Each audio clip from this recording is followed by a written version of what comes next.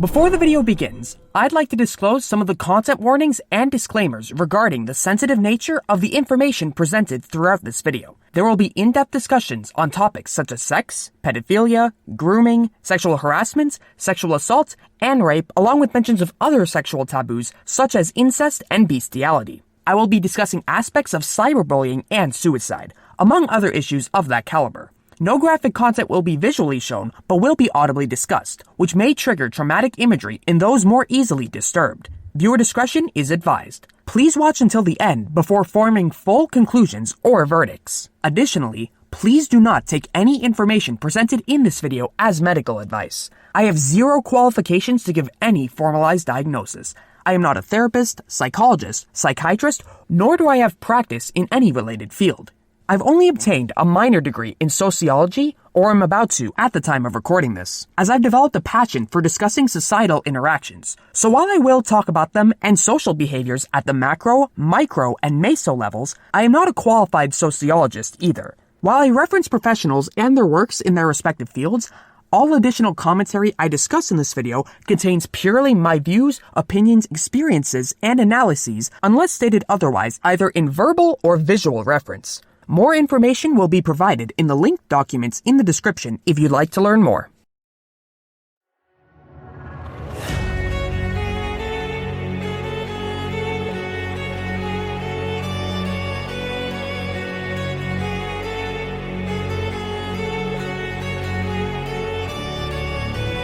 Life's like an ocean, tides can be rough, but when we're floating, the world's not so tough. We could start a fire, burning down the walls, walking on a wire. I would risk it all. Welcome, one and all. My name is Unknown680, and I'd like to thank you all for being here. I'm just a fellow online individual who is passionate about a variety of things from gaming to video editing to programming to mental health discussions. In this video, I'm here to have an in-depth discussion surrounding the more taboo areas of OCD, obsessive-compulsive disorder, as well as the topics of purity culture and sex positivity.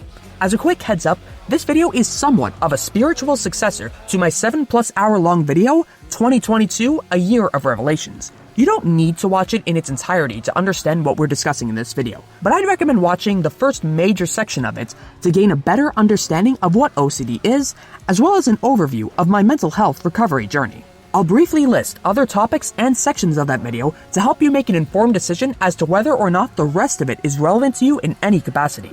They include, but are not limited to, key issues in the education system, the dangers of black and white thinking, the importance of nuance and gray areas, an in-depth multi-hour case study on the YouTuber Call Me Carson, in which I discuss many problems in internet culture, such as age gaps and legality versus morality in late teen to early adult sexual relationships, power dynamics and the often overlooked importance of nuance, the volatile impact of sensationalization and buzzwording, bias, behavior, and emotional versus logical interactions, terminally online ideologies, and the shifting of goalposts to justify certain behavior, the fear of getting cancelled, appearing virtuous and victim mentality, mainly as a dangerous self-fulfilling prophecy, and the weaponization of uncertainty, just to name a few. If you're interested in a deeper dive into any of those topics, please check it out. Now, I said at the end of that video that I am not becoming a commentary/drama channel, and I'm determined to keep it that way, which is why I wanted to make a video that focuses purely on discussing taboo topics without any of that sensationalized drama, commentary, vitriolic bad faith crap that doesn't align with who I am or what I represent. I tried to do that as much as I could back in my Year of Revelations video, but when conducting a case study on a particular YouTuber, it'll undoubtedly steer more in an individualized direction, which does have its place, but over there in that video and not so much here in this one.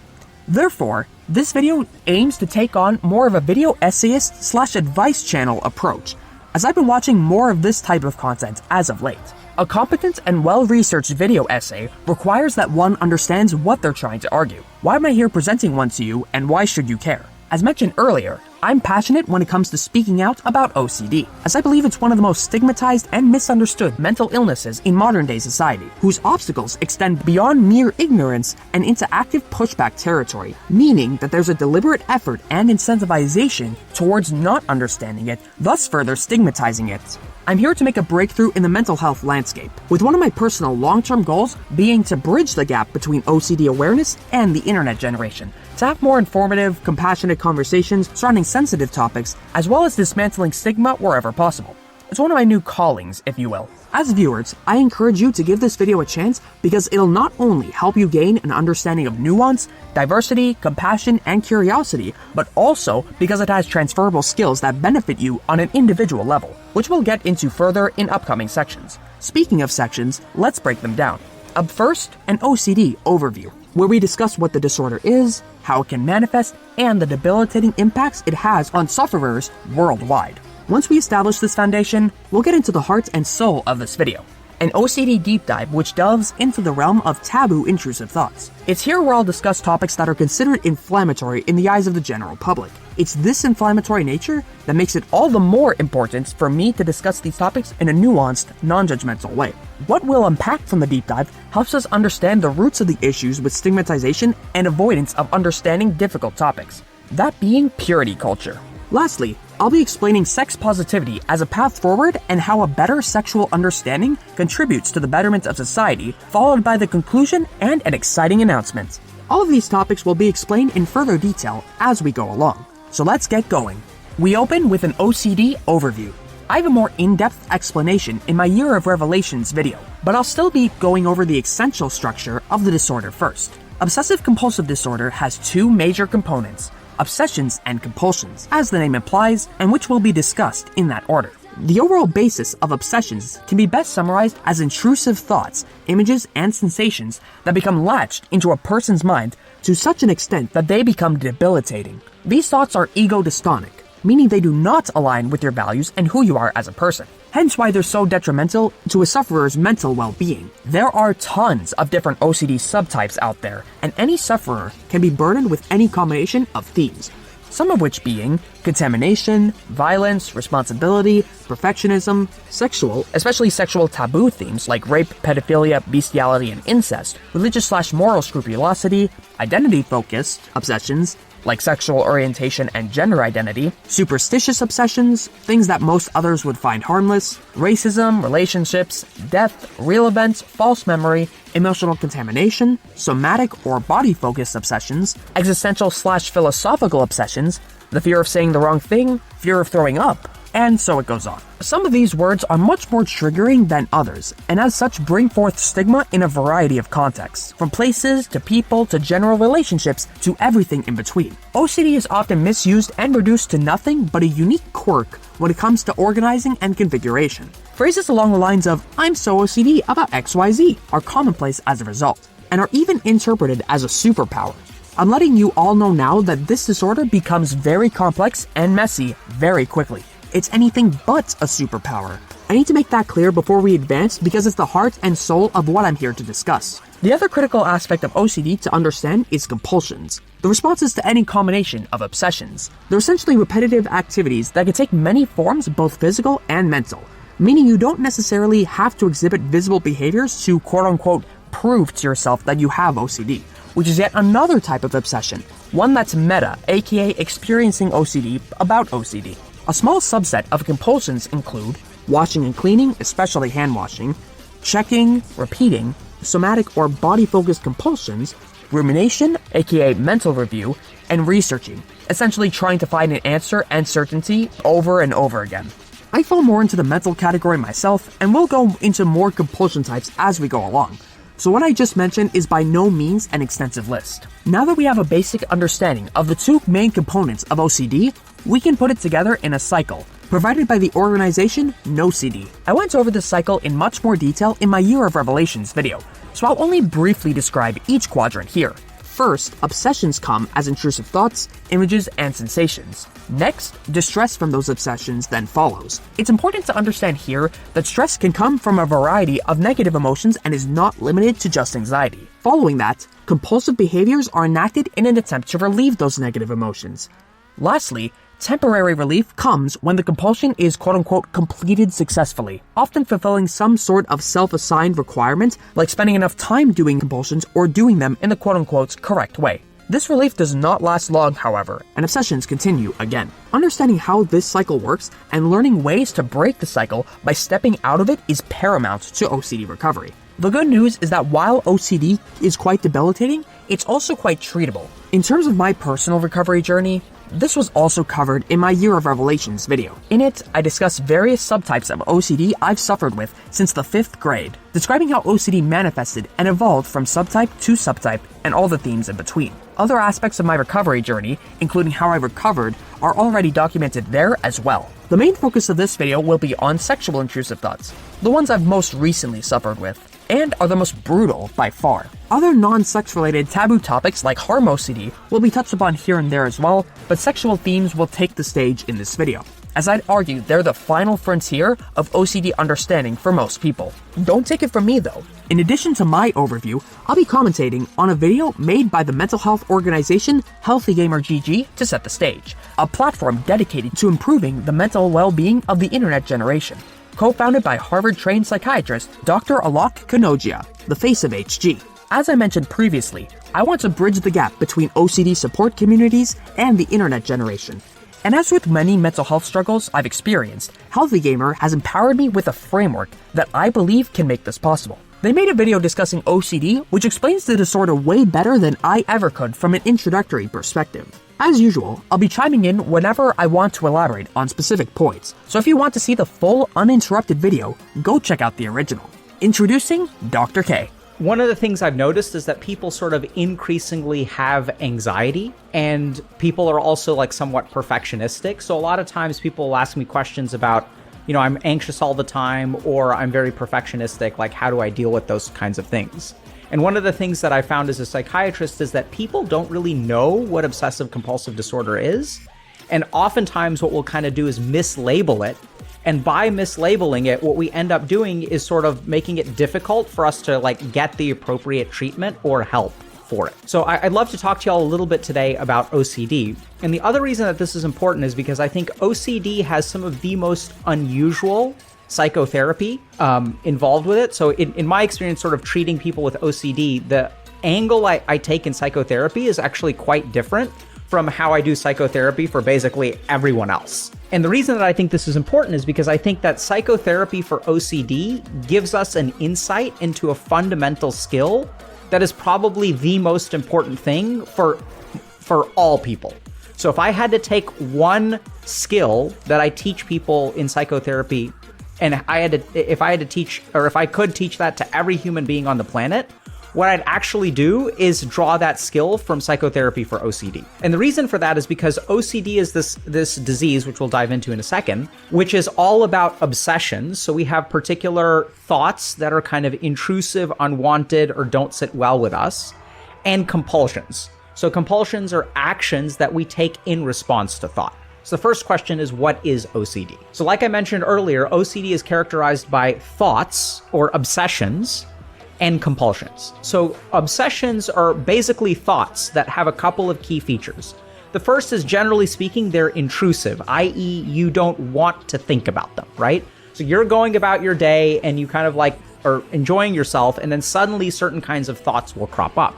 So good examples, like the most common forms of OCD intrusive thoughts are things related to contamination and hygiene. So sometimes people will kind of feel dirty. Other times it'll be something related to danger. So you'll have intrusive thoughts about people kind of getting hurt or having accidents or things like that. One way, and part of the reason that I think this is important to discuss is because a lot of times people will come in and will say, I'm anxious about, my kids getting hurt, or I'm always worried about bad things happening to other people. That's not really an anxiety disorder. For a lot of those people, what that really is OCD. So a preoccupation with particular people getting hurt, yourself getting hurt, bad things happening, things like that. As I mentioned briefly, when touching upon the OCD cycle, the distress and other negative emotions that occur via OCD can extend beyond anxiety, and it doesn't even necessarily have to be anxiety. Other emotions such as disgust, shame, sadness, and guilt can also manifest, sometimes even in the absence of anxiety. So whether anxiety is present or not doesn't have a strong correlation with OCD, if at all. Another really important part of OCD is that oftentimes the obsessional thoughts, the intrusive thoughts, are very like immoral in nature. So you'll have thoughts about hurting other people. Sometimes they're sexual in nature. So you sort of have these thoughts that we would kind of associate with being very immoral or being a degenerate in some way. So those are some of the really common ways in which obsessions will actually manifest. So we're concerned about danger. We're concerned about hurting other people. We're concerned about kind of forbidden thoughts, thoughts of contamination, things like that. So there's some amount of understanding that the compulsions don't actually like relate to what people are doing, or it's some sort of weird magical or mystical connection. So compulsions are repetitive behaviors that we use that may be a little bit illogical, but we feel sort of out of control with them, right? We have a compulsion to do them. And the key feature here is that the compulsions actually reduce our mental stress. So if we look at the purpose of compulsions, if you talk to someone who has OCD, they have particular thoughts, and then the only way they can get relief from those thoughts, the only way they can calm down the thoughts, the only way they can go back to studying, the only way they can enjoy a movie is if they go through the compulsions.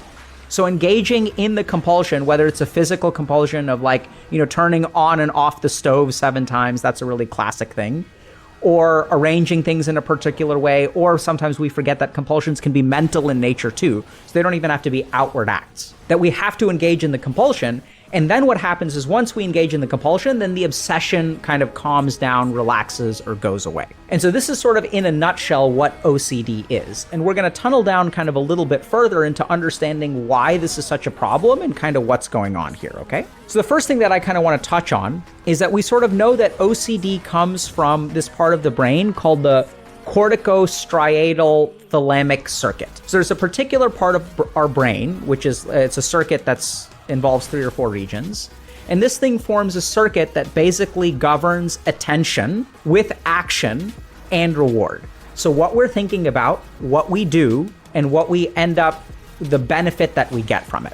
And the tricky thing about OCD is that once I have these obsessional thoughts, once I have all these negative thoughts, let's say they're like kind of forbidden sexual thoughts or something like that, I don't want them, they're intrusive, they're distracting me from studying, and I feel bad about myself for having them. So that's another thing that happens with OCD, is that people will start to make judgments about themselves for having the thought.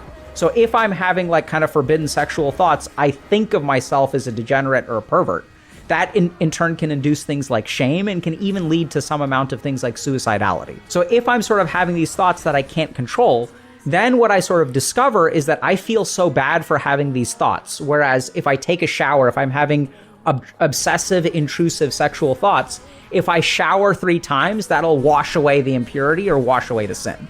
And then what happens is I'm sitting there studying and I have to go into the shower and then I have to wash 3 times, then I leave, I come back, and then I end up like studying for a little while, and then the thoughts come back, and then I have to go back and I have to shower. So if we kind of look at what's going on in the brain here, we have a particular amount of mental distress, and our brain learns that in order to relieve the mental distress, what I have to do is engage in the compulsion. And so this is why this corticostriatothalamic circuit of our brain kind of gets bent out of shape. We know that this circuit in our brain becomes hyperactive in people with OCD. And essentially what's going on here is that I have a thought, it leads to a particular action, and since the action relieves my mental stress, that behavior actually gets reinforced. A key component of Dr. K's explanations I appreciate wholeheartedly, yet have a difficult time wrapping my head around, is the use of scientific terminology to describe the mechanics, features, and parts of the brain. It's purely a personal shortcoming, as it just doesn't stick in my brain. I only took a single course in psychology, and I had to push myself to remember all that terminology, so I won't be using these terms myself.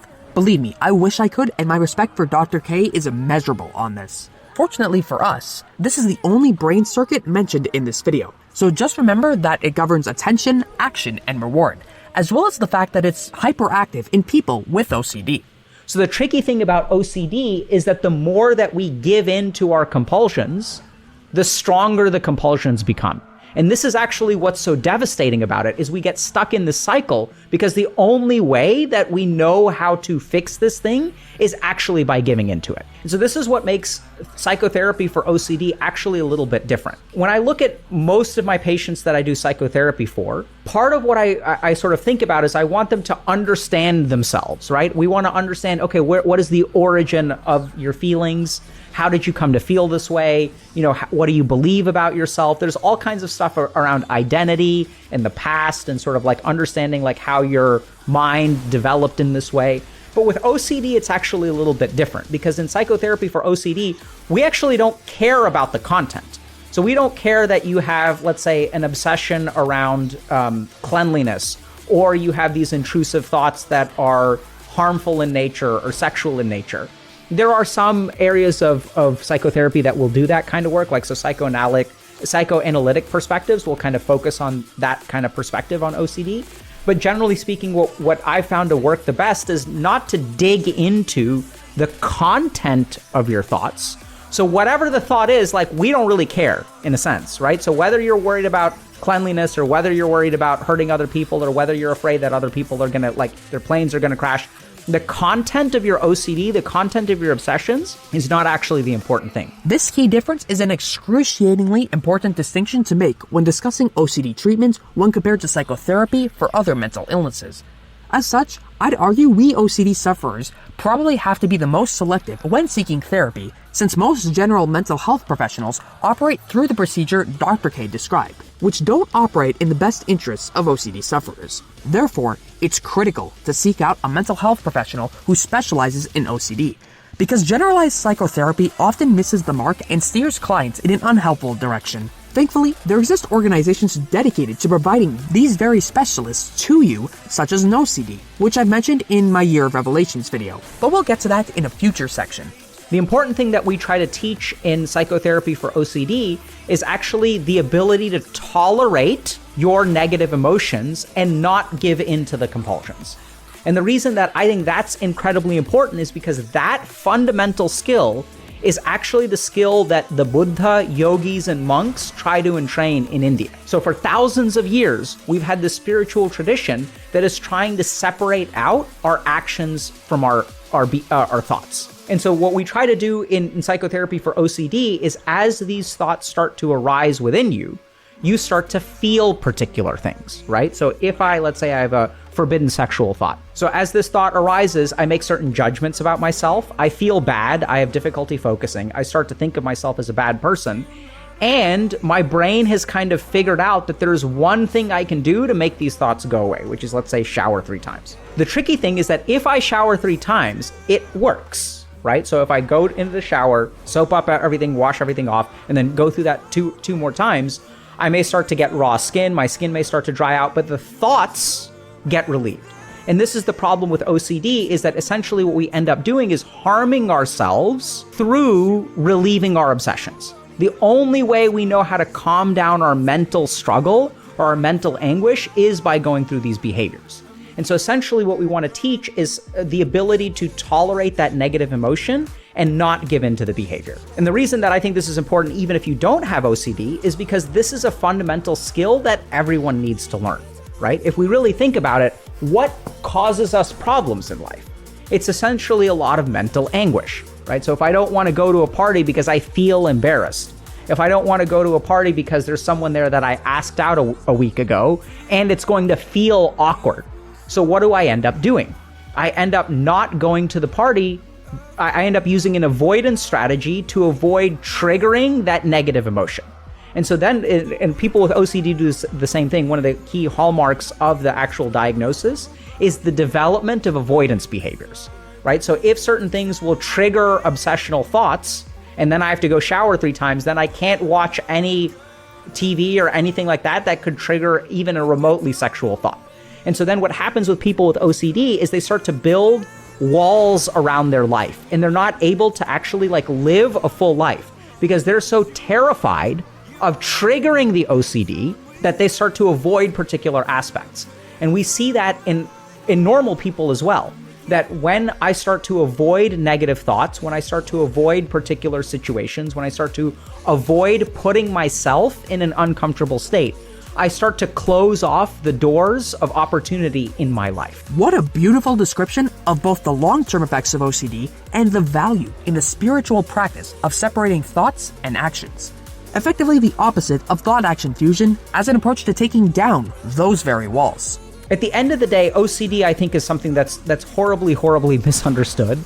You know, at the top of the list, the most important thing that's kind of like relevant to OCD is that it's not OCPD. So one of the biggest misnomers is that being a control freak is not really what OCD is. Another very important distinction to make indeed. Dr. K talks more about what OCPD is in this video, essentially describing how OCPD is a disorder in which you not only want to align closer to your thinking, but you also want others to conform to your way of thinking such that you want all these thoughts to become your controlled reality. It's effectively the exact opposite of OCD in a lot of ways, and I can't think of any greater difference personally. So, if you're interested in learning more about that comparison and OCPD, go check it out. OCD is characterized by having intrusive, persistent thoughts that are ego dystonic, i.e., I don't want to have the thoughts, I don't think they're good thoughts, I don't think they're logical thoughts, I wish they would just go away. And the second consequence of OCD, or the second piece of it, is some kind of compulsion. That our brain figures out that we can either go through a mental process or a physical process, some kind of action, even if the action is mental, like repeating something to myself over and over and over again in my head. I can engage in some kind of action that will relieve the obsession. The reason that I think this is really important is because if you actually ask someone who has OCD, what do you feel? They'll describe anxiety. So they'll describe, oh, I feel really worried, I'm terrified. They'll describe a lot of anxiety and fear. So a lot of times what they think is that they've got an anxiety disorder or their anxiety is really bad. What it is OCD. The other problem with OCD is that as human beings tend to do, we develop our own intuitive adaptations to the OCD. And the problem with those adaptations is that those adaptations actually cause oftentimes more damage than the OCD itself. If I'm kind of like triggered by particular things in my surroundings, that triggers kind of the obsessional thoughts, and then the only way I can get rid of them is the compulsions. The best strategy for me is to avoid big parts of life in general, because then I don't have to, if the thoughts don't get triggered, then I don't have to worry about the compulsions, and it's the only way that I can feel safe. The other big problem with OCD is that oftentimes this whole cycle leads to a lot of shame. So this is where people with OCD will come into my office and they'll describe to me, oh, I'm depressed, I'm suicidal. But the more that I do a diagnostic evaluation in them, the more I discover, oh, this is not a mood disorder.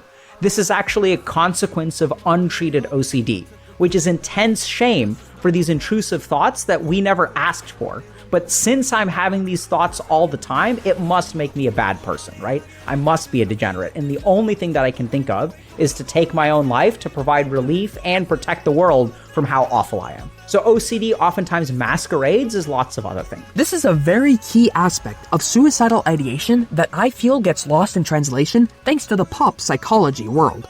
But maybe that's just me as a result of what I've been through. I am a living embodiment of this very line of thinking. Before the end of 2021, I did experience anxiety a lot, but never depression, and I never thought I would either. Nor did I think I'd ever reach a point where I'd seriously consider taking my own life. One day though, the sexual intrusive thoughts bombarded and flooded my mind in what I can only describe as a full-scale, instantaneous invasion. What I thought could never happen to me did. And not only did I go through the most debilitating depression I've ever experienced in my life, but I also, for the first time, developed a plan to take my own life. That was the push I needed to seek help because I knew something was not okay with me.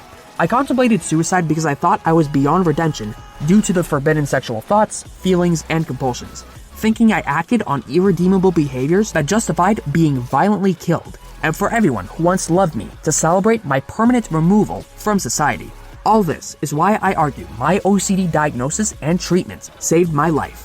And it being one of the most misunderstood mental illnesses out there is the primary reason it's not saving others. That is why I'm speaking here to all of you today. To bring forth not just hope for my fellow sufferers out there, but actionable hope, which produces substantial improvements in your life. The last thing to consider is that in terms of psychotherapy for OCD, I think it's really important because the skills that we teach in psychotherapy for OCD, I think, are the most generalizable to the rest of the population. And what we really kind of target or focus on is this idea that if you feel mentally unwell within your being, that there are always actions in the outside world that you can take. And those actions that you take in the outside world can actually relieve the mental distress within, right? So if I'm feeling mentally unwell, or if I'm bothered by the asymmetry of my workplace. I can spend 15 minutes organizing everything, and that makes me feel better. The problem is that every time I do that, what I'm essentially training my mind to do is to solve internal discomfort with external actions, right? I'm training my mind that the only way to get rid of this internal feeling is to act in a particular way. And we see this a lot in our community. Let's say like I'm procrastinating, right? I feel bad about myself. I feel bad that I'm not studying and I should be studying and I want an A. And the only way I can manage these emotions is to engage in some kind of unhealthy behavior. So I'm going to spend the day gaming. I'm going to procrastinate and binge watch some anime. I'm going to do something. I'm going to spend some time on Twitter or social media. I'm going to do anything but the work that I need to do. And so if you look at like this fundamental idea of, okay, if you do this, what is your brain? What is your corticostriatothalamic portion of your brain? What does that circuit learn about the solution to feeling bad on the inside? What it learns is that, oh, the next time we feel bad, we should actually just start playing a video game because that's what fixes our problems, right? That's what leads to a relief. If you think about it, there's a reward circuitry involved here. I'm feeling bad, and if I engage in a behavior, that behavior gets reinforced because the reward is really good. I don't feel bad about myself if I start playing a video game.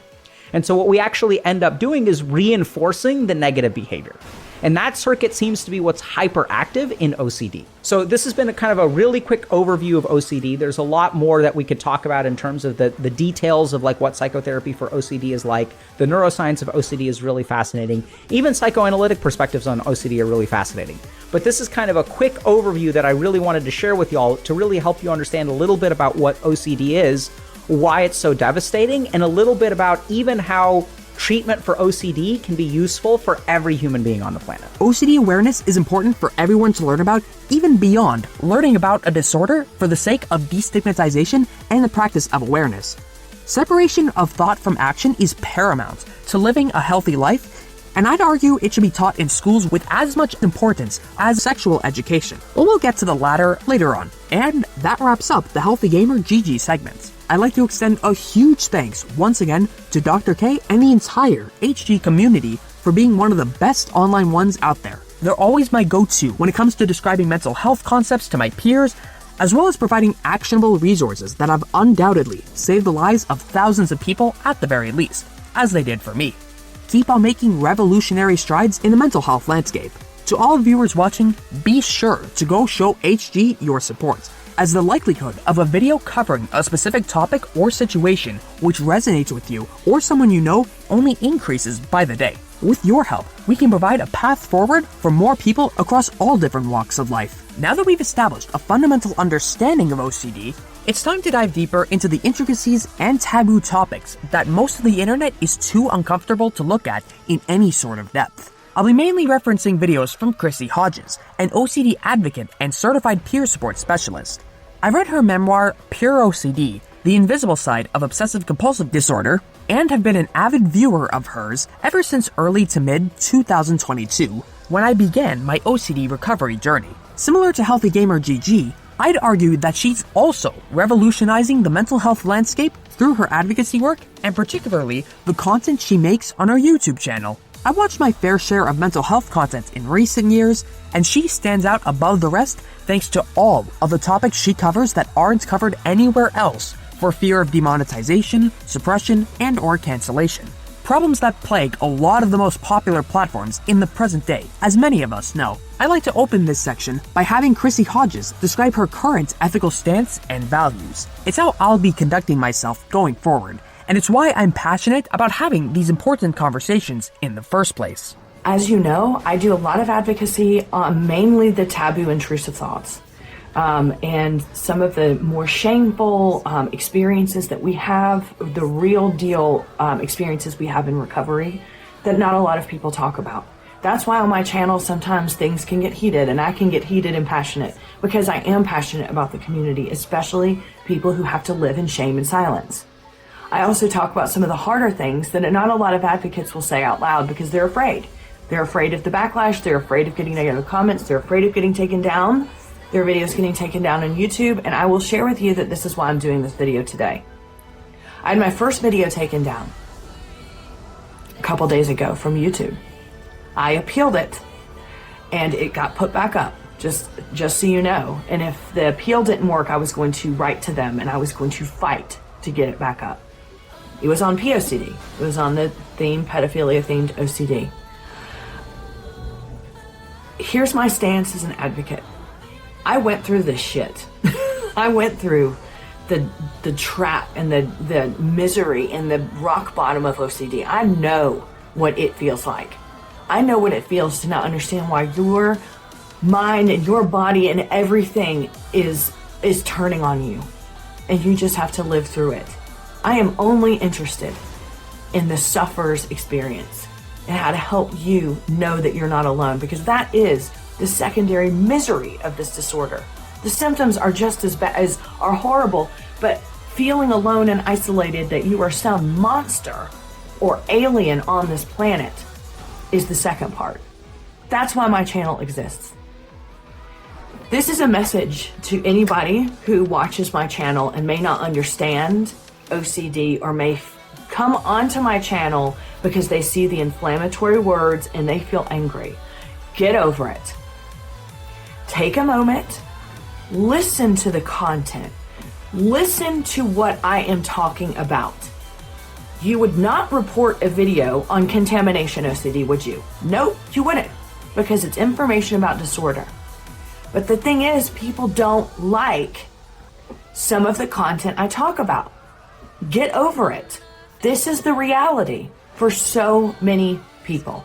It is the way that OCD manifests. There's no other way that I can describe it other than this. OCD is a brain disorder that has different themes. We don't have control over what theme latches on, and sometimes people get really scary, really taboo, intrusive thoughts, and it wreaks fucking havoc on their life.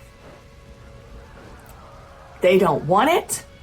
They wish it wasn't there. They would do anything to get rid of it, and they find my channel to help them feel less alone, to know that they're not the only person on this planet. Because let me tell you, if you're watching this and you have taboo intrusive thoughts, you are not. It is the most common themes that I hear across the world. You are not alone. So when I get these messages and I have people reporting my videos, there is nothing that makes me angrier, and there's nothing that makes me want to advocate more. And I want you to hear that. I will not stop advocating for the things that people are afraid to say. I'm not going to go whine about it, and I'm not going to say, oh my God, boo-hoo, this happened to me. No. What I'm going to do is commit to you and let you know that until my very last breath, I will be talking about this stuff with no fear of how it's going to be taken by the general public. If you are the general public and you are on this video and you are just angry because I use the word pedophile or bestiality or incest, dude, listen to the videos. Listen to what I'm saying. Listen to the fact that this is discriminatory. If you were to report it to have it taken down, you're discriminating against an illness that people have no control over. So actually, you're doing the same thing, and you think that you're some justice warrior. No, you're not. This is the real deal disorder that is rarely talked about. Intrusive thoughts that plague people, that make them absolutely miserable, and they would do anything not to have them. They're so scared to talk about it out loud for this reason. Let me tell you something. I'm not scared, and I'm not scared of you. And I'm not scared of YouTube either. This is a disorder that people need help. They need normalization. And if anybody comes on here and tries to take my videos down or report them, you are discriminating. And you're the worst kind of human being. I also want to say, I am so sorry that this exists for those of you that live with taboo intrusive thoughts. As if you need one more barrier to feel alone. But I can't control the general public. I can't control how people are programmed to not listen and just react to judgment. Unfortunately, that is the way of our world at this point in social media. But my commitment to you is that I will not stop. And I will not cry, woe is me, this happened to me. I am an advocate here. I'm here to take the heat for you and for me. This community is the most important thing to me, other than my dogs. I mean, you're a close second. But just know that when things like this happen, I'm going to fight, and I'm going to fight for you. And that them taking it down has nothing to do with what you're going through. It has to do with people just misunderstanding. So let's just keep doing videos to help them understand. That is the goal. Anytime I talk about this topic, I just have to give the disclaimer. Like, don't get all up in the comments and be a dick. Like, that's all I have to say. If you listen to the video, if you understand, if you even stretch your mind a little bit to understand OCD, you are going to understand where this is coming from. If you're here because it's inflammatory, because of the word pedophile, and you just want to come in here and cause a ruckus, like, don't do that. And I'm just going to delete you, and I'm going to delete your comments, because I ain't got time for that, and neither does anyone who is watching this video. So take some time, listen to what POCD really is, have some empathy, tap into that compassion piece in you. I know you got it in there somewhere. And let's talk about this. You heard her loud and clear, folks. You cannot claim to care about mental health in general if you allow the discomfort you feel when you hear discussions on difficult taboo topics to override and invalidate the experience of the sufferer. If you do and are unwilling to, at the very least, recognize that you may have some work to do to improve your understanding of what we go through, your values have no place in my community. This message is mainly for all the terminally online social justice warriors out there who engage in performative virtue signaling. I would say you know who you are, but I don't think that's true thanks to the overabundance of ego and the lack of self-awareness. I'll explain more about my stance as we move forward, bringing it up as it becomes relevant. Let's delay no further and delve into the taboo. We start by tackling POCD, a subtype of OCD revolving around intrusive pedophilic thoughts, feelings, and images, and is the one I suffer from the most in silence in the present day. I briefly touched upon this topic in my Year of Revelations video, but I often lumped it in with more generalized sexual intrusive thoughts to ease viewers in. This time, we're jumping straight in, and so, we begin.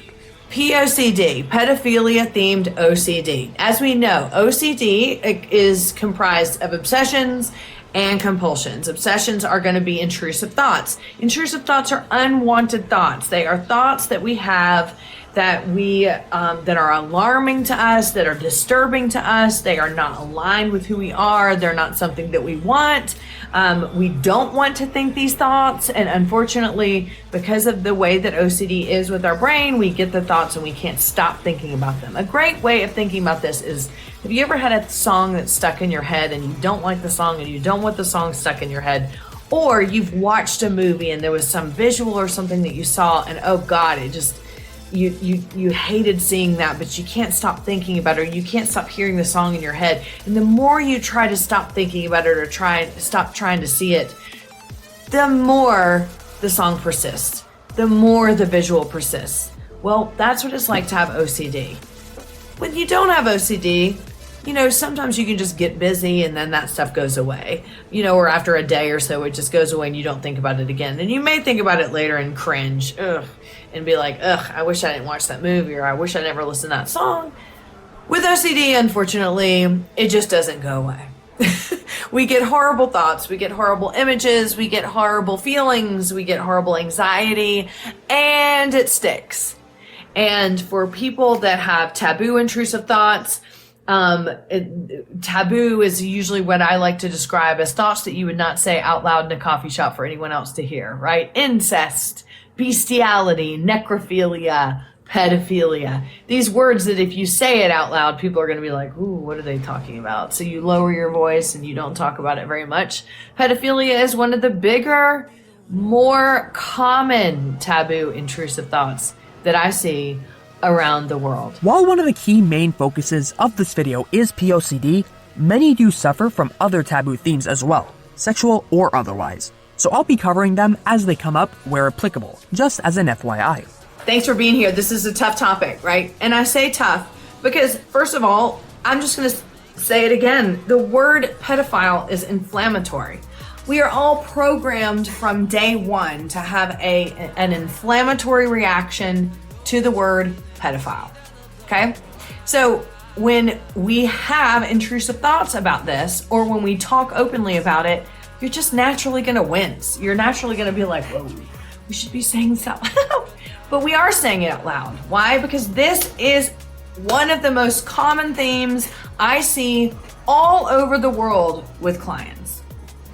And one of the reasons why I see people all over the world who have POCD is because I'm one of the very rare advocates that will talk so openly about it, because people don't like even saying the word out loud. So if you don't have POCD and you don't like saying the word out loud, imagine what it must be like for people who have POCD. Imagine that. That's what I always try to think about when I am talking about taboo, intrusive thoughts. You know, we as individuals, human beings, if we don't have these taboo, intrusive thoughts, and we don't even like saying the words like pedophile, incest, bestiality, things like that, you know, things that you would say in a coffee shop and lower your voice when you say it, right? That's taboo, right? And I always try to think about to myself, imagine someone who is pounded by these thoughts day in and day out. How the fuck do you think that they feel? So I try to say it and talk about it as much as I can. If you've watched any of my videos, you know I always use POCD as much as I can as an example, because it is so important to normalize these themes for people who are living with POCD. As we progress, I want to touch upon the importance of word proximity and how I believe it subconsciously causes us to misconstrue what a person says, specifically referring to the words pedophilia and normalize being close to one another. I'm going to say this once and once only. OCD advocacy does not normalize pedophilia or any other problematic behavior. So many facets of the current social climate interpret any shred of nuance and or complexity as supporting a problematic thing or person. This contributes to stigma and is one of the key obstacles in spreading awareness. So as Chrissy said, listen attentively to the content before making comments. So POCD. This is pedophilia themed OCD. This is intrusive thoughts, unwanted thoughts, terrifying thoughts, tormenting thoughts about what if I am a pedophile. Now, if you're on this video because you just want to cause a ruckus and you're like, you should just know if you are or you aren't. I mean, yeah, but we should know that about everything, right? I mean, we should know our sexual orientation. We should know if we're in the right relationship. We should know if we have, a health issue, right? We don't, because that is what OCD is. We can have an idea of who we are and what we want and what our values are and what our wants are and our needs and our desires, and OCD will come in and wreck it. It will. And it will be like, but maybe you don't. And maybe you feel this way. And a lot of times POCD starts with one thought like that. I firmly believe that we'd be better off as a society if we did away with the whole you should just know mentality in a lot of areas. I find it to be an incredibly problematic neurotypical talking point, and I believe I even heard these words coming from a popular content creator in recent months, but I can't say for sure what the context was.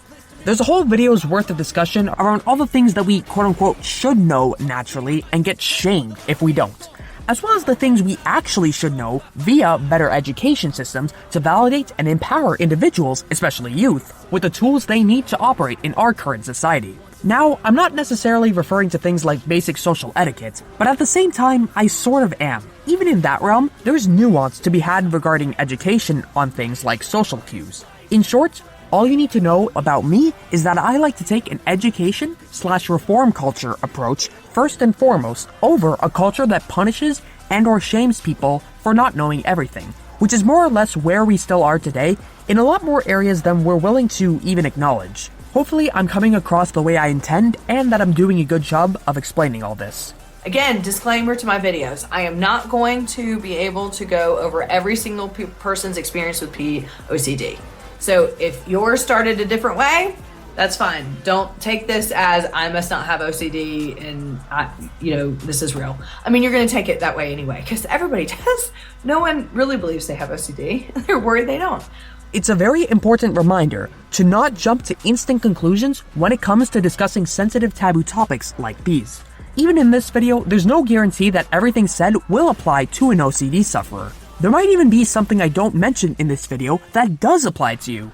Neither of those two outcomes determines whether or not you have OCD. It manifests in many different ways by nature, way more than can be covered in a single video for sure. So don't lose hope in yourself. Resources and support are available to you, and we'll talk about that more in a bit. Lots of times it starts with just one thought. Lots of times it starts with, oh my gosh, look at that kid, it's so cute, or that kid's so cute. Or I'm changing this diaper and oh my God, did I just touch that kid the wrong way? Why did I look at that kid that way? Why did this? Why did that? Or maybe you had a sexual child's play experience in your life when you were younger. I mean, we all do fucked up stuff when we're little, when we're exploring stuff, right? I mean, and you may have had some experience, or you may remember things, or like I looked at Penthouse when I was younger and I remember seeing a vagina for the first time and being like, what does that mean? Why did my body just flush hot like when I saw that? And then that can translate over later when you get your theme. And so you may think back, or you might watch porn. Porn and POCD goes hand in hand, right? You're watching porn, having a good time over here, and then all of a sudden you're like, uh-oh, is that person under 18? What does that mean? And why did I just orgasm to them? I mean, it's not funny. I laugh, but I mean, it kind of is. But no, it's not. But either way, that's how it can happen.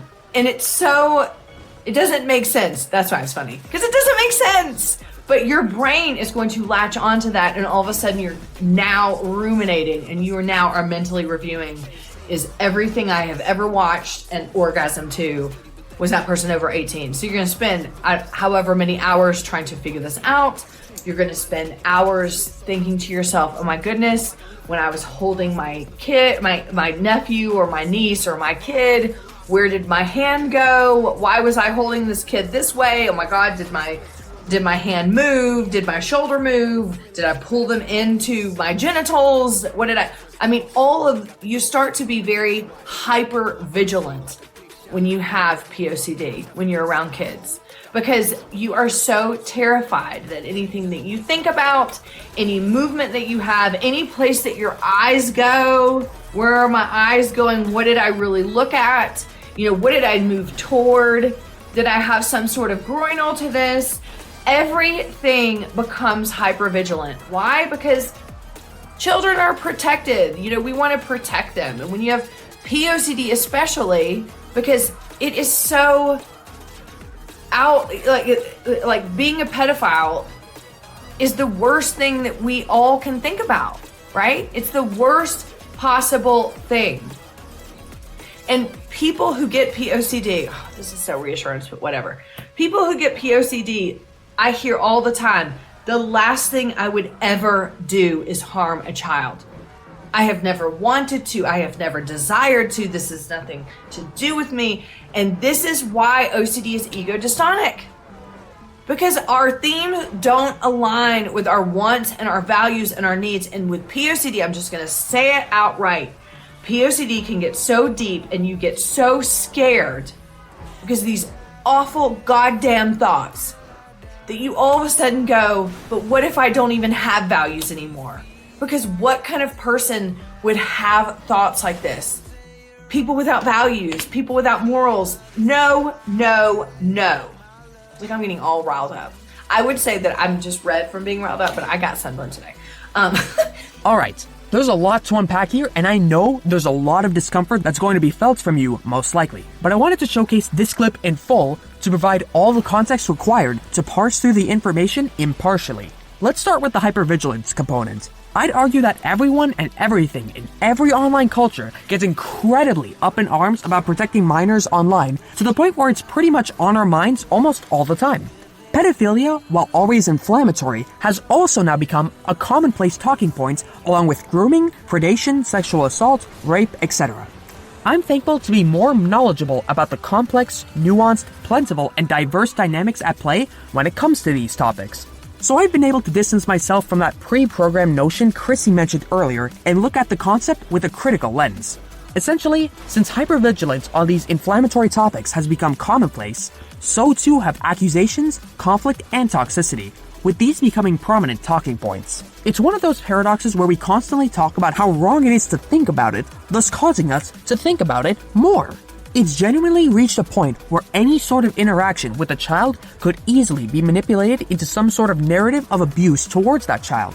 Even if these fears sound illogical, I'd argue that they're quite rational fears given the current climate. As far as OCD sufferers with this theme are concerned, we internalize these fears and perform compulsions to relieve the debilitating emotions that come from these intrusive thoughts, feelings, images, etc.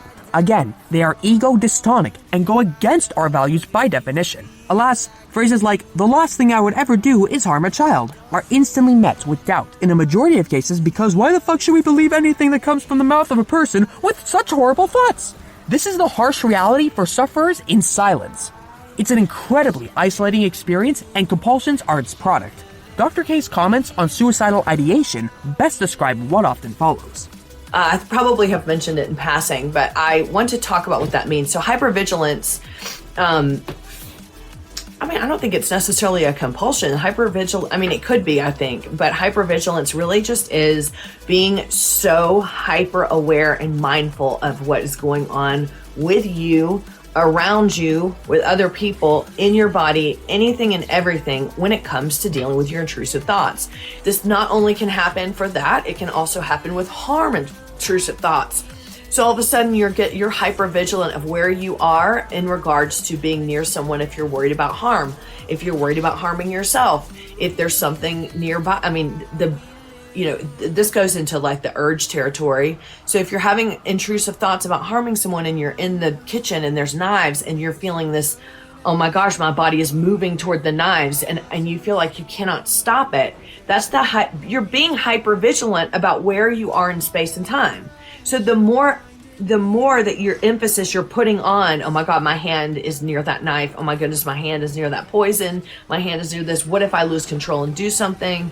The more that you do that, the more it's going to feel like you're losing control. And this is exactly what hyper awareness is. So an example I hear all the time in regards to like POCD, which is the intrusive thoughts about becoming a pedophile, is oh my goodness, I picked up my niece, or my nephew, and I hugged them, and did I hug them for too long, or was it inappropriate? Even if I had the thoughts, wasn't it inappropriate to hug them, even though that's what you would normally do? Hypervigilance about where you are in a room when there's kids, or any intrusive thoughts. This could be like incest, intrusive thoughts, bestiality, anything like that. You're hyper aware of where you are. You're hyper aware of anything that could be deemed as sexual. Oh my gosh, that person just walked by and I think I moved my hips. I thrusted toward them. What does that mean? I think I turned my feet towards them so I could be, facing them. I went toward them when I didn't know it, or walking down the street, being mindful of every single step that you have, having to avoid anything and anybody that might be triggering that. Oh my gosh, what if I accidentally touch them? What if I accidentally brush up against them? And again, it's not just this act of these things happening and being hypervigilance. It's also the mental review that's so exhausting. The going back over in your head, what did I do as I walked down that street? And did I accidentally touch that person? Or did that person see me, trying to get out of their way? Or what if my groin did move? Or what if I accidentally brushed up, but what if it wasn't an accident and it was intentional? So you see how the spiral can go. So hyper awareness, hyper vigilance is part of the OCD cycle, and it is very exhausting. And I just want to validate that for you. We don't talk about this a lot because we're talking a lot about different compulsions like rumination and all that kind of stuff, but this is part of the cycle. No matter what intrusive thoughts that you might have, hypervigilance can come into play. As I just explained, intrusive thoughts, unwanted thoughts. So people the onset can happen in any way. You could just all of a sudden have an image pop in your head. You can be watching porn and you could be like, oh no, was that person underage? You could read a story and it would be like, oh my God, what if I'm a pedophile? You can have a kid and get triggered and, oh my gosh, what if I'm bathing my kid and I accidentally touched them the wrong way? Oh my God, does that mean that I molested them? And does that mean I'm a pedophile? You can just, see a kid and think that they're cute. You can just have an image pop up in your head. Any way, shape, or form, this can come up. And all of a sudden, you are in the whirlwind of fucking hell. This is especially true in today's society because of how hypervigilant so many people are about others and their motives, but are not critical about themselves, nor do they have a sufficient amount of self-awareness. At least that's what I argue. I've stumbled across one of the most disgraceful, disrespectful, bad faith TikTok videos I've ever seen, targeting a father for kissing his daughter on the lips. I do believe the original video was pulled down, so I had to download a reaction to it. But I'm going to show only the TikTok in full, as it captures everything I'm enraged about a little too perfectly. People are mad at this dad for making this video with his daughter. Now before we start, I just want to say somebody check this man's hard drive. Basically in the video, the daughter turns her dad's head towards her. Then she gives him a kiss on the lips. I captioned the video, a little girl's first love. So happy she gets to experience this, there is nothing like it. Now the guy obviously had to teach his daughter to do this. A lot of people felt that the entire vibe of the video was kind of creepy, saying things like where did she learn to do that, and that the way that they kissed was very, very off. Like if you see the kiss, it is not the way that a dad kisses his daughter. What do y'all think of this? This will most likely forever be my primary example to prove that OCD is one of the most stigmatized mental disorders out there. With over 100k likes and tens of thousands of likes in some of the top comments on the original video of the father showing affection to his daughter, any and all portrayals of affection today run the risk of being hyper-analyzed so much that these reactionaries essentially project what they want to see onto their targets, effectively making it harder for real victims of sexual abuse and trauma to come forward, as well as creating its own form of trauma. The fear this creates in sufferers is not irrational. The conclusions that the terminally online vulture behavior comes to are. Oh, as a side note, I believe I also saw a video from this same creator talking about how wholesome a similar interaction between a white father and his white daughter was. So if that's true, there's also a racist motivation component to all this. I can't say for sure since I can't find the TikTok video, but I believe that in general, inflammatory labels like pedophilia are weaponized to disproportionately target marginalized people on top of everything I already mentioned. Overall, the key takeaway from all this is that people out there will justify bullying, harassing, and threatening others by coding their motivation in a layer of self-righteousness, weaponizing anything and everything that could convince enough people to believe they're doing the right thing. It's incentivized financially and socially, after all. When you get deep into taboo intrusive thoughts, things that are considered to be taboo in society or things that you consider to be taboo that is against everything that you believe and everything that you want. This is including harm, OCD, it's including POCD, incest, bestiality, things like that, where there's a vulnerable population and you feel like I'm having these intrusive thoughts and somehow I am this monster. You can get so deep into those thoughts that you think you are losing yourself. I mean, you can get deep into any intrusive thoughts and feel like you're losing yourself. So I'm not singling out POCD, but there is just a different layer of shame. There's a different layer of guilt. And that is because of the inflammatory nature of this. This is where it's so important to understand that we don't control thoughts. We can't control thoughts, because what happens with POCD is that people will have this for so long, and I'll get into that in a minute. They'll have it for so long that they think I have to be to blame that I even had these thoughts in the first place and entertain them. And I mean entertaining them, meaning that you just perpetuated them with compulsions. But compulsions are going to be the natural reaction to them, right? Because you're not a pedophile. You're not. And this is not what you want. I'm so reassuring you. But you're not. And so compulsions are going to be a natural response. If someone is accusing you of that in your brain, of course you're going to come back and be like, no, I am not. I love kids. And look at all this proof. And look at this. And I cannot even fathom being this monster. I'll extend this chain a bit further. After sufferers think of the phrase, "I love kids," some would subsequently think, "but not like that."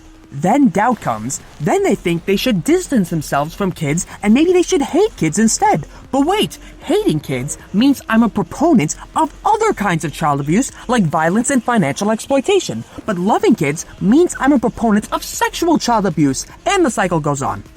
This is the paradoxical black and white dichotomy programmed into us on social media, effectively stunlocking sufferers in this perpetual thought loop. As an aside, I find it to be quite the tragedy that there's a part of the population who views hating kids as a more socially acceptable stance than actually respecting them as human beings. Just some food for thought.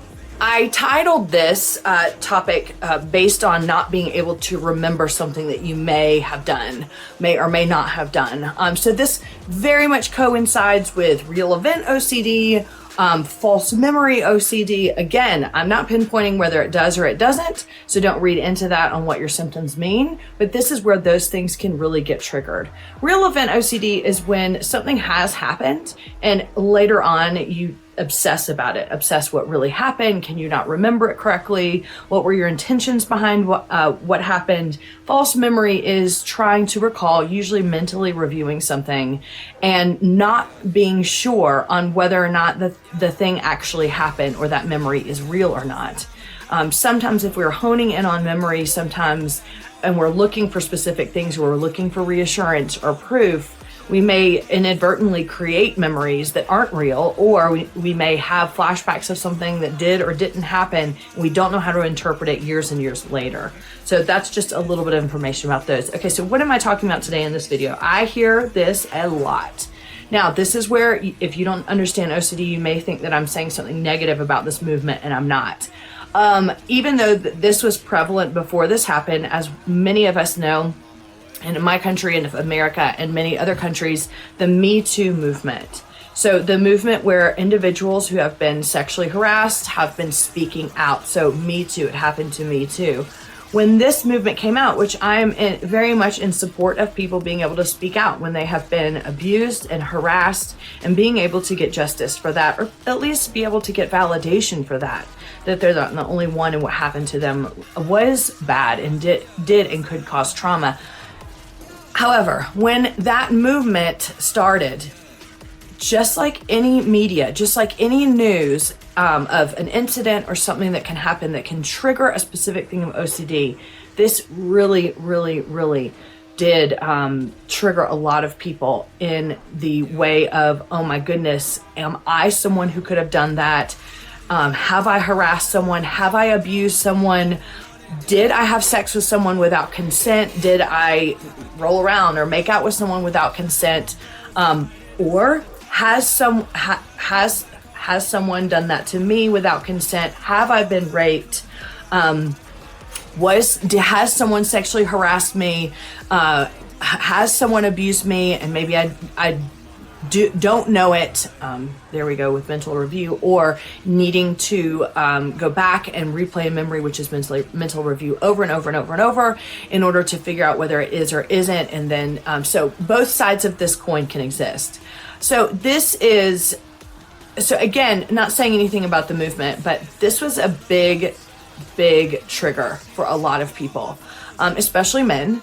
This does not mean that women were not part of this as well, but I mostly have heard from men who, once this happened, that they started to feel a lot of paranoia, which then, of course, when you're feeling paranoia, you start to think, well, why am I feeling paranoia? What does that mean? There must be paranoia there for a reason. Maybe I did something. So you might start mentally reviewing things that have happened as far back as when you were a kid.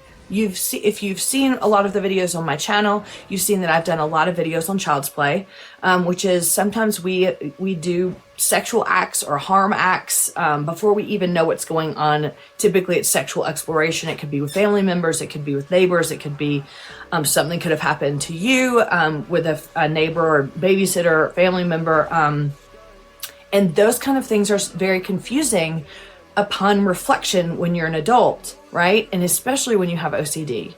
because we start to get into the, what does that mean? And what does that mean about me? Is this an early indication I was a sexual deviant? Is this an early indication that I'm capable of these things? So child's play can get very, very intertwined with what we were dealing with OCD. And for this in particular, the mental review of, have I abused someone? Have I harassed someone? Have I done something inappropriate? Did I do something without consent? This is huge and can be very triggering, because you're scoping or combing your mind for memories, needing to know your intention, needing to know, did the other person have consent? Was it okay? You know, what, that one time I was in the office, 10, 12 years ago, and, so-and-so came up and I patted her on the back. Or I patted her maybe a little lower on the back. Did I go too close to her waist? Did I go? Same with women though. Same thing. I hugged someone at work, or I hugged someone, and did I hug them too tight? Did I press my boobs up against them? So we start mentally reviewing things that have happened on the fear that we have done something, and it now can be seen as harassment, seen as abuse, seen as non-consent, and or it goes further than that. If I did that, what does that mean about me? Am I a person that would do that? Did I do that on purpose? Am I capable of it? So again, I want to remind you that revisiting these memories over and over and over, that is a compulsion. It's mental review. Every time you're revisiting it, you are looking for proof or disproof that this did or didn't happen, and it's likely you're not going to get that. And then what happens is sometimes you start looking even further. You might contact people.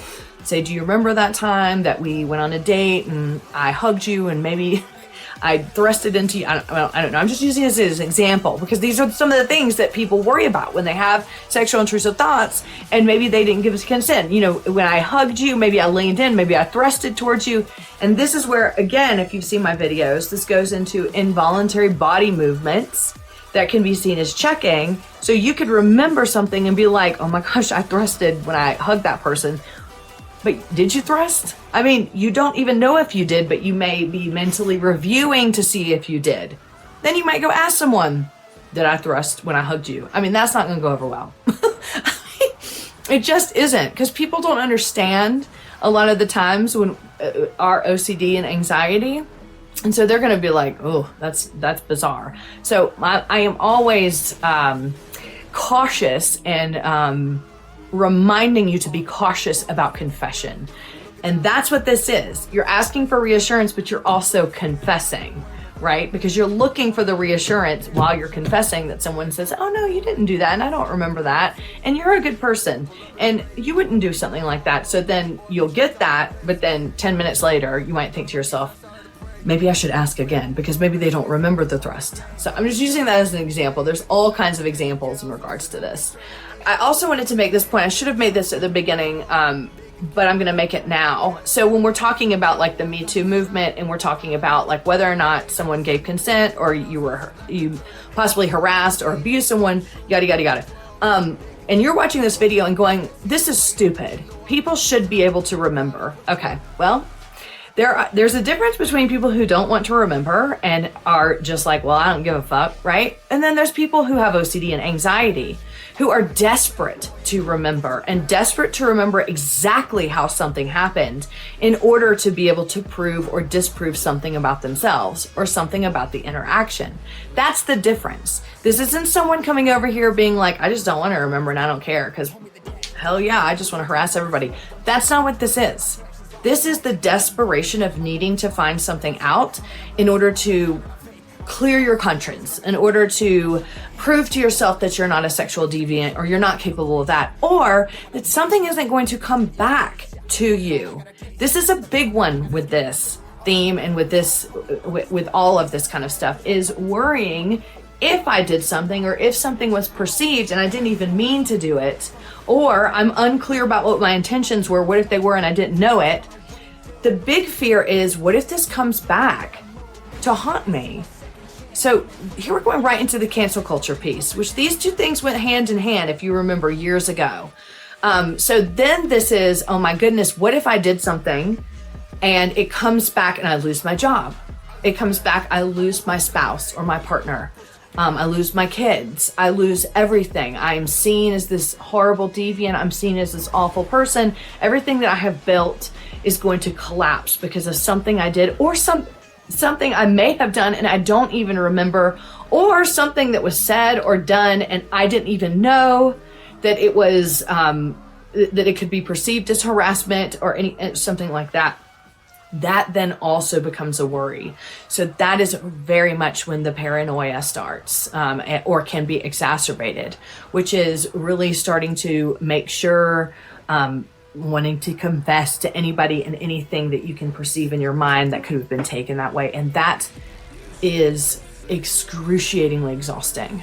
The paranoia in itself is terrifying because any one of us can get caught up in paranoia, and paranoia can latch on to just about anything. And I also wanted to mention it because this is really important too. When people are experiencing this, and especially since kind of the Me Too movement, people are very careful about things that they talk about in the past. They're very careful about sharing these things with people in case people get the wrong idea. And then what also happens is that you can start monitoring your body. You can start monitoring your, when you have anxiety and you might get flushed or you might sweat when you're around someone, then you might think to yourself, oh my goodness, are they noticing that I am feeling flushed around them? Or if this topic comes up, and this goes for anything, right?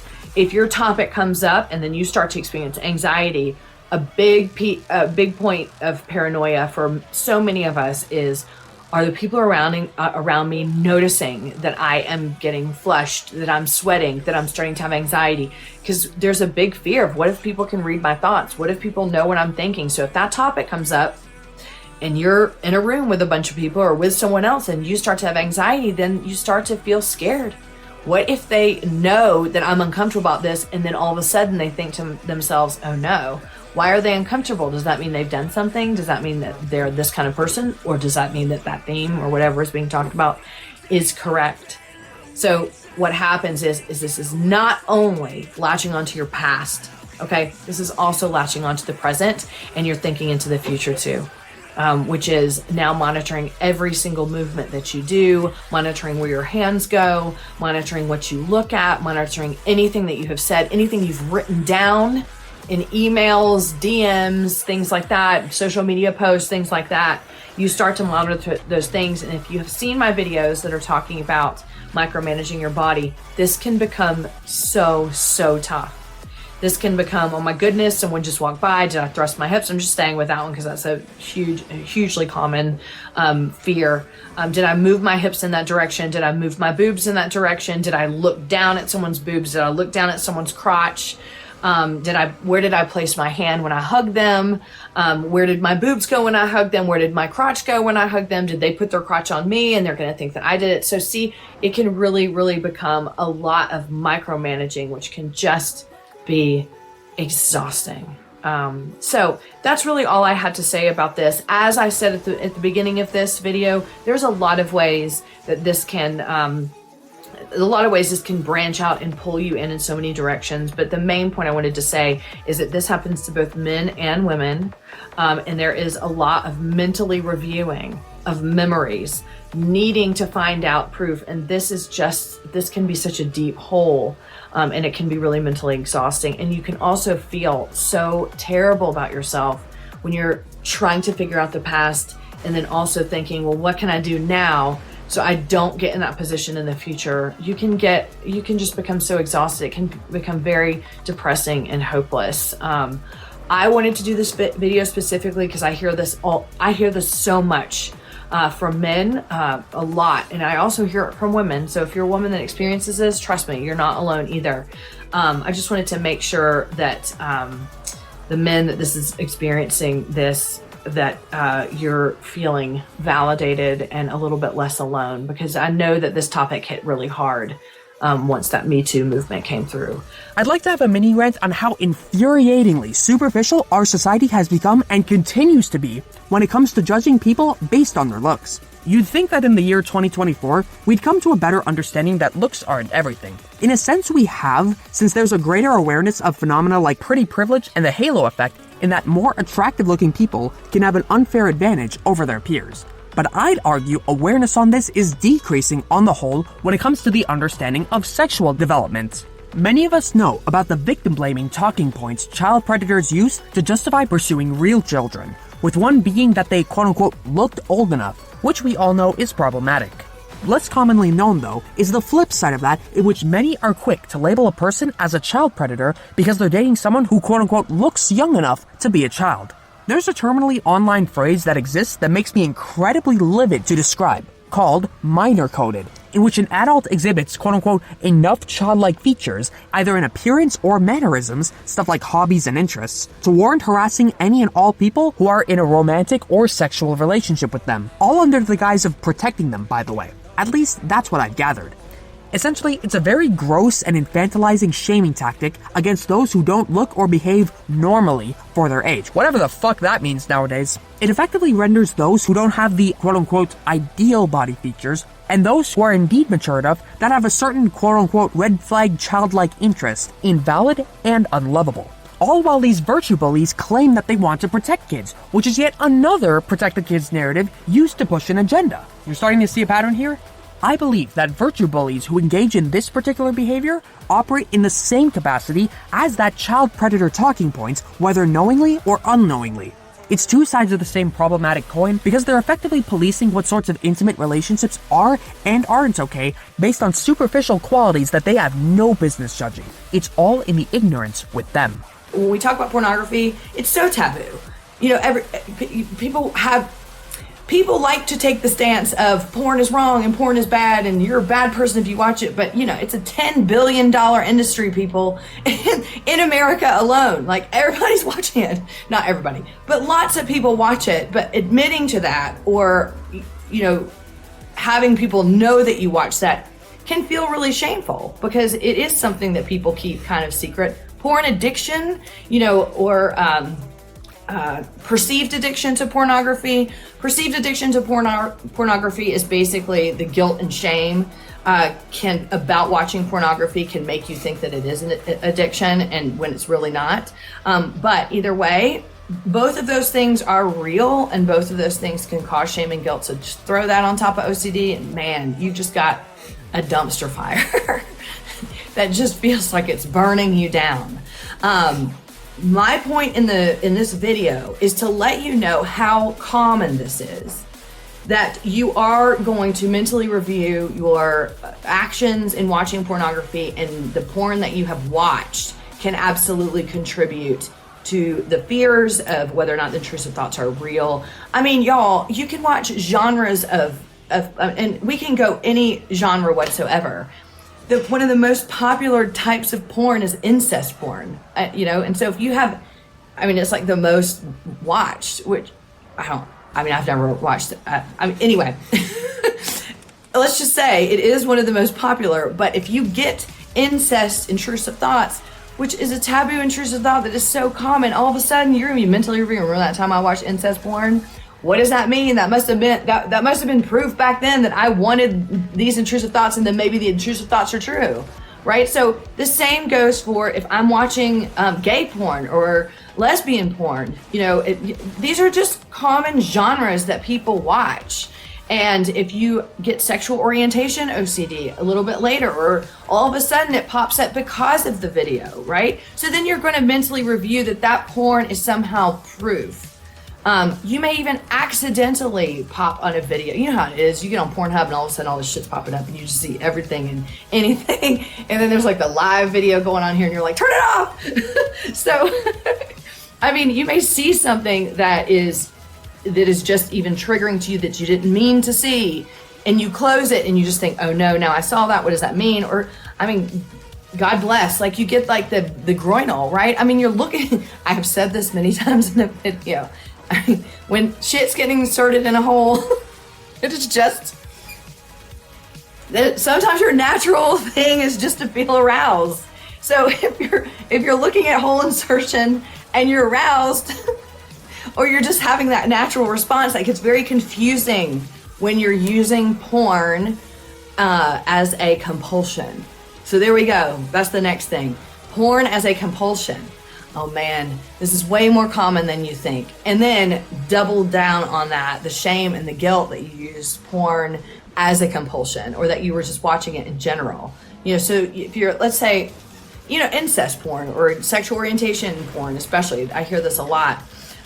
People will go and watch lesbian or gay porn or orgies or things like that, and they are watching it to test. I'm watching it to test to see if I like it, to test to see if I'm going to be aroused. I mean, you're watching an orgy, like it's more likely that you are going to get aroused than not if all that sex is going on all over the place. I mean, unless orgies just aren't your thing, but or you just are repulsed by it. But here's what I do know: when we are monitoring our bodies for arousal, this is just like the groinal, right? If I'm sitting here watching a specific kind of porn and being like, I need to know if I'm getting aroused, and I'm like looking down and thinking, okay, is it moving? Of course it's gonna move. This is just how it works. The more emphasis you place on the vag, the more emphasis, the more likely is something's gonna happen down there. It's the same for dudes, right? And it can happen in different places for men too. In the front, in the back. I mean, it can happen for women too, in the back, and at the top, everything. In the mouth, so it's really important to understand that if you're using pornography as a compulsion, which is really common, this is the kind of stuff that is super gonna backfire on you. And it's gonna become it's not gonna be helpful, because then even afterwards, if you think, okay, I watched that porn, I did not feel aroused, so that must mean that the intrusive thoughts aren't real. Then your brain's gonna go to, well, why would you watch it in the first place? Did you want to watch it? And are you sure you weren't aroused? So it could just go all over the place. I would just highly suggest, not using pornography as a compulsion. So let's back it on up before I get finished with this video. Again, I want you to know that you are not alone. If you are experiencing compulsions regarding mentally reviewing the type of porn you've watched, people that are in the porn that you've watched, the different genres, if you watched pornography that is emphasizing whatever your theme is, and you do a lot of mental review for that, and then you're feeling shame and guilt anyway that you watched it in the first place, you can't remember, like, did I orgasm to this? Did I orgasm to that? Why did I think I was orgasming to this? And then this popped in my head, blah, blah, blah, blah. This is so common. I know that you think it's not, because you just don't hear people talking about it. You hear a lot of people on YouTube getting on talking about masturbating and porn. But here we are today. And I want you to know that you are not alone in this. And I wish that we would talk about this more. One of the things that also can happen is that you become obsessive about finding specific videos that you may have watched even years ago or months ago or whatever. You're looking for these specific videos to find reassurance that maybe someone is or isn't underage. Or did I really get aroused to this? Or did my orgasm really happen when this happened? So again, what is that? That's using porn as a compulsion. So that's what's happening if you go back, right? And I know. All you want is to know and to find out, whether or not watching that or getting pleasure out of that is causing what happened to you right now, or exacerbating or making you believe that because of that, this must be true. I know that's all you want. I'm here to tell you that you're not going to get that certainty by going back. You're not going to get that certainty by, being compulsive and obsessing about needing to find a specific video, okay? And also, a lot of times people will get compulsive about reporting videos because they are worried that the person is underage and that you've watched it, or maybe you just accidentally clicked on it, and so you might report it. So reporting videos can also be compulsive, okay? So I just wanted to do this video. I don't need to go into more detail about it. Again, if you're watching my video and you're like, she didn't mention this, that must mean I don't have OCD. Please don't do that. Just know that I wanted to bring this up because a lot of times clients bring this up to me and they feel shame and guilt about it. And it is one of those things that they say the porn must have been proof. No, it is not. Okay, so there's different layers to this. You can feel the shame and guilt not only for watching the porn, because we're programmed as a society to have that idea around porn, but then you can feel that about the content how that relates to your intrusive thoughts now or how it has before. So I just want you to know you're not alone. This is a tough theme. One of the worst. And you can say all you want about the themes don't matter. They really do matter. You see my video that I posted a few months ago about the shame, but with this one in particular, this is an inflammatory term. It is an inflammatory act. It is we are brought up to react to the word and the act of pedophilia. We're brought up to have a negative, angry, disgusting reaction to it, right? So when you get the theme of POCD, all of a sudden it is this, oh my God, this is the worst possible thing you could think of at all in my life. Why me? Why did this happen to me? What does that mean? So then you dig into your past. Did I do something to deserve this? Has something happened? Is this really how it happens? And you turn into this. I mean, this happens with all themes in general, but with pedophilia, I'm just focusing on how you're really desperate for some answers of why, because you just desperately want to not identify as a pedophile. And this is why it's so terrifying. We mustn't invalidate the taboo themes and exclude them from OCD. The only reason we say the themes quote-unquote don't matter has to do with what Dr. K said about how for all themes, we don't dig into the contents of the intrusive thoughts to hyperanalyze, unlike with regular psychotherapy. I like to think in terms of the roots of problems, but when it comes to OCD, it does not lie in the source of the contents of the themes. The themes do matter in the sense of validation, where we want to come to an understanding and acceptance that intrusive thoughts, feelings, and actions are a part of the human condition and are irrelevant to your identity. Now, as far as societal programming is concerned, Chrissy did a phenomenal job explaining how it negatively affects OCD sufferers. All I have to add to that is that there are an increasing number of cases where this programming is weaponized and abused to ruin lives for money, clout, attention, or because of certain people just not liking others and wanting to take them down. That's what my Call Me Carson case study was all about, if you're interested in checking that out. Lastly, in terms of being desperate for answers, my onset of OCD and the months that followed were by far the worst ones of my life. In short, I spent a majority of my winter break in early 2022 performing rumination, research, and digging into my past for evidence of exactly this. The best example I can give is doing large-scale Discord message searching via downloading my information in Excel spreadsheets, looking at a message history of everything I've ever sent since 2017, and using Control F via certain keywords. I spent pretty much every waking moment doing some type of compulsion in secret. I had to put up a facade on Christmas and New Year's during this break in late 2021 as well. My head was often spinning, and I took many frequent naps due to exhaustion from the sheer amount of mental energy spent on these compulsive behaviors. From there, I already explained my therapy journey in my Year of Revelations video. Moving on. Today I wanted to talk about something that I actually post on Instagram. So if you're on Instagram, follow me at PureOChrissy. And I posted about this today, and it just comes up so much when I'm working with clients, and it's come up for me, and that is the feeling of doom. Doom. D-O-O-M. Doom. You know, like doom. So today I just wanted to talk about it and normalize it for you. We often, when it comes to OCD, this is what we hear when we are doing our Google research. Dr. Google. When we go to Google, we find out, oh, you're going to have intrusive thoughts, and you're going to have, and so when you want to, what you want to do is sit with the thoughts, and you want to let the thoughts be there, and you want to have, so we hear all this stuff about the intrusive thoughts, and it's so true, because intrusive thoughts are part of OCD. And they are a driving factor in a lot of what we're experiencing in the cycle of OCD. But one of the things that we fail to talk about are the feelings behind it. And it's the feelings that really pull us in.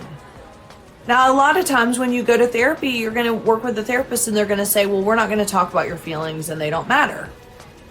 Do I think that that's true? No. Have I said that that's true before? Yes, maybe.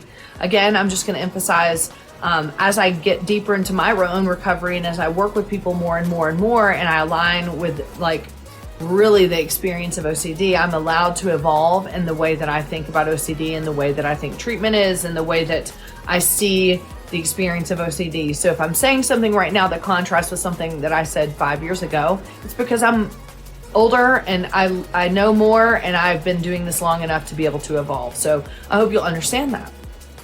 Before, I would say things like your feelings don't matter, the feelings get in the way. I don't believe that anymore.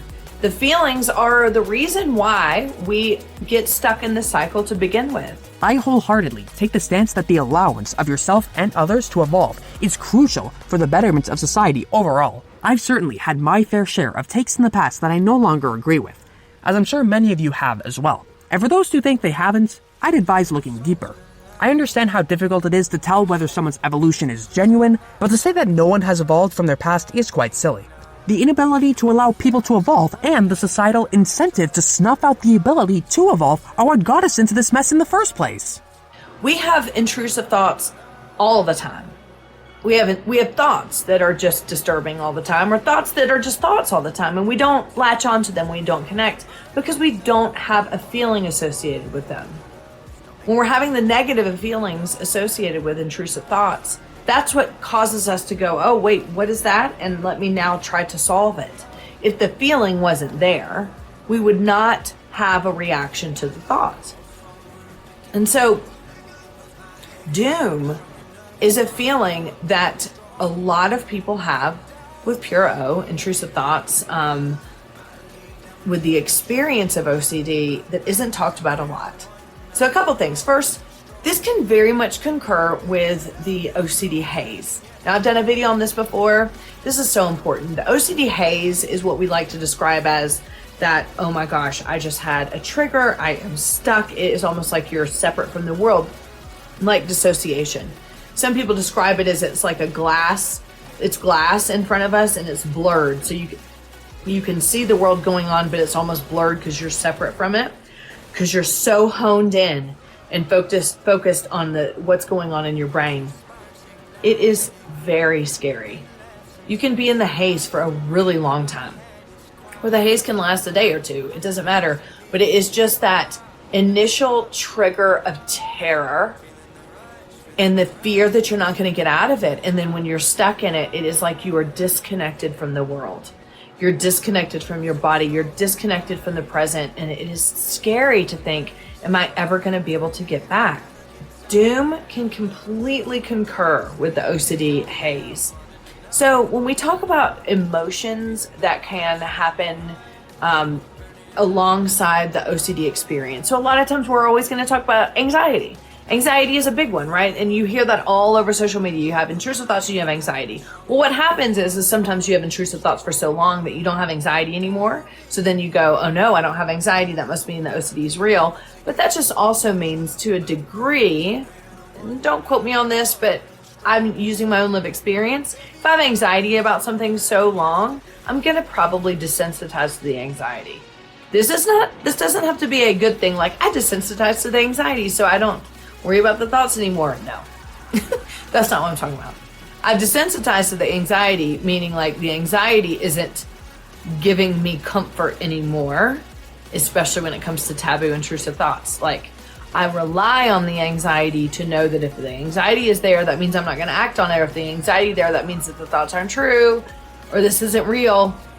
So if I desensitize the anxiety, oh shit, the thoughts are still there.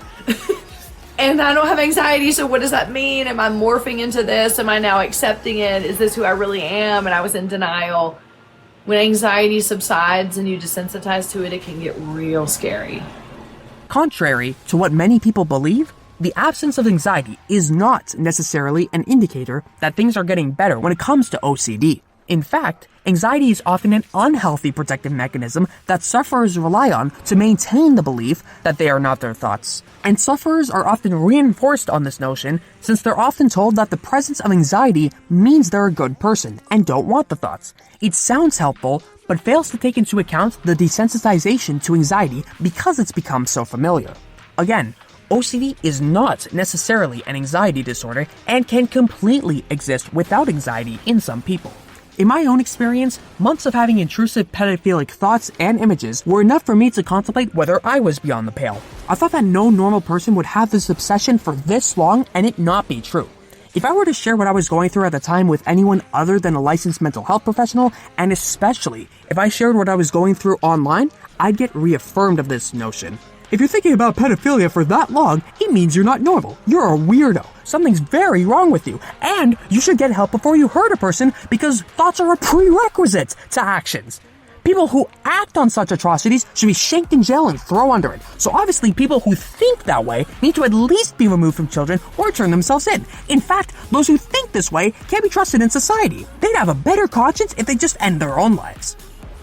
This is the conclusion people come to because of the whole idolization of normalcy, and anything that deviates from whatever the norm is at the time is bad without taking into account that things can just be without being necessarily good or bad. Do you now see why Dr. K talked about how people with various OCD themes feel they need to kill themselves to protect the world from how supposedly awful they are? That was me in early 2022. And that's the reason I'm doing any of this in the first place, to help others who have or could potentially be in my position. But other emotions that can come alongside that act the same way that anxiety does, maybe at the beginning or even deeper into the cycle of OCD, would be sadness, anger, shame, guilt. All of these feelings, disgust. All of these feelings that come alongside the intrusive thoughts or come alongside the experience of it that make us think these feelings are so real, this cannot be OCD. We really just want to believe that OCD just is this thing we're just going to one day recognize as OCD, and as soon as it happens, we'll always know it's OCD. That's not how it works, because it's always going to feel real, and that's what makes it so scary. Now, doom is in a whole other category, and that's why I'm doing a video specifically on it. Doom is hopelessness. Doom is helplessness. Doom is absolute terror, where you are frozen almost. The trigger happens, you're frozen in that space. Life will never be the same because of what I just experienced. Because I now have this feeling, because this happened, I have ruined my whole life. I will never be happy again. I will never get past this. I could never go back. I don't deserve happiness now. If only I hadn't watched this. If only I hadn't thought this. If only I hadn't Googled this. This is doom. Doom is there is no way out. And it can be so deep that it, in opposition to anxiety, where anxiety is almost energy provoking, right? I have anxiety, so I need to get up and do something. I need to go try to solve it. I'm going to ruminate. I'm going to avoid. I'm going to mentally review. Doom is, it's so scary that you're stuck. Have you ever had a trigger and you experience the OCD haze and the doom is along with it and you are just stuck? I can't move. I don't want to talk to anybody. I don't want to go anywhere. I'm going to stay here. It's almost like you're scared to move. It isn't even like you're scared to find out what's going to happen. You're just scared about the state that you're in. That is doom. Doom is very common for OCD. And that's what I came here to say. I know that it feels helpless and hopeless, and it also feels like it's leading you down to depression. And it can. It can. And depression can coincide with OCD very much. Many people have the comorbid OCD and depression. So you're not alone with that, and you don't have to be scared of that. You know, it's important to seek professional help if you are experiencing depression. It's important to recognize that's depression. You are worthy of saying it's depression, okay? You are deserving that it is depression. Don't think to yourself, I just should be stronger, I'm just weak, blah, blah, blah. No, depression is part of having OCD at times and for some people. But doom can very much lead to that. It can go right beside it. It can be part of it. And that can be very scary, because when we start to feel helpless and when we don't have the energetic emotions like anxiety, where we feel like, oh, we're going to solve this, we're going to do this. Doom can make you feel like you're turning inward. There's no way out. I am scared. I am isolated. I can't move. I can think about triggers I've had where I just didn't want to leave the house. I didn't want to get up off the couch, and that was the doom feeling. Now, doom is just like any other emotion. There are very many of us that don't know how or understand how to experience emotion, go all the way through it and complete it to see that we're going to be okay. And so, in fact, that's where compulsions can come in. And they can go, oh my gosh, we can't feel this way. We can't feel this anxiety. We can't feel the doom. We can't feel the sadness. So we need to do compulsions to make sure it's okay or to get back, instead of just being like, well, I'm just going to feel this and see where we're going with it. That's too scary. Because what are we going to find out if we go all the way through it? What if we find out the intrusive thoughts are real? Or what if we find out that the doom is forever? So we almost like stop emotions with compulsions and we just like backtrack. It's like going against the current, right? So it's taking us this way and we're like, no. And now I'm just having to like swim in the current to get back because I'm too scared to find out what's going to happen. And emotions are very much part of why the cycle continues and keeps going and can get worse. So when you are working toward recovery, please bring in the emotions. Please don't be scared of doom. Doom is an emotion just like any other emotion. You can experience it, get all the way through it and complete it and go, okay, we worked through that and everything is okay. That takes practice. It takes courage. It takes taking the risk. And a lot of times it can take professional help, and it can take bringing those emotions into doing exposure response prevention and a lot of the therapy that you're going to do when you're seeking professional help for this. One of the things, and I'll share this with you to wrap up. Doom has been one of the scariest emotions that I have had, because when I get it, so much stuff comes up about what I've done wrong, or now that we're here, it's never going to be better, and you should have appreciated the life you had before this, or you Googled this, it's your fault, or you thought that, or if only you'd stayed home and not gone to this place and gotten triggered. So doom always comes back to being my fault.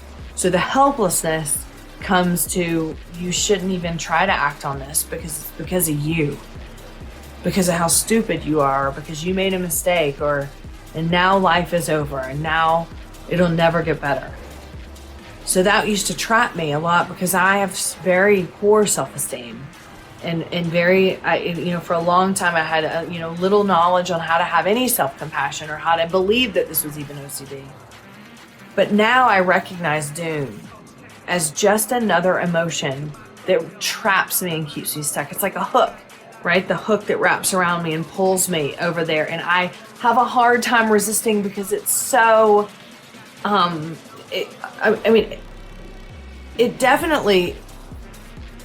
it's so convincing that this is that real. I mean, I can feel doom sometimes in my stomach. I can feel it in my bones. But then I have to say to myself, okay, emotions and feelings are not permanent. And this is what so many of us have never learned, because we've never allowed ourselves to feel things to completion because we're scared. And that's okay. And that does not make you weak. And that does not make you less than or unworthy. It just means maybe we just haven't practiced, or we haven't had the opportunity to feel safe enough to go all the way through emotions to find out that we're going to be okay. And a lot of what exposure response prevention is, which is the treatment for OCD, the main treatment for OCD. There's a lot of others, other treatments that you can experience to try to work toward recovery with OCD. A lot of what that is just that. It's being safe and practicing how to go all the way through anxiety with a trigger, just like the exposure. The response prevention is being able to push all the way through it and see I'm still okay, without stopping it with compulsions and going, I'm going to go swim against the current because I'm too scared to find out. Doom is one of the scariest emotions that we can have because it just Again, instead of external energy, I've got to solve this, it turns us inward and it makes us feel very small and isolated and helpless and hopeless. I'm here to tell you today, this is a very, very common emotion. And you can absolutely sit with that emotion and practice sitting with it, even if it's related to intrusive thoughts, and see that this emotion passes just like any other emotion.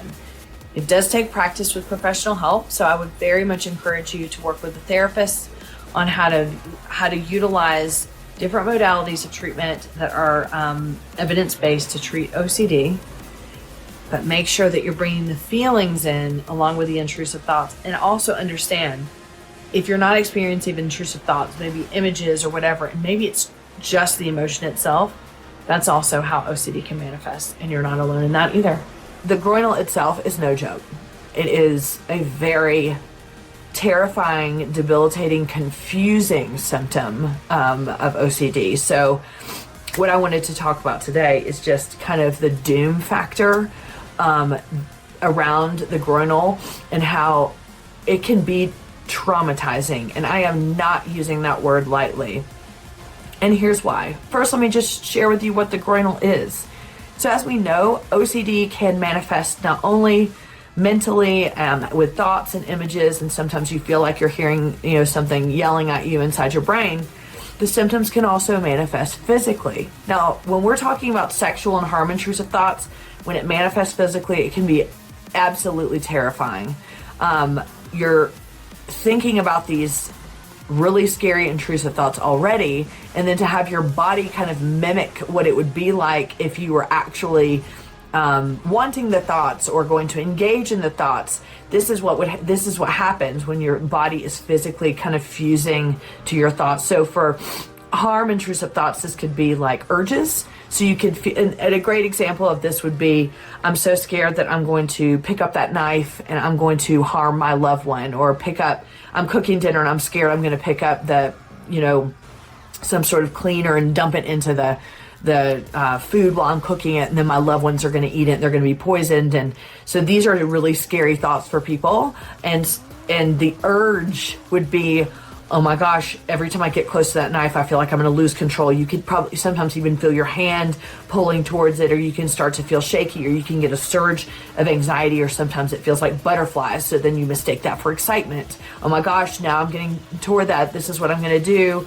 Or, you pick up a knife and all of a sudden you think, oh my gosh, I'm feeling myself losing control. So these are kind of the physical manifestations that can happen with harm. There's many, many others. That's just the best example. For health anxiety, physical sensations, this is easy to explain. If I'm having intrusive thoughts about having a brain tumor and I read on WebMD, which is the Dr. Google of the OCD world, if I read on there, with a brain tumor, you might have a headache at certain times of day, or you might have a low-grade headache all day. You better believe my body is going to start manifesting a headache. I'm going to be paying attention to it all the time. I'm going to be thinking, is this a headache, and what is it supposed to feel like? So that's a physical symptom that's coming about from the intrusive thoughts. And a lot of times, yes, we are manifesting that, not intentionally. It's just that we're hyper-focusing on that area, right? If I'm hyper-focusing on my hand, that when it's holding a knife, I'm like, oh my gosh, I just need to make sure that, then of course it's going to feel like, there's a movement that's out of your control. If I'm hyper focusing on my brain, when I have a metaphobia or the fear of vomit, and I'm in symptoms, so let's say I feel nauseous, all of a sudden I'm hyper focusing on my stomach.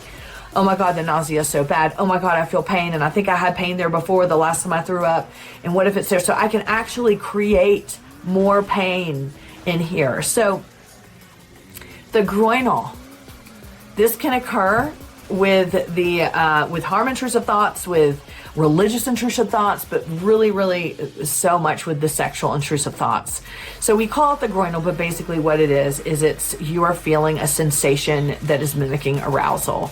And this arousal is, for a lot of people, it is beyond arousal. I mean, it is like, if I were to think about being aroused, if I want to have sex, it's just like, ooh, look at that, I'm aroused, let's go for it. But like the groinal arousal is like, oh my God, I am aroused so badly it almost hurts. Like, this can be arousal. It's so uncomfortable. But then you can get confused, right? Because then it's like, oh my gosh, but this feels so much more intense. Does that mean that I like the thoughts more because it's making the groinal more sensitive or more, or bigger or feeling more? You know what I'm trying to say. For females, this can happen in your vagina. It can happen like in your boobs. It can happen in your mouth.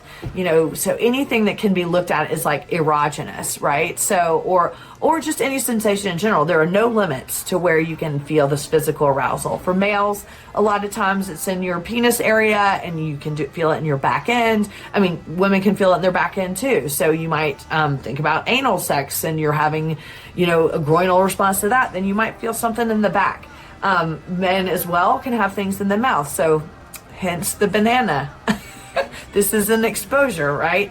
So if you're having intrusive thoughts about penis, no matter where that's coming from, you might start having a salivation when you look at things like bananas or cucumbers or something like that, because you might think, oh my gosh, dude, I don't even have to say it. But anyway, so this is how it can manifest in that arousal sense. Now, I also want to address something. I'm sure I've addressed it before on videos, but it's so important to remember.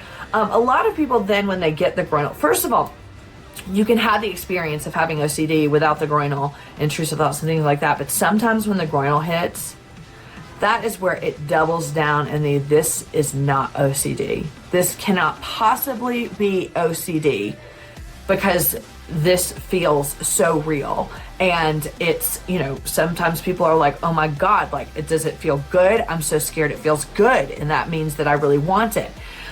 Keeping in mind that no matter what thoughts you have, no matter whatever else, you're going to start to feel confused about whether you want them, or whether, why would I be having these thoughts? Why would I be having these feelings in my erogenous areas if this isn't something that I want? But this is part of the symptomology of OCD. If you don't have a groinal, that doesn't mean anything either. Just thank your lucky stars that you don't.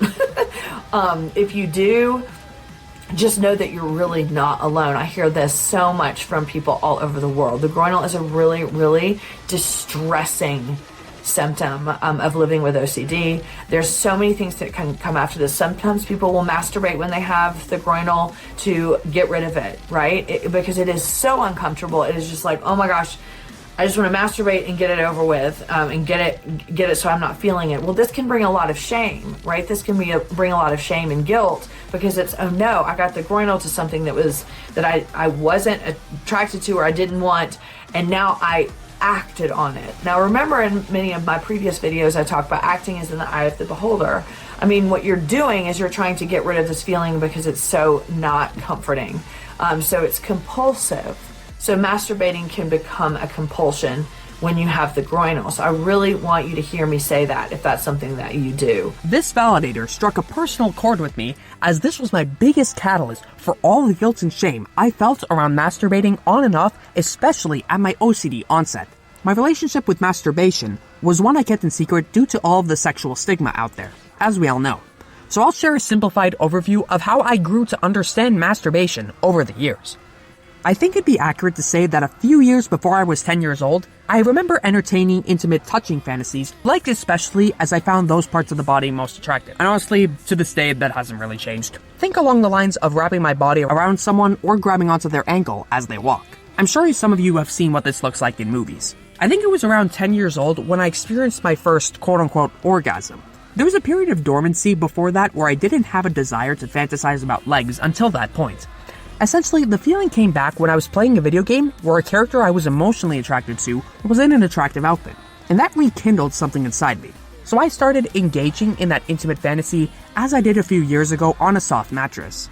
Eventually, that feeling went away on its own, and with it, the urge.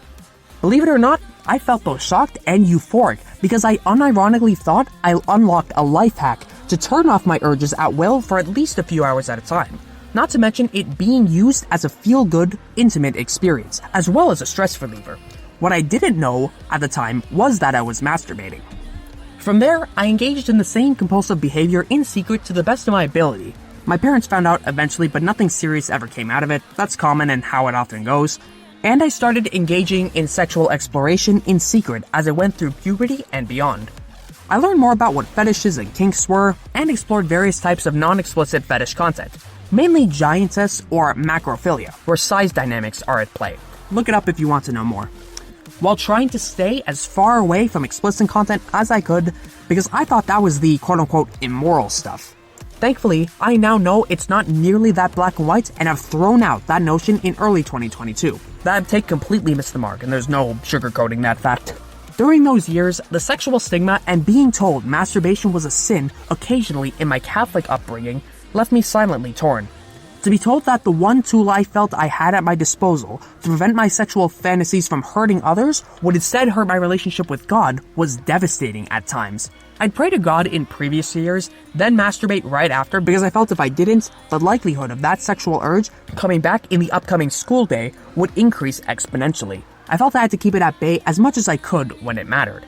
Some days I'd win with ease, some days I'd struggle, but it's what felt right at the time. Where else was I supposed to go?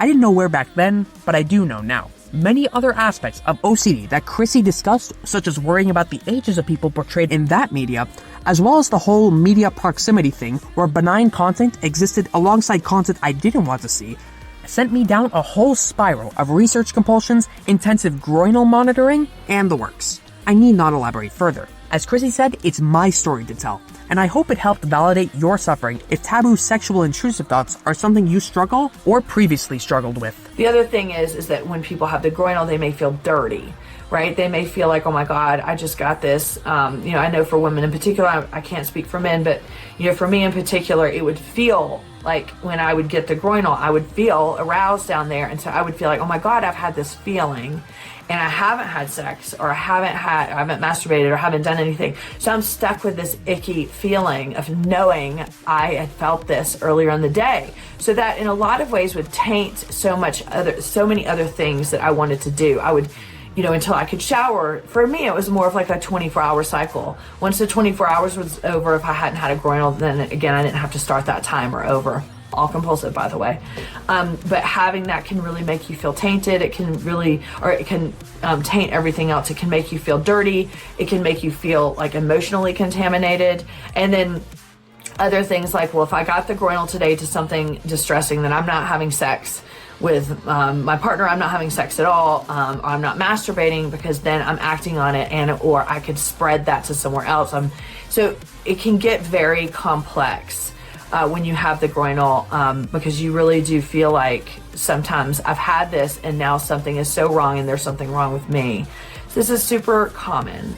So sometimes people need to neutralize that. Again, they may act on it. They may actually have sex and they may masturbate or they may shower or wait a certain amount of time. But I wanted to emphasize the distress of having this symptom around sexual intrusive thoughts. Again, you can have it with harm intrusive thoughts, religious. So sometimes people may get the groinal when they read like a religious figure's name. They'll see the term God, or they'll see it in writing, or they'll think about God or Jesus, and then all of a sudden they get the groinal.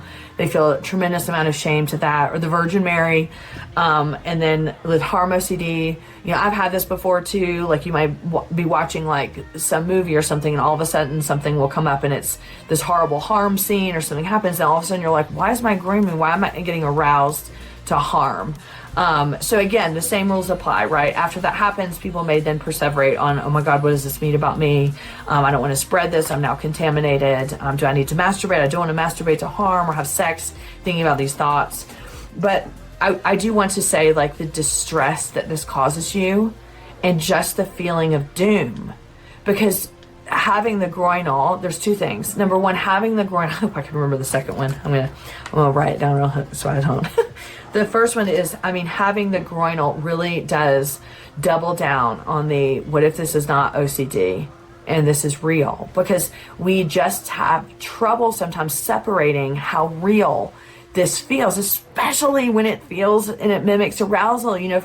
For men, you may get an erection or you may get a partial erection. And just seeing that in the flesh makes you think, oh my God, this has got to be real if it's really happening, right? And so I do want to make sure that you know that the more you hyperfixate, the more that you are aware of it and you're hyper aware and thinking about it, the more likely you are going to have it. That's not helpful, right? Because you're like, well, I don't want to hyperfixate on it, but when I have it, I am hyperfixating on it. So I get that, but I want you to understand objectively kind of like the mechanism that's going on here. The same is, if I just told you like, or if you're fixated on whether or not you've injured your foot, you're focusing on that pain over and over and over and over, and the pain is going to be there. You're going to even like manifest pain because you're hyper focusing on it. The same thing happens in the erogenous areas. Okay, so please hear me when I say that. I know it's not going to make it better, but it is very this is actually what is happening. The second thing I want to say, and I actually had a client tell me this years ago, and it really just changed things for me in regards to my relationship with the groinal. So this person was telling me about how his groinal fuses to things. And I was like, oh, light bulb. I've probably said this in other videos, but it's worth mentioning again.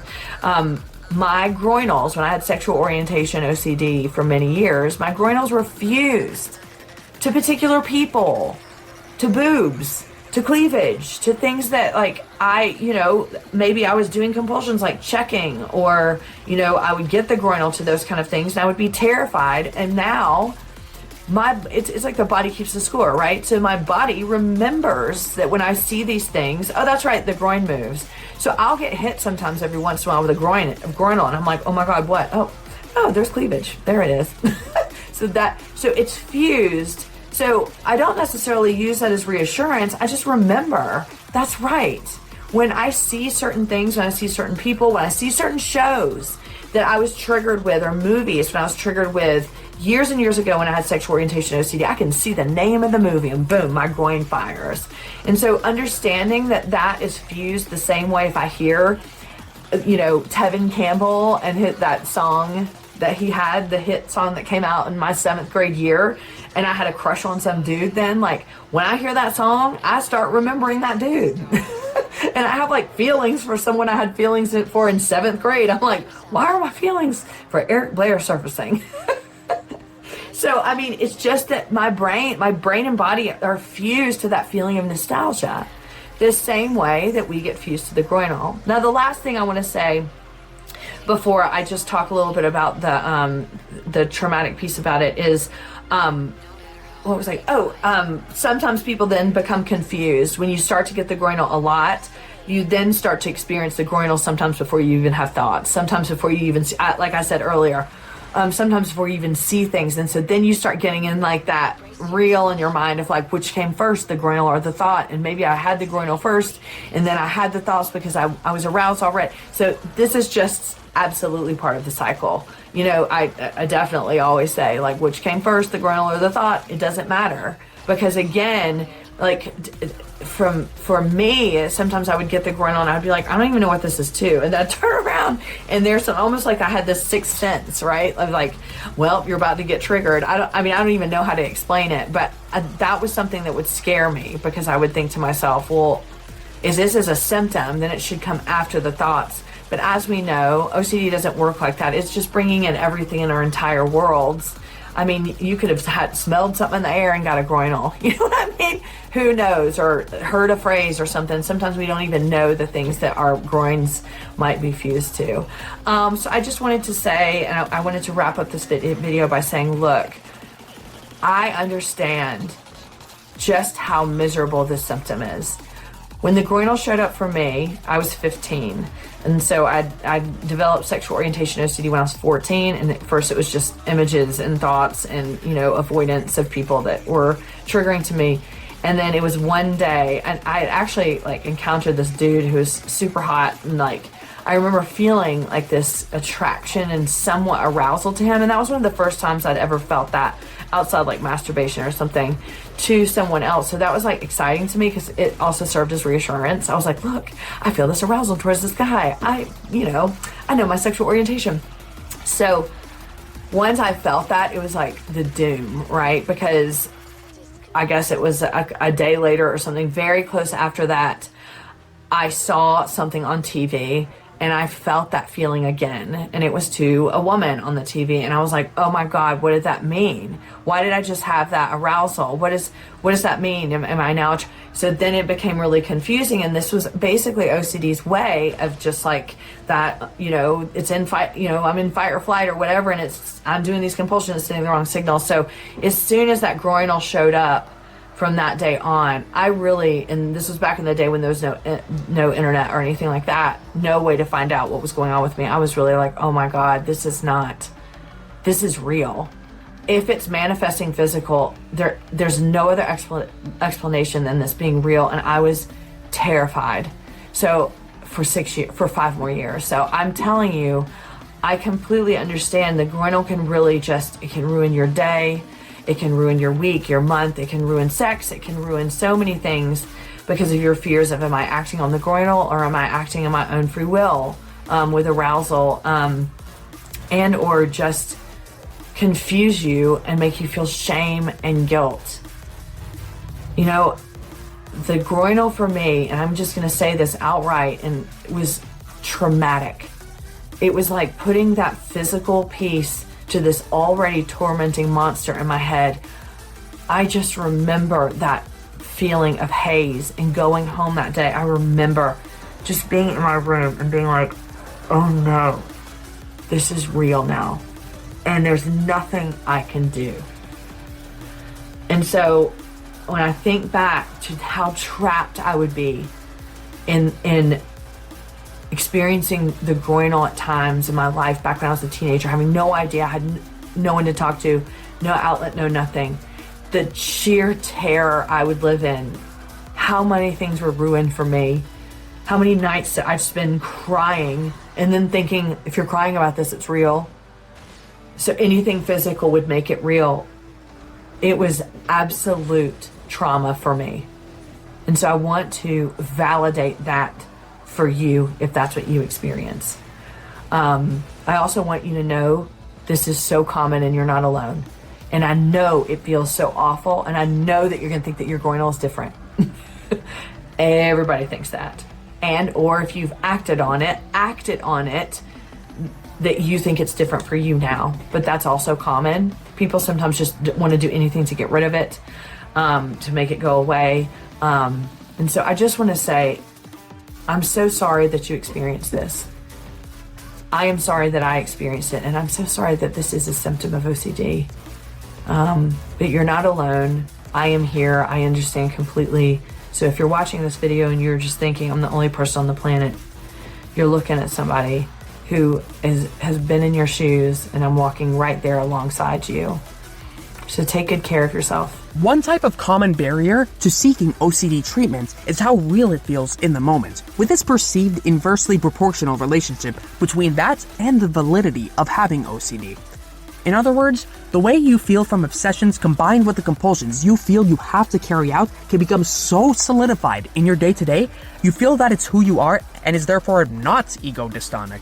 OCD is indeed a disorder of doubt after all. This is what we're going to explore deeper into how sufferers come to terms with their circumstances right now. This is something that hinders people from getting treatment. So let's just get real here. First of all, when people find out they have OCD, a lot of times they'll think, I'm so relieved that I know it's OCD, but then you start Googling and looking for things that prove that it's not OCD, right? So you get some relief, but then all of a sudden you're looking for reasons that you're the only person that really doesn't have OCD. When I went into therapy with Phillipson, I remember thinking to myself and saying to him, I'm going to be the one person that meets almost all of the criteria of OCD, and only to find out at the end of therapy that I really don't have it. And that was a fear of mine, and it actually almost hindered me from actually getting treatment. And one of the ways that this manifests is because it feels so real. So y'all know I do all kinds of videos on the groinal and physical symptoms and how it can manifest, but this is the real deal. This is what keeps people from truly believing that this is a disorder.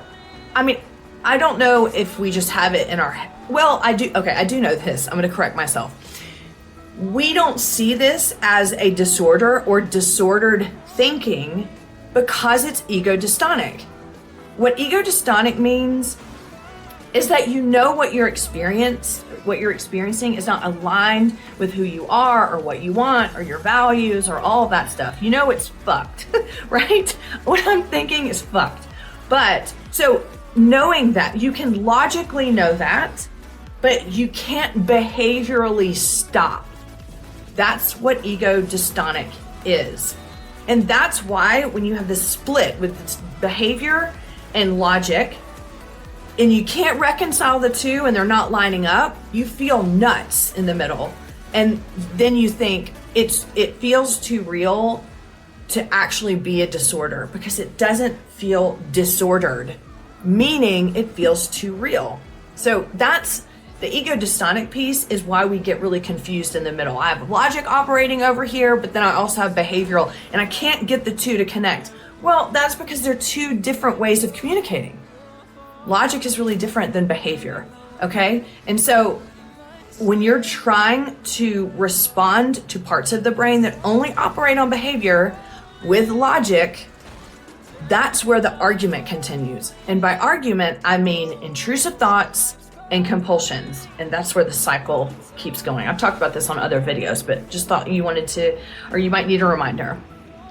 So people say, I just don't understand though why it feels so real and how can it get physical?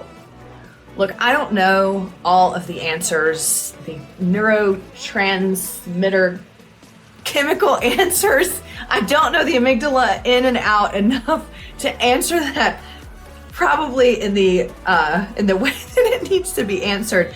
But I'm going to tell you what I know, and I'm going to tell you what helps me. That's not reassurance based, but it helps me understand the process of what is going on. When we are experiencing OCD, okay, we are in fight and flight, okay? You're triggered, you're having anxiety. I mean, this is just the nature of anxiety and fear. It's fight or flight. You think you're in danger. There is a threat. That part of the brain gets activated because it needs to protect you from threats.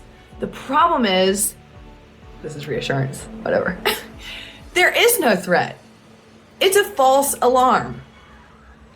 But because you're doing compulsions, that is talking behaviorally directly to that part of the brain that thinks, we in trouble.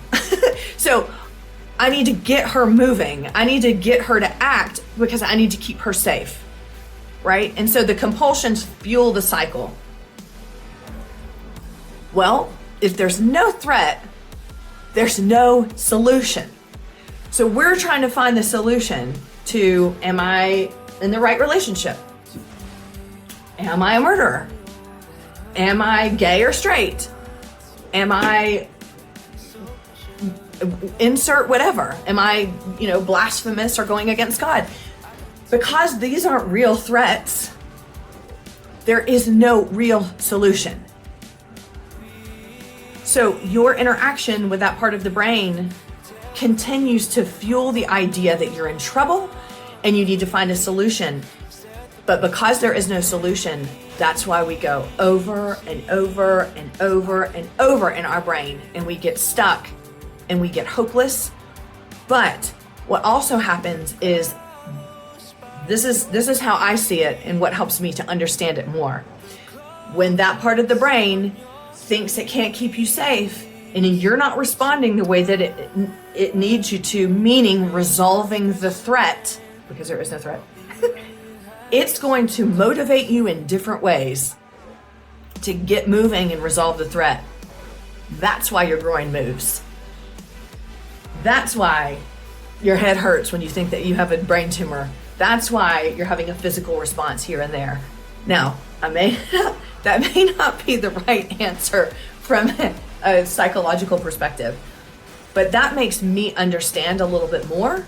It doesn't make the physical sensations better or less disturbing, but it helps me to understand. That part of the brain wants to keep me safe, so it needs me to get the fuck moving and find a solution. The problem is there is no solution.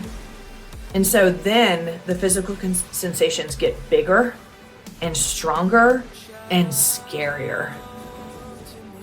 By the time I was in treatment, I had the groinal 24/7. And I'm not even joking, because I was dreaming about it too and would have it in my dreams and wake up to it. So it was just pervasive. And it was terrifying all the time. In my brain, I thought there's no possible way this is a disorder if I feel this and it feels that real. But now I understand. It's just one more way my brain was trying to motivate me to find a solution to this threat that I keep telling it through compulsions is going on. And the longer I went without effective treatment, the longer I went without stopping the compulsions, meaning stopping that argument with that part of my brain, the worse the physical symptoms got. Here's what I want you to hear. Man, physical symptoms suck. They do. And they are always going to feel bad. And I hate to tell you that, but it's true. I don't mean they're always going to feel bad all the time, every single moment of every day. But when they show up, they're always going to feel scary, and they're always going to feel real, and they're always going to feel like they are the one thing that is showing you you don't have OCD. Please hear me when I say everybody thinks that. Every person thinks that. This is what you're saying. You're like, my groinal's different. No, it's not. No, it's not. So if you think about it from a perspective of how your brain is operating with a faulty alarm system, it makes sense. I know it doesn't make it feel better, but OCD is not based on feelings. Our emotions and how we respond and the grief of having this, absolutely, the feelings are relevant, but they're not relevant when it comes to understanding how OCD works and how we communicate with the part of the brain that only operates through behavior. And that communication for us is compulsions, which fuels the cycle, which then fuels the physical feelings, which then further fuels our confusion about how this can't be a disorder if it feels this real. But yes, it can. And it is. And you're not the only one that feels this way. My hope is you will not let these physical sensations get in your way of continuing to seek help and treatment. And I know that you feel like it cannot be OCD because it feels so real. I know you feel like that. I felt like that too. But you have to take the risk and live with the uncertainty and trust the process. My hope for you is that you will believe me today, that you are not the only one and that you're not alone, and that you'll hear me when I say you deserve treatment. You deserve to heal, no matter what OCD makes you feel like, physically, mentally, emotionally, anything. And that's my message. In my opinion, we're told time and time again that we need to reach out and seek help. This advice comes from mainstream, neurotypical, and sometimes even privileged sources who don't have an understanding of certain barriers to entry that exist from seeking treatment. If we all know that mental illnesses are real, but many of them aren't visible, why are we acting like all barriers to entry are visible? Doesn't make sense to me. It creates this disconnect resulting in the many misunderstandings, misconceptions, and stereotypes that keep sufferers silent. One of my goals is to help acknowledge and understand these barriers in depth to gain awareness of perspectives outside their own. Only then can we start breaking down those barriers and use those materials as the groundwork for paving the road to recovery. With enough practice, we can also transform those barriers into bridges to reach out to other sufferers in a more compassionate and educated way. I like this analogy regarding using the same materials from barriers to build these bridges and roads, and I just came up with it when writing, by the way. I hope you like it. Since we're on the topic of recovery, we have to emphasize the importance of processing shame and guilt, as it's often one of the largest obstacles that are quite difficult to even approach at first. Let's take a step back to understand what it is and what it means first, shall we? The degree of shame and guilt and disgust that you may feel when you're dealing with POCD is off the charts. And it is something that sometimes you think to yourself, I can never go on. Even after effective treatment, you might think to yourself, I cannot go on and think that I could ever deserve happiness just for even having the thoughts. Now, how interesting is this, right? Because OCD it latches onto thoughts. I mean, everybody has intrusive thoughts. We all have intrusive thoughts, every person in the whole planet. But then when the OCD latches onto it, it makes it feel like it's giving it meaning. It makes it feel like it's giving it relevance. And the feelings feel so real that all of a sudden you're identifying now with those thoughts. And you're sitting here going, how could I ever deserve happiness after thinking about those things? How could I ever deserve love or deserve anything after I was capable of those thoughts? Well, everybody's capable of them because they're intrusive thoughts, but we get stuck on them, and all of a sudden now we're thinking that these thoughts are our fault. No. OCD is not your fault. The themes are not your fault. That shit just happens, and it sucks that it happens the way it does. And I wish I had some sort of key or formula for you to get out of it and get rid of the theme, but I don't. I just want to go over some things that are really common for people with POCD so you know that you're not alone. Also, these are going to apply to a lot of different themes, so just know that they're not specific for POCD. They could apply for your theme too. I am just talking a little bit more about POCD today because it is one of the themes that is not talked about the most, and it is one of the more common themes, and people really just need to know that they're not alone with this. Okay, I am not allowed to experience happiness. Because I've had these thoughts, I should never be able to experience happiness in my life before. I should be punished for the rest of my life because of these thoughts. Even after effective therapy, people will think this, but they'll especially think this before or during therapy. You could be like going about your day, and then all of a sudden you experience joy or something and you think, I shouldn't be allowed to experience this because no one should ever experience happiness after having thoughts like I did or worrying about this kind of thing, and it must mean I'm a bad person, I don't deserve happiness. Nope, that's not true. These thoughts are not your fault. You did not cause them. They are a theme of OCD. You did not cause OCD. It is not your fault, but I understand. I understand because you're making that connection of, I must be a bad person. I'm thinking all these things. I don't deserve happiness after all of this. Yes, you do. You deserve happiness because of the degree of the damn suffering that you have experienced. You, of all people, deserve happiness because of that suffering. I, of all people, deserve happiness, even though I will think to myself, no, I don't. And I know that you do too. Anyway, very common with people of OCD. Okay, no one will ever really know me if I don't tell them that I've had these thoughts. Because what if they get to know me and they like me or they love me and then they found out the thoughts I had? Then they wouldn't love me. Then they couldn't love me. Then they shouldn't love me. And I am doing them a disservice by not telling them these thoughts. So the translation to that could be by not telling them who I really am. No. You are not your thoughts. You are not your theme. You are not the POCD. So I know that that's where the brain goes. They need to know who I really am. But you're not. This is very reassurancy, but I don't give a shit. You're not that.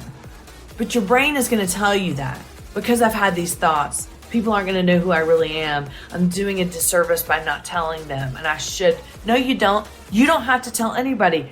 Nobody ever needs to know your thing. Ever. No, they don't. Don't even come in here in the comment section being like, no, you should tell people. No, you don't have to. If you want to, and as long as it's not confession, for God's sake, if you want to tell people, and fine, but you don't have to tell people. There are themes I've never told a damn soul. I haven't even told YouTube before, right? And I don't feel any guilt about that. It's my experience with OCD. It's not anybody else's. And lots of people aren't going to understand. And I'm not going to add the burden onto myself of needing someone to understand something that's hard enough for me to deal with. So, with that, yes, people can absolutely know you. They can absolutely know the real you because the real you is not POCD. It is not your thoughts. Okay. that also goes with I can't tell people. And so keeping this secret is isolating. Yes, but I'm going to tell you who you can tell. You can tell me, and you can tell the community, and you can read the comment section, and you can look at past videos. Sorry, just 1 second. You can look at past videos and see people's comments, and you can see that so many people deal with this. And you can anonymously share there. You can join a group of mine. You can, there are forums out there that you can talk about POCD. So yes, you can share it with people, but maybe you just don't want to share it with the people in your life because they might not understand.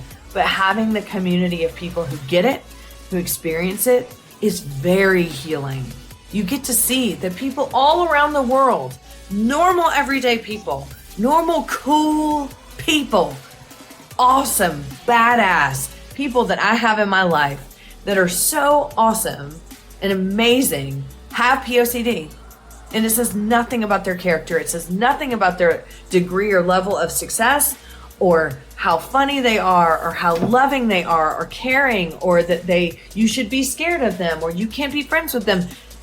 We are everyday people walking around with these stupid, idiotic thoughts that are not our fault. And I'm going to keep emphasizing that.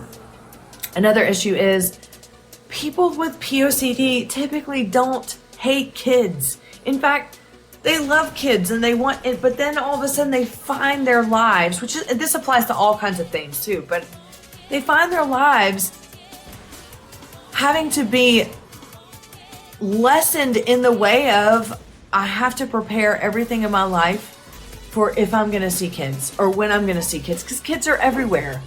And so then you have to find yourself being like, oh my God, I can't interact with kids anymore. And I have to be mindful of what my body is doing around kids and mindful of where I'm going to sit and if I'm interacting with them and what did that mean and what does this mean? And it is so unfair because lots of people want to have kids and they want to have a family and they want to interact with their loved ones' kids or the people that they love that are kids.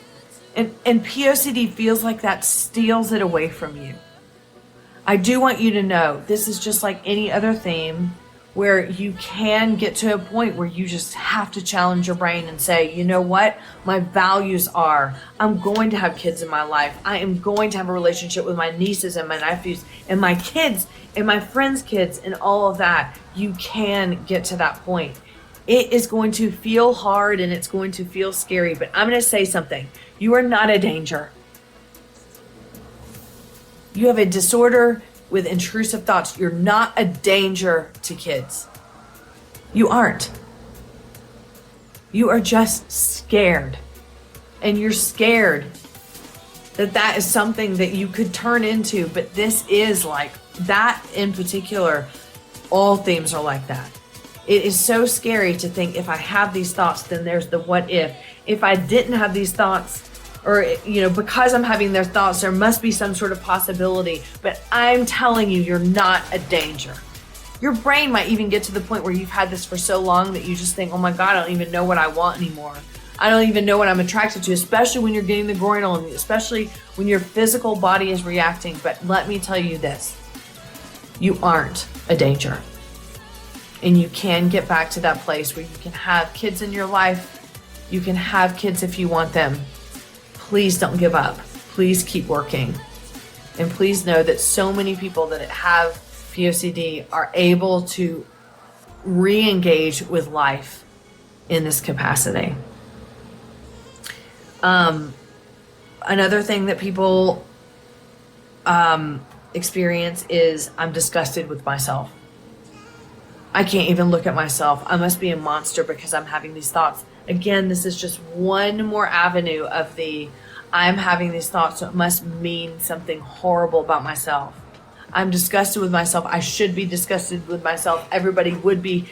No with the shoulda, woulda, could be. None of that. Okay? I know it feels like that. When we have taboo intrusive thoughts, images, feelings, bodily reactions, we tend to put that on ourselves. This is something about me. And the next thing I have on the list is, this is a fatal flaw of mine. The fatal flaw of, if anybody knew, if people found out, they would think I was a monster. They would not think that I was the person that I'm portraying to them, because they would find out who I really am. Do you see how this is all linking back to the stuff I've already said? This is all part of a big pattern of what we all feel when we have these taboo, intrusive thoughts. There's this fatal flaw that no one knows about me, and if they knew who I really was, they would want nothing to do with me. They wouldn't think that I was the person that they think I am because I'm putting on this act. You see what I'm saying? And they wouldn't want me around their kids, blah, blah, blah, blah, blah.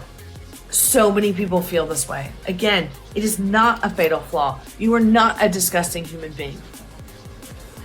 If you are disgusting with OCD, that means that I am disgusting with OCD, and I am not disgusting with OCD. And I've decided that. And so I know that if I am not, you aren't either. These are intrusive thoughts. We cannot help them. They happen to us. It is not our fault. And I know POCD is so hard because it seems like this is the worst of the worst. I get that. You're not disgusting. You are not flawed. This is not some fatal flaw that when people find out about you, they're going to be like, oh my God, I liked you or I loved you or whatever, and now I can't anymore. You know why? Because it's not who you are. They're thoughts. That's it. It's OCD. That's it. And that's big. It's not just it. It's big. And it's tough. And it's a hard disorder. And it's not something that you asked for. It is not who you are. How and when. Okay, and then lastly, I just wanted to say that a lot of people with POCD struggle with how and when you disclose this to people. I already went over this a little bit. How, no, let's say when. When you decide to, when it's not confession. You don't have to tell anybody your thing. Listen to me again. You do not have to tell anybody your thing, ever. And if anybody tells you that you have an obligation to tell other people, you can just tell them to go fuck off. No, you don't. Themes are personal. People are really not going to understand OCD. They can do their best to understand it, but they can't understand it to the degree to which we go through it. So keep that in mind. Also keep in mind your intention. Why do you want to disclose it to people? Do you need them to tell you that you're not a bad person? Do you need them to tell you that no, they wouldn't believe that? Or do you need them to know that so then they can decide whether they can love you or not? Those are not good enough reasons to tell. They're not good enough, okay? If you're going to tell people, the intention should be that you trust that person enough and that maybe they might be part of your support system, but still they may not be able to get it 100% and understand that. The how do you disclose it? I'm more than happy to consult with you on, and I can even help role play that conversation with you. The kind of the feedback I always give people with that is be ready for people to ask you, well, do you think that you are? And in general, every single theme, if you're going to disclose it, be ready for people to say, well, are you attracted to children? Or, do you think you're in the wrong relationship if you have ROCD? Or are you attracted to a family member if you have incest OCD? Because people don't understand. They're just hearing that. They're not hearing the intrusive thoughts piece, right? So I always say to people, if you want to disclose, be ready to hear any sort of feedback that isn't going to be alarming to the point where you are triggered and then now you're just trying to play catch up and you're trying to get their reassurance and approval. Because again, people just really can't understand. Some people do, by the way. But one of the advice I really like to give people is print out some articles. I have some websites ready. Even if you don't want to disclose your theme in particular, just say, you can look at OCDonline.com, madeofmillions.com, treatmyocd.com, OCD LA, OCD Baltimore. These have great articles on them. Print an article out and give it to your loved one first about sexual, violent, intrusive thoughts. And then just say, hey, if you have any questions, this is what I struggle with. Again, you don't have to disclose your theme, but that way you can gauge how people they're understanding it or if they're not, right? So then that may give you an indication of, I may hold off and not tell them my theme right now. But I can just give them some general information about what sexual intrusive thoughts and violent intrusive thoughts are. You are the victim of this horrible, horrible theme. It is the worst theme. And I am so sorry that you deal with this.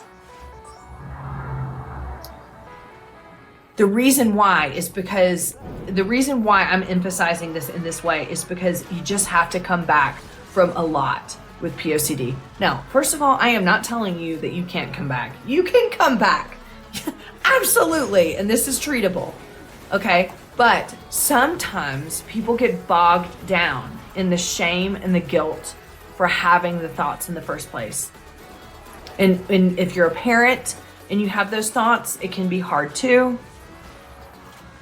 And you think and again, you might default to the, why would I even have the thoughts in the first place? There has to be some sort of meaning, which there's not, by the way. And second, what if people knew that I had these thoughts? So that's the other element to this is, okay, we can get better from OCD, and we do get better from OCD, but then there is the, what if people knew that I had these horrible thoughts? What would they think of me? And this is where the inflammatory piece comes in, right? Because people already have this idea of how they feel about even the word pedophile. So the fear then becomes that people knew, what if they didn't believe that it was OCD? Which we all worry about that when we have OCD and different themes, but this one is different. And I'm saying that not like you're different and it's awful. I'm saying you just have to be a little bit more careful about who you tell. You have to be careful about understanding the response that you might get. There are a lot of ignorant people out there that just are not willing to open their mind to understand any sort of experience outside of their own. You know, people suck. Not all of them. But, you know, if people have never gone through anything and they don't have to expand their minds, then they might go, oh my God, like, why would you think something like that? I mean, people have that stupid reaction to OCD anyway all the time. Like, just don't think about it. Why would you think that? Is that really who you are? But I mean, if they don't understand it, but this to some degree, you just have to be a little bit more careful. To reiterate, and I'll be doing so until the day I die, those suffering from these themes are victims of OCD and are not fundamentally bad people. Here's the way I operate when it comes to OCD and the usage of the word victim. My actions did not create any victims. There's no victimhood to be assigned other than myself to OCD. I am a victim of circumstance. I'd argue this mantra is important because people who don't understand how OCD works will claim you're using it as a cover to deflect and dodge accountability. You're not. And this is the healthiest mentality to have when it comes to using this word. It is your responsibility to deal with, but it's not your fault, and that's the key distinction to make here. Now, in terms of the reality of sufferers with taboo themes, we do have to be exponentially more careful with who we tell and how we talk about the taboo intrusive thoughts / feelings / images we suffer from. As an example related to POCD, I refer specifically to the distinction between a pedophile and a child molester. My goal here is to simplify the constructs of thoughts and action. In the pragmatic sense, labeling a person as a child molester implies that they committed a heinous act against a child because the word molest is an action verb. However, in the case of calling someone a pedophile, there's a lot more ambiguity. Offending pedophiles who've engaged in sexual activity with minors is typically the go-to construction in the minds of the general public. Though there is the premise of the phrase non-offending pedophiles who have the attraction but haven't acted on it. Thinking about this phenomenon in an OCD context, attraction translates to a feeling, and feelings can occur internally without being external. Therefore, pedophilia can sometimes get defined along the lines of something that you feel, and since intrusive sensations can often be a part of OCD, sufferers who experience them in any capacity suddenly fear that these are, at the very least, warning signs of becoming a bad person if they haven't already defined themselves as one. I believe that all this is a core part of stigmatization, since these inflammatory words are often still used interchangeably by the majority of the general population. Knowing this, the best path forward is to not associate yourself with any of these inflammatory labels as an identity. The reason I mention all this is because it's useful to know the social dynamics and importance of language as a concept, but to also highlight the severity of the destructive thought loops sufferers get stuck in often without knowing about OCD. You're not that, but your brain is going to tell you that. Because I've had these thoughts, people aren't going to know who I really am. I'm doing a disservice by not telling them, and I should. No, you don't. You don't have to tell anybody. Nobody ever needs to know your thing. Ever. No, they don't. Don't even come in here in the comment section being like, no, you should tell people. No, you don't have to. If you want to, and as long as it's not confession, for God's sake, if you want to tell people, and fine, but you don't have to tell people. There are themes I have never told a damn soul. I haven't even told YouTube before, right? And I don't feel any guilt about that. It's my experience with OCD. It's not anybody else's. And lots of people aren't going to understand. And I'm not going to add the burden onto myself of needing someone to understand something that's hard enough for me to deal with. So, with that, yes, people can absolutely know you. They can absolutely know the real you, because the real you is not POCD. It is not your thoughts. Confessions are one of the many types of compulsions that OCD sufferers use, and it's unfortunately among the most destructive ones. Do avoid this one at all costs whenever possible, and don't let anyone gaslight you into thinking you need to inform another person outside of qualified mental health professionals. It's no one's business to know, and it's your story to tell. Just like how this video is me choosing to tell mine. Another issue is people with POCD typically don't hate kids. In fact, they love kids and they want it, but then all of a sudden they find their lives, this applies to all kinds of things too, but they find their lives having to be lessened in the way of, I have to prepare everything in my life for if I'm going to see kids or when I'm going to see kids, because kids are everywhere. And so then you have to find yourself being like, oh my God, I can't interact with kids anymore. And I have to be mindful of what my body is doing around kids and mindful of where I'm going to sit. And if I'm interacting with them, and what did that mean? And what does this mean? And it is so unfair. Because lots of people want to have kids and they want to have a family and they want to interact with their loved ones' kids or the people that they love that are kids. And POCD feels like that steals it away from you. I do want you to know this is just like any other theme where you can get to a point where you just have to challenge your brain and say, you know what? My values are, I'm going to have kids in my life. I am going to have a relationship with my nieces and my nephews and my kids and my friends' kids and all of that. You can get to that point. It is going to feel hard and it's going to feel scary, but I'm going to say something. You are not a danger. You have a disorder with intrusive thoughts. You're not a danger to kids. You aren't. You are just scared. And you're scared that is something that you could turn into, but this is like that in particular. All themes are like that. It is so scary to think, if I have these thoughts, then there's the what if. If I didn't have these thoughts, or, because I'm having their thoughts, there must be some sort of possibility. But I'm telling you, you're not a danger. Your brain might even get to the point where you've had this for so long that you just think, oh my God, I don't even know what I want anymore. I don't even know what I'm attracted to, especially when you're getting the groin on you, especially when your physical body is reacting. But let me tell you this, you aren't a danger. And you can get back to that place where you can have kids in your life. You can have kids if you want them. Please don't give up. Please keep working. And please know that so many people that have POCD are able to re-engage with life in this capacity. It's quite tragic that when we talk about loving kids, a negative sexual connotation gets attached to that, as demonstrated in that abysmal TikTok video where a little girl's first love is interpreted as romantic/sexual love with her father instead of familial love. It's absurd even saying that sentence, but that's where we are in society. Reactionaries would say things like, yeah, you love kids, and that's the problem. Again, we see that this all ties back into how hating kids is now seen as more ethical than loving them in certain contexts. Also, there's a ton of obnoxious comments saying that people who even so much as have the thoughts should legally never be allowed to be around children. or perhaps telling certain individuals directly, like, stay 300 feet away from an elementary school, or playgrounds, and you get the picture. Kids do exist everywhere, and those statements are unhelpful because it's not realistic.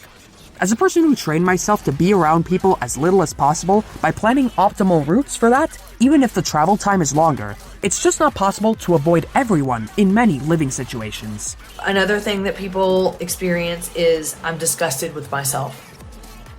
I can't even look at myself. I must be a monster because I'm having these thoughts. Again, this is just one more avenue of the I'm having these thoughts, so it must mean something horrible about myself. I'm disgusted with myself. I should be disgusted with myself. Everybody would be. No, with the shoulda, woulda, could be. None of that. Okay? I know it feels like that. When we have taboo, intrusive thoughts, images, feelings, bodily reactions, we tend to put that on ourselves. This is something about me. And the next thing I have on the list is this is a fatal flaw of mine. The fatal flaw, if anybody knew, if people found out, they would think I was a monster. They would not think that I was the person that I'm portraying to them because they would find out who I really am. Do you see how this is all linking back to the stuff I've already said? This is all part of a big pattern of what we all feel when we have these taboo, intrusive thoughts. There's this fatal flaw that no one knows about me, and if they knew who I really was, they would want nothing to do with me. They wouldn't think that I was the person that they think I am because I'm putting on this act. You see what I'm saying? And they wouldn't want me around their kids, blah, blah, blah, blah, blah. So many people feel this way. Again, it is not a fatal flaw. You are not a disgusting human being. If you are disgusting with OCD, that means that I am disgusting with OCD, and I am not disgusting with OCD. And I've decided that. And so I know that if I am not, you aren't either. These are intrusive thoughts. We cannot help them. They happen to us. It is not our fault. And I know POCD is so hard because it seems like this is the worst of the worst. I get that. You're not disgusting. You are not flawed. This is not some fatal flaw that when people find out about you, they're going to be like, oh my God, I liked you or I loved you or whatever, and now I can't anymore. You know why? Because it's not who you are. They're thoughts. That's it. It's OCD. That's it. And that's big. It's not just it. It's big. And it's tough. And it's a hard disorder. And it's not something that you asked for. It is not who you are. I use the term self-loathing to describe myself back in late 2021 to early 2022. I went through the whole shoulda, woulda, coulda during that time, and it was paralyzing. I'm so thankful to be in a better place now, and that I understand why I had these thought patterns. I'm sure you've heard the whole life goes on and it's a waste to dwell on the past advice already, which is good advice, but it's hard for us to move on with life since we're not taught how to process our experiences effectively. Yet another skill on the excruciatingly long list of things we should be teaching in schools that we just don't. We need to process, come to terms with, and understand our experiences before we can. And that's a goal OCD therapy should help you strive towards. You just have to be a little bit more careful, which is why community is so important.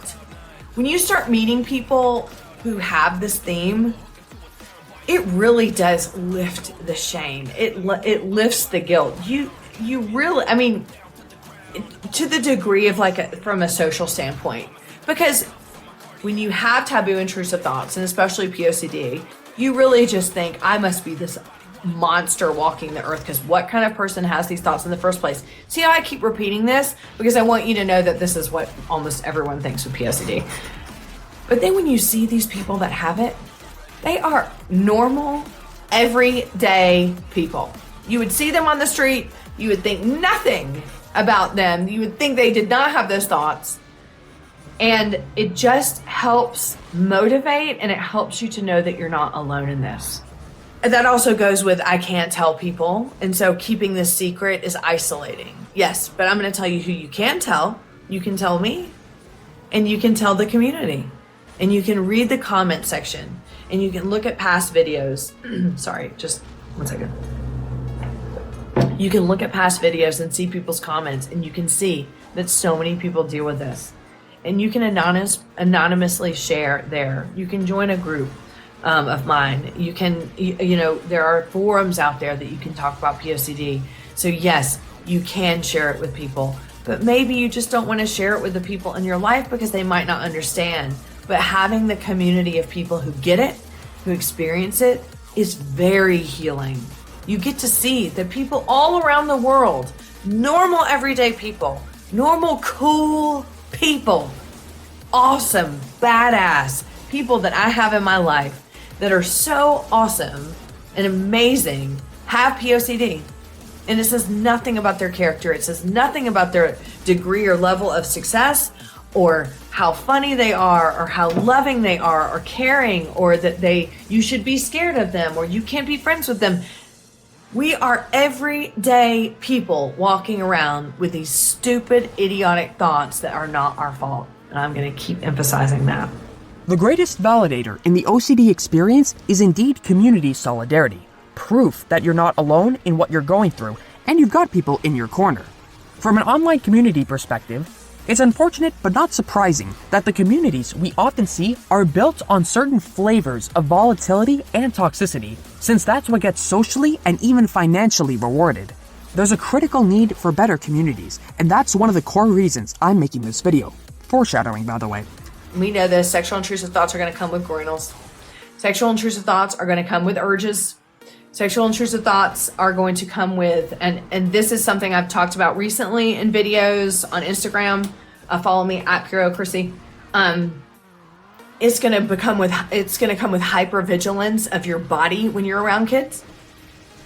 So if you're walking through a crowd, you're with, like I said earlier, you're with kids, you're picking them up. They're you know how kids are. They think you're a jungle gym, especially if you're as tall as I am. You know, like they're just crawling all over you, and you're just like, wow, the child just like grabbed my boob to climb up me. You know, but like when you are in that position, you're hyper aware of everything. And then it's did I move my arm this way? Did I move my hand this way? My foot? Why did that child grab me there? You know, why is that child's face on my crotch? You know, things like that. And then all of a sudden that can turn into did I do this on purpose? And did I want that? And why would I do that? And so there's a lot that can go into not just the intrusive thoughts that are terrifying, but the physical aspects of POCD as well. So this continues and can continue to push you down that path of being like, I must be a monster, I must be this. So I highly encourage you, first of all, to get help, to get treatment for this. Now, ERP, exposure response prevention, is gonna feel hard for POCD. I discussed what exposure response prevention is in my Year of Revelations video in more detail, but I'll just read an excerpt from NoCD to describe what it is. Exposure response prevention, ERP therapy, is a form of cognitive behavioral therapy, CBT, that was developed specifically to treat obsessive compulsive disorder, OCD. Exposure and response prevention therapy, or ERP, was created specifically to treat OCD, and it works by interrupting the cycle of obsessions and compulsions. In ERP, you're encouraged to gradually and carefully confront your obsessions, sit with the discomfort you feel, and resist the urge to do compulsions. This might sound scary, but you'll start small, and your therapist will guide you every step of the way. It definitely doesn't help that CBT and ERP are also acronyms that represent sexual activity in internet culture. I'll just say them outright because this video may reach an audience that doesn't understand them. Those being cock and ball torture and erotic roleplay. The latter is especially talked about in allegations accusing people of engaging in sexual roleplay, sometimes with minors. So the word proximity phenomenon I mentioned earlier is also a barrier to understanding sufferers' experiences. A nasty coincidence to be sure. So be mindful when using these acronyms in certain spaces, specifically for the internet crowd out there. If you are with a specialized therapist for OCD, a specialized therapist, especially one that I can refer you do not have to worry about them calling the cops or them thinking that you are really a pedophile and you don't have OCD. I know that's your worry. You're worried about going to therapy because you're worried about what the therapist is going to say. Seasoned OCD specialists deal with this day in and day out. It's one of the more common themes. I know you don't think that because you feel so alone and nobody talks about this, but it is so common. And there are so many people all over. You might know people in your life right now that are struggling with it and you just don't know because people are too scared to talk about it? Well, I'm not. So here we are. Here we are. I've noticed that some popular video creators in online spaces often say to get help, but also pass off moral judgments or provide advice that directly contradicts what that very help looks like. The most popular one, pushing the narrative that thoughts are often a prerequisite to actions, which is stigmatizing to OCD whether they realize it or not. Some also say, turn yourself in, but that's obviously unhelpful, so don't listen to them. It's a bunch of hyperbolic hogwash at the end of the day. The number one takeaway I'd like all those who suffer from this is to always seek an OCD specialized therapist and never any other kind. As Dr. K mentioned, the therapeutic approach taken with those who suffer from OCD is particularly different than all others. As such, effective treatment only comes from those who understand it. Going to any general therapist runs the risk of it not going well for you.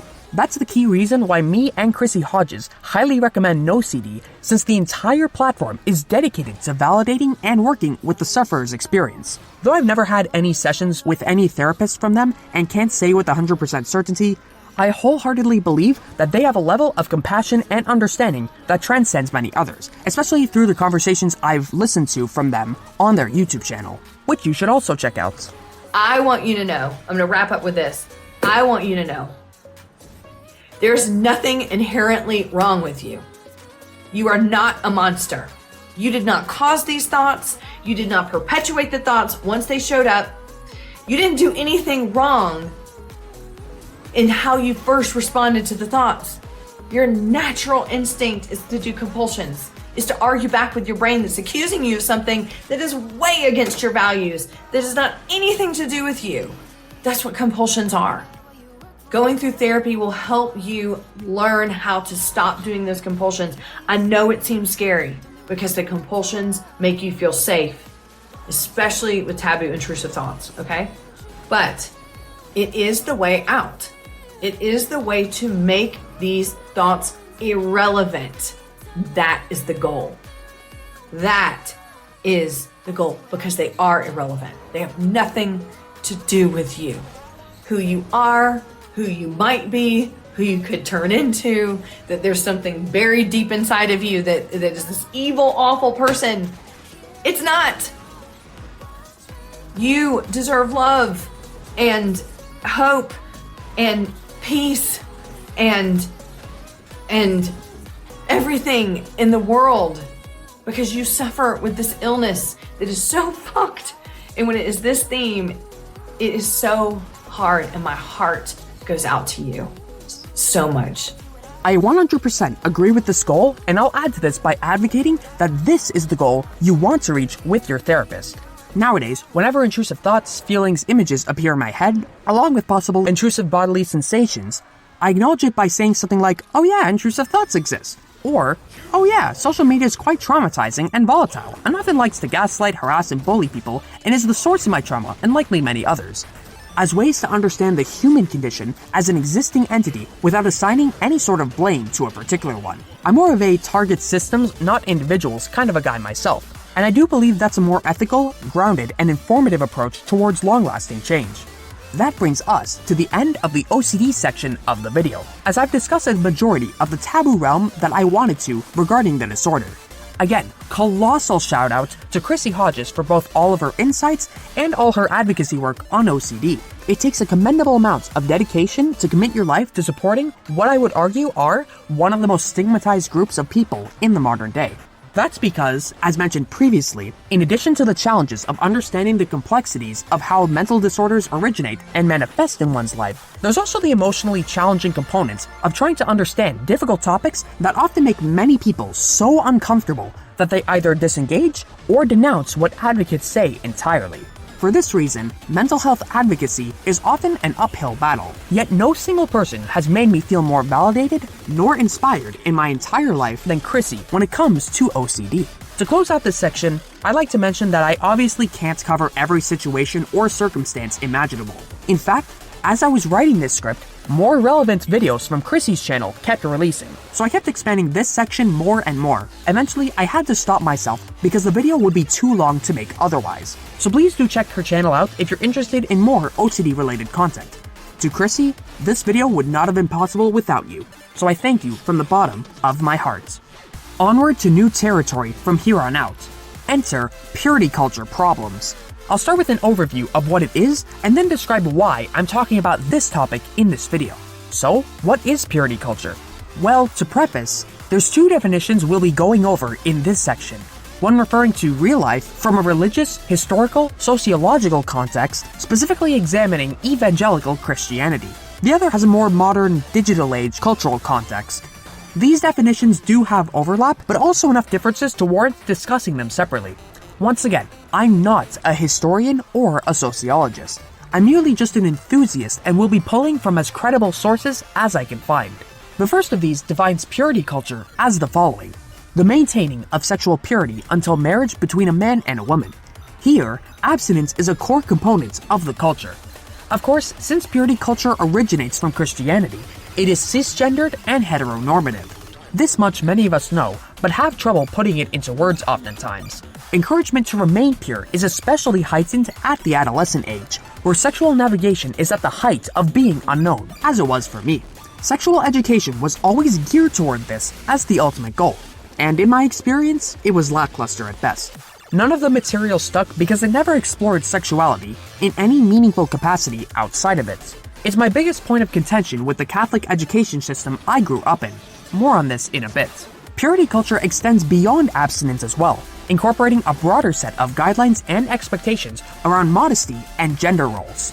Think along the lines of the suppression of sexual expression and conforming to the roles society has deemed you should adhere to based on the gender binary. Here, men ought to be protectors and women ought to be gatekeepers of purity, responsible for ensuring they don't incite quote-unquote impure thoughts in men. Here's where I'd argue the whole victim-blaming phenomenon came from, as it absolves men of any responsibility since sex drive is supposedly their natural inclination.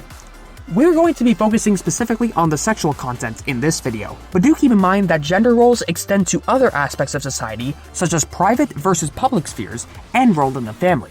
Any deviation from these rigid norms is seen as taboo and destructive from the evangelical Christian perspective. I'll follow up with these definitions by discussing the way they manifest in the curriculums made for adolescents and the subsequent impacts it has on them. For one, the primary focus of purity culture is sex only after marriage and only purity before that. Sexual health knowledge is stifled, suppressed, and withheld at every point by various power structures, those being governments, healthcare providers, and educators. Purity cultural influence from each of them has created gender stereotypes associated with negative sexual health behaviors, such as female passivity and male aggressiveness. It's also created fears surrounding sexuality as a whole. It's also created stigma against sexually active young people. Here, they're made to feel guilty for their experiences, which, by the way, happens when it comes to both non-consensual and consensual sex. We know about the nasty practice of victim blaming and how young girls are taught that anything bad that happens to them is their fault for letting it happen or leading males on. What's talked about less, heck even against, is the mere possibility that adolescent sex can be healthy. It's the stigma itself that creates problems in sexually active adolescents, not the act of sex itself. This leads nicely into another phenomenon purity culture creates, that being systemic ignorance towards the sexual needs of youth, especially those in minorities. It also created an association of abstinence with virtuosity, where sexual activity gets associated with the opposite, that being negative health outcomes and guilt about sex. There's a cruel irony towards the moral panic that conservative and religious spaces have towards youth sexual activity because of the negative health impacts. Yet, at the same time, they restrict access to sexual health products that can mitigate and prevent those very impacts. On a more personal note, in the past, I used to think in terms of how youth sex is a problem to be solved. I was so against actual sex as a teenager. Yet I masturbated frequently, so I was at odds with myself as well due to cycles of shaming I was only able to overcome in recent years. That's a whole OCD rabbit hole, and I've since evolved to understand it better. My old stance can simply be described as hypocritical, black and white if you will. Anyway, I focused on preventing problems before they could happen, not understanding that sex itself is a natural part of the human condition. Preventative measures are important when it comes to the other types of disciplines, especially in tech-related fields as one example, but not when the feature you're trying to decommission is a fundamental concept of your own being. as it is for many people. The majority of humanity has sexual components to their lives, except some under the asexuality umbrella. Even then, purity culture still targets them because they are a sexual minority. My overall point here is that purity culture's rigidity is the main issue, where it imposes strict regulations of sexuality that are at odds with sexual diversity. Now that we have an understanding of purity culture, let's discuss its implications in society and then how it propagates in different populations. First off, purity effectively becomes a function of happiness in any social setting with religious influence. Any harm induced on youth, whether they be practices or people, ought to be interpreted as an individual sin, a moral failing, or disobedience, diverting attention away from the systemic issues responsible for that harm. As a result of these efforts to uphold that happy purity story, youth stop critically engaging with narratives since their attention is diverted away from them. In this way, bodies and behaviors conform to a pre-constructed world, with predefined human experiences suited only for those who can. The rest are condemned, scapegoated, and typecasted as outsiders. The Western world especially is a massive proponent of individual responsibility, as many of us know already. But now we have an understanding of how and when that teaching starts to get instilled. It diverts attention away from the actual issues it creates for those targets. That's the only way these ideologies can survive. And it's by design, at least that's what I argue. Next, I'll be briefly touching on how purity culture negatively affects women, and it all revolves around control of them, subordinate to men, at least in patriarchal societies. As such, they're subject to cycles of sexual shame in the form of slut-shaming. We already talked about how sex education in a lot of areas is lackluster or non-existent. Without formal education structures to give accurate, compassionate, and realistic portrayals of sex, other institutions and industries end up imposing their values on what an ideal woman should be, quote-unquote ideal. Paradoxically, their bodies are simultaneously policed and burdened with the responsibility by proponents of purity culture and society at large later on. Women are often taught in purity culture that they are supposed to be responsible for averting the male gaze, and if they received unsolicited attention from that it's their fault, and it is a very harmful, vicious cycle of shame that can take a very long time to undo. Purity culture opens the way to all this, as much as proponents of it want to claim the opposite. This is where I argue the objectification of women has its roots, and absolve abusive men of any responsibility for their actions. It justifies the whole sex drive as a natural inclination in men phenomenon, as well as sex drive defined as a moral failing in women who do have a sex drive, that is. Now, as valuable as all this information is, it's not the complete picture. Rather, it's only the more well-known pieces of the puzzle. Contrary to popular belief in certain circles, the justified outrage concerning the impacts purity culture has on women does not justify typecasting all men as immoral sexual animals. As a cisgendered heterosexual male, I've experienced both first and secondhand how harmful these generalizations are. Purity culture is not for the interests of all men. I'd even go so far as to argue it's to the detriment of most men. Men-on-men interactions are the most common example of this, but I extend that to society in general regarding the expectations they place on men.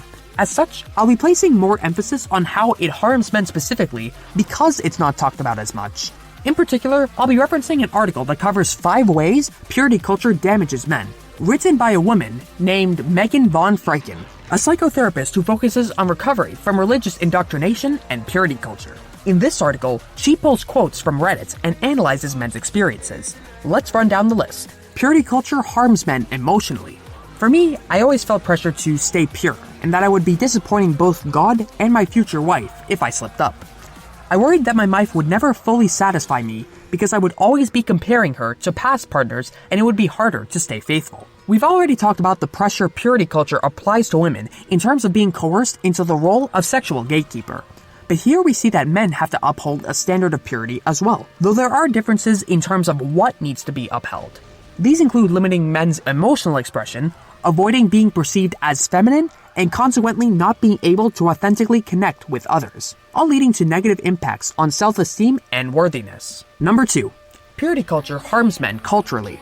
I've always had a great deal of anxiety around dating from growing up in purity culture. It was stressful to think that I was supposed to lead my future wife in her walk with God, and I never felt I was a good enough person for that level of responsibility.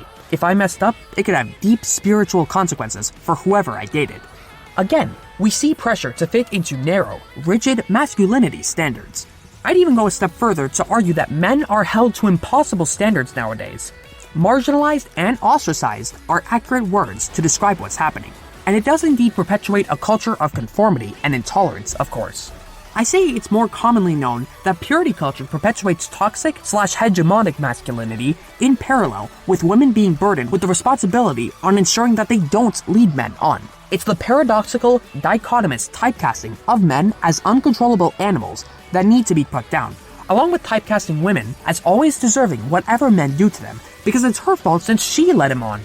Both of these echo chambers exist. One fuels the other, both fueling the antagonistic energy towards each other and the problematic gender divide. Be very critical of this, folks. Let's take a quick detour to Dr. K's impactful takes on the state of men and their individual experiences, shall we? People will say, okay, like men should express their emotions. People say like, oh my God, healthy masculinity is expressing your emotions. And if you express your emotions, that's a sign of healthy masculinity. Well, so here's my question. Does that include all emotions? No.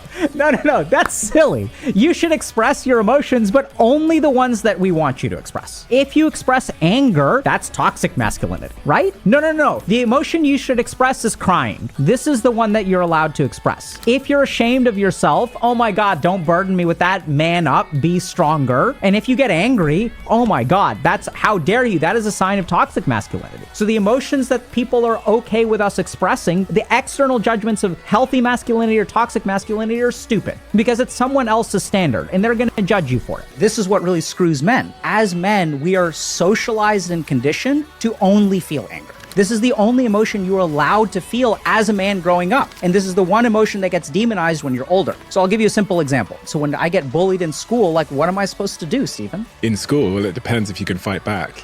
Absolutely. Like you didn't say talk to the teacher. You didn't say cry about it, because if I cry about it, what's going to happen, Stephen? You're going to get bullied more. Absolutely. So men experience anger as something called an umbrella emotion. We literally suppress and are conditioned to suppress all other emotions except for anger. And then if you talk to men about their experience of life, anger is always the first thing that comes out of their mouth. Someone breaks up with you. How do you feel about it? Do you feel ashamed? No, that's not what we say. I feel pissed off. How could she do this to me? And then we vent that anger on the internet, and then this turns into misogyny. The men who are saying these kinds of toxic things are saying that for a reason. This is because of their upbringing. This is because of the world that they lived in. Up to 60% of men who kill themselves have no evidence of mental illness. So I think one of the biggest tragedies that we're perpetrating right now, potentially, is that when we look at male suicide, we are assuming that this is a pathology of the mind. This person is sick, instead of understanding that it's possible that half of the men who kill themselves or more don't kill themselves because they're ill. They kill themselves because they're genuinely in a position where death is the only way out. If we assume it's mental illness, we don't try to fix the problems that are pushing them towards suicide. Really, really scary thing that's going on. And I'm not saying that mental illness does not lead to suicide and people shouldn't get therapy and things like that. So when I have a patient who's in a traumatic and abusive relationship and they're suicidal, therapy may help them some with the suicide, but the most important thing I can do for that person's suicidality is to help them build a life where they're no longer abused. It's to change something in their life, not to change them. So the number one thing that correlates with male suicide is not depression. And this is super scary. There's one study I saw recently that suggests that 50% of men who kill themselves have no history or evidence of mental illness. I believe this statistic in my clinical practice because I know what depression looks like. I know what bipolar disorder looks like. And half the men that I've worked with, at least, are not actually mentally ill. See, mental illness means a pathology of the mind, which means that the mind is malfunctioning. Most of the suicidal men that I work with, their mind isn't malfunctioning. They genuinely have a life that is no longer worth living.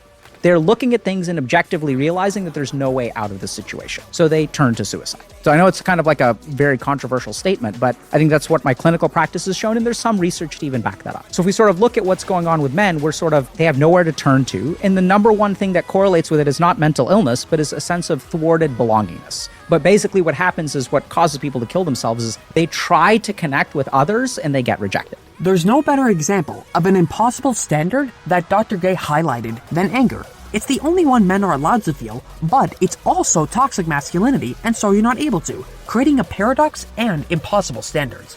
This is the reality of men's individual experience nowadays, with seemingly no solution in sight. Moving on to number 3. Purity culture harms men relationally.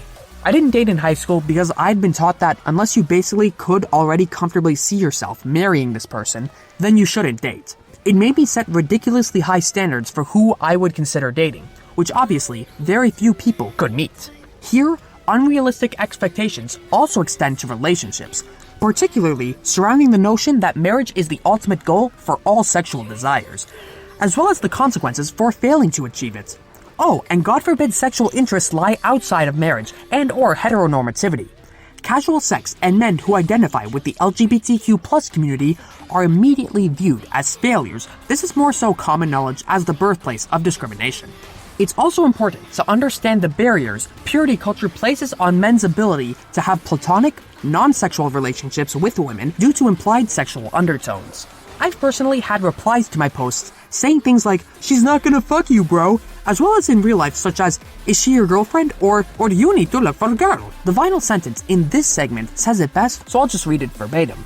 Because interacting with women was always coupled with the stress of trying to avoid lust, it makes it difficult for men to get to know women without associated stress. This right here is why I've never dated and I've always been hyper-vigilant of my interactions with girls and women throughout most of my life. Especially since the same purity culture that causes men stress also causes women stress because they learn to fear men and question men's intentions as a survival mechanism. This is a key component of the pipeline that leads to interpreting everything as abusive, inappropriate, and creepy. We'll explore this avenue more in a bit. Number 4. Purity culture harms men sexually. My biggest mistake and disappointment in life has come from not establishing a functional sexual relationship and vetting sexual compatibility before making a lifelong commitment. It's led to a lot of personal heartbreak. This point extends abstinence to men in marriage, and it can lead to a lack of understanding of one's own sexuality and sexual desires. Difficulty in intimacy and sexual dysfunction are also common, yet lesser-known struggles men experience. Women likely do as well, so this point applies to them too. When they're finally quote-unquote allowed to engage sexually as dictated by purity culture, the trauma that culture inflicts on them makes it so that they often just can't since they've suppressed so much for so long.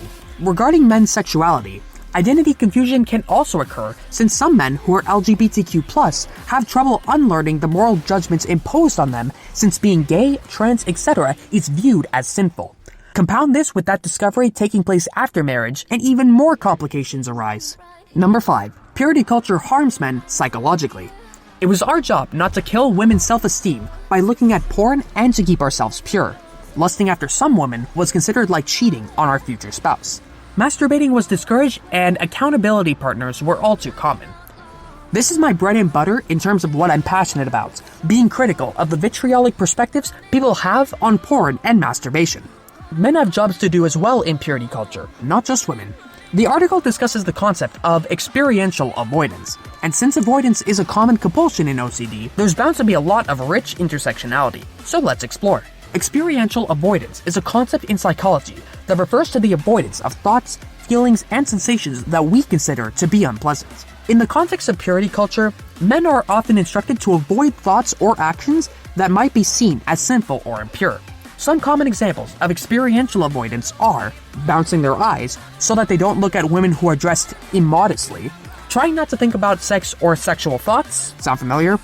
Avoiding all sexual urges and activity, including masturbation. And, much like OCD, purity culture can lead to feelings of guilt, shame, and anxiety, as men fear that they are committing a sin or betraying their moral values by entertaining sexual thoughts or desires.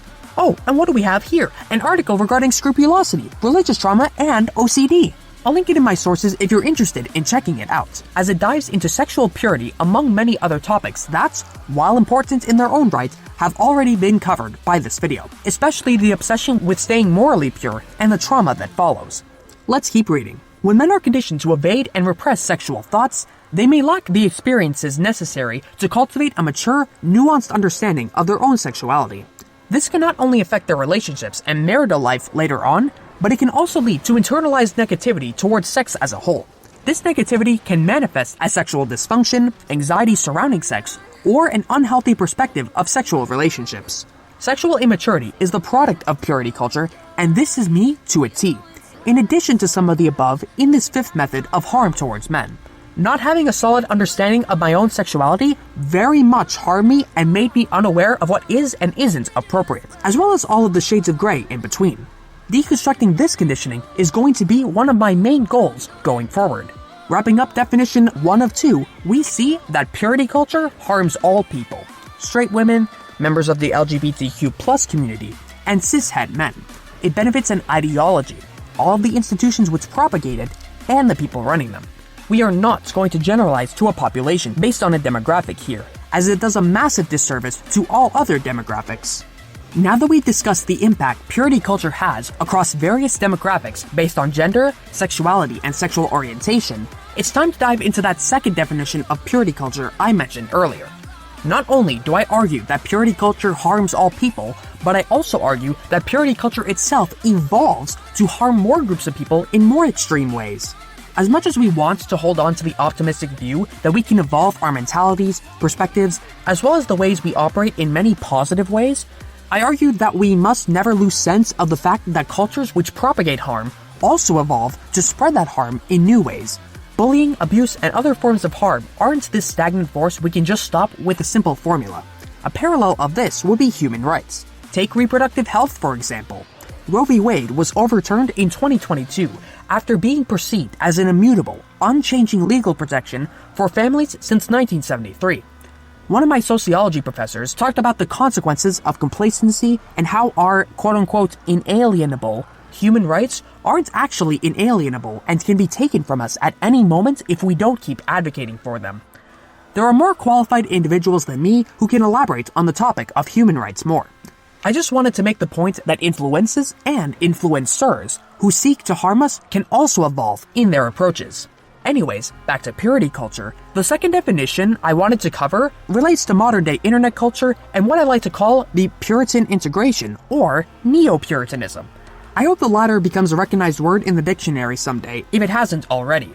At its core, this phenomenon has to do not with the policing of real-life behaviors, but rather the policing of fictional content created and consumed. I'll be referencing 2 articles to describe what purity culture in online spaces looks like in the digital age. As while the 2 definitions have commonalities in terms of the framework and rigid standards for society, the content people get involved in varies tremendously.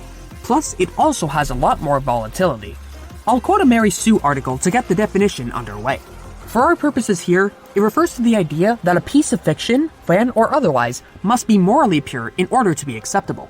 In fandom terms, that means any fic or ship that contains so-called problematic elements is unacceptable, and those that support or enjoy it must be called out and shamed. Now, let's start the discussion right out of the gate with a heavy-hitting excerpt from a Vox article. How did the internet become so puritanical? On social media, outspoken anti-sex advocates increasingly cry gross at everything from R-rated rom-coms to fictional characters and queer people having sex to consenting adults with slight age gaps to dating short people. They see over-sexualization in just about everything. They often accuse the things they dislike of being coded fronts for pedophilia, and the people who enjoy those things of being sexual predators. These social media users frequently form enclaves that turn as nightmarish and troubling as the things they're ostensibly trying to police.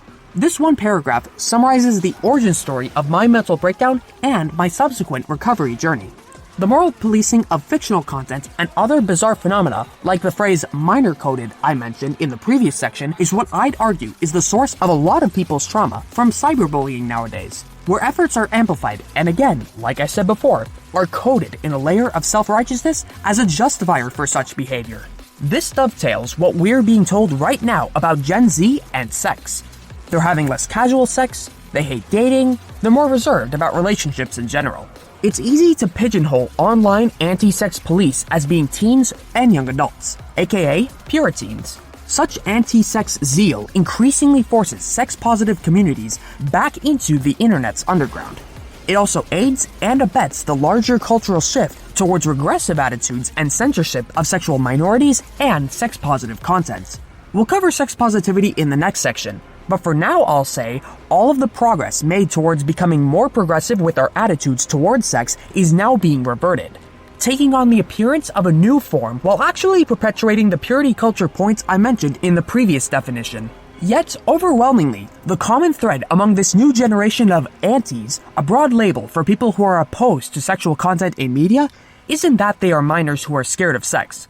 It's that none of them distinguish between fictional harm and real-world harm.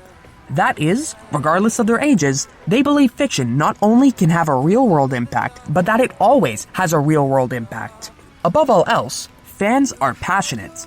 Fandom is where the internet houses some of its most engaged communities, where fans flock to celebrate their favorite stories, create fanworks, carry on intense discussions, and argue over which fictional or celebrity relationships they're shipping.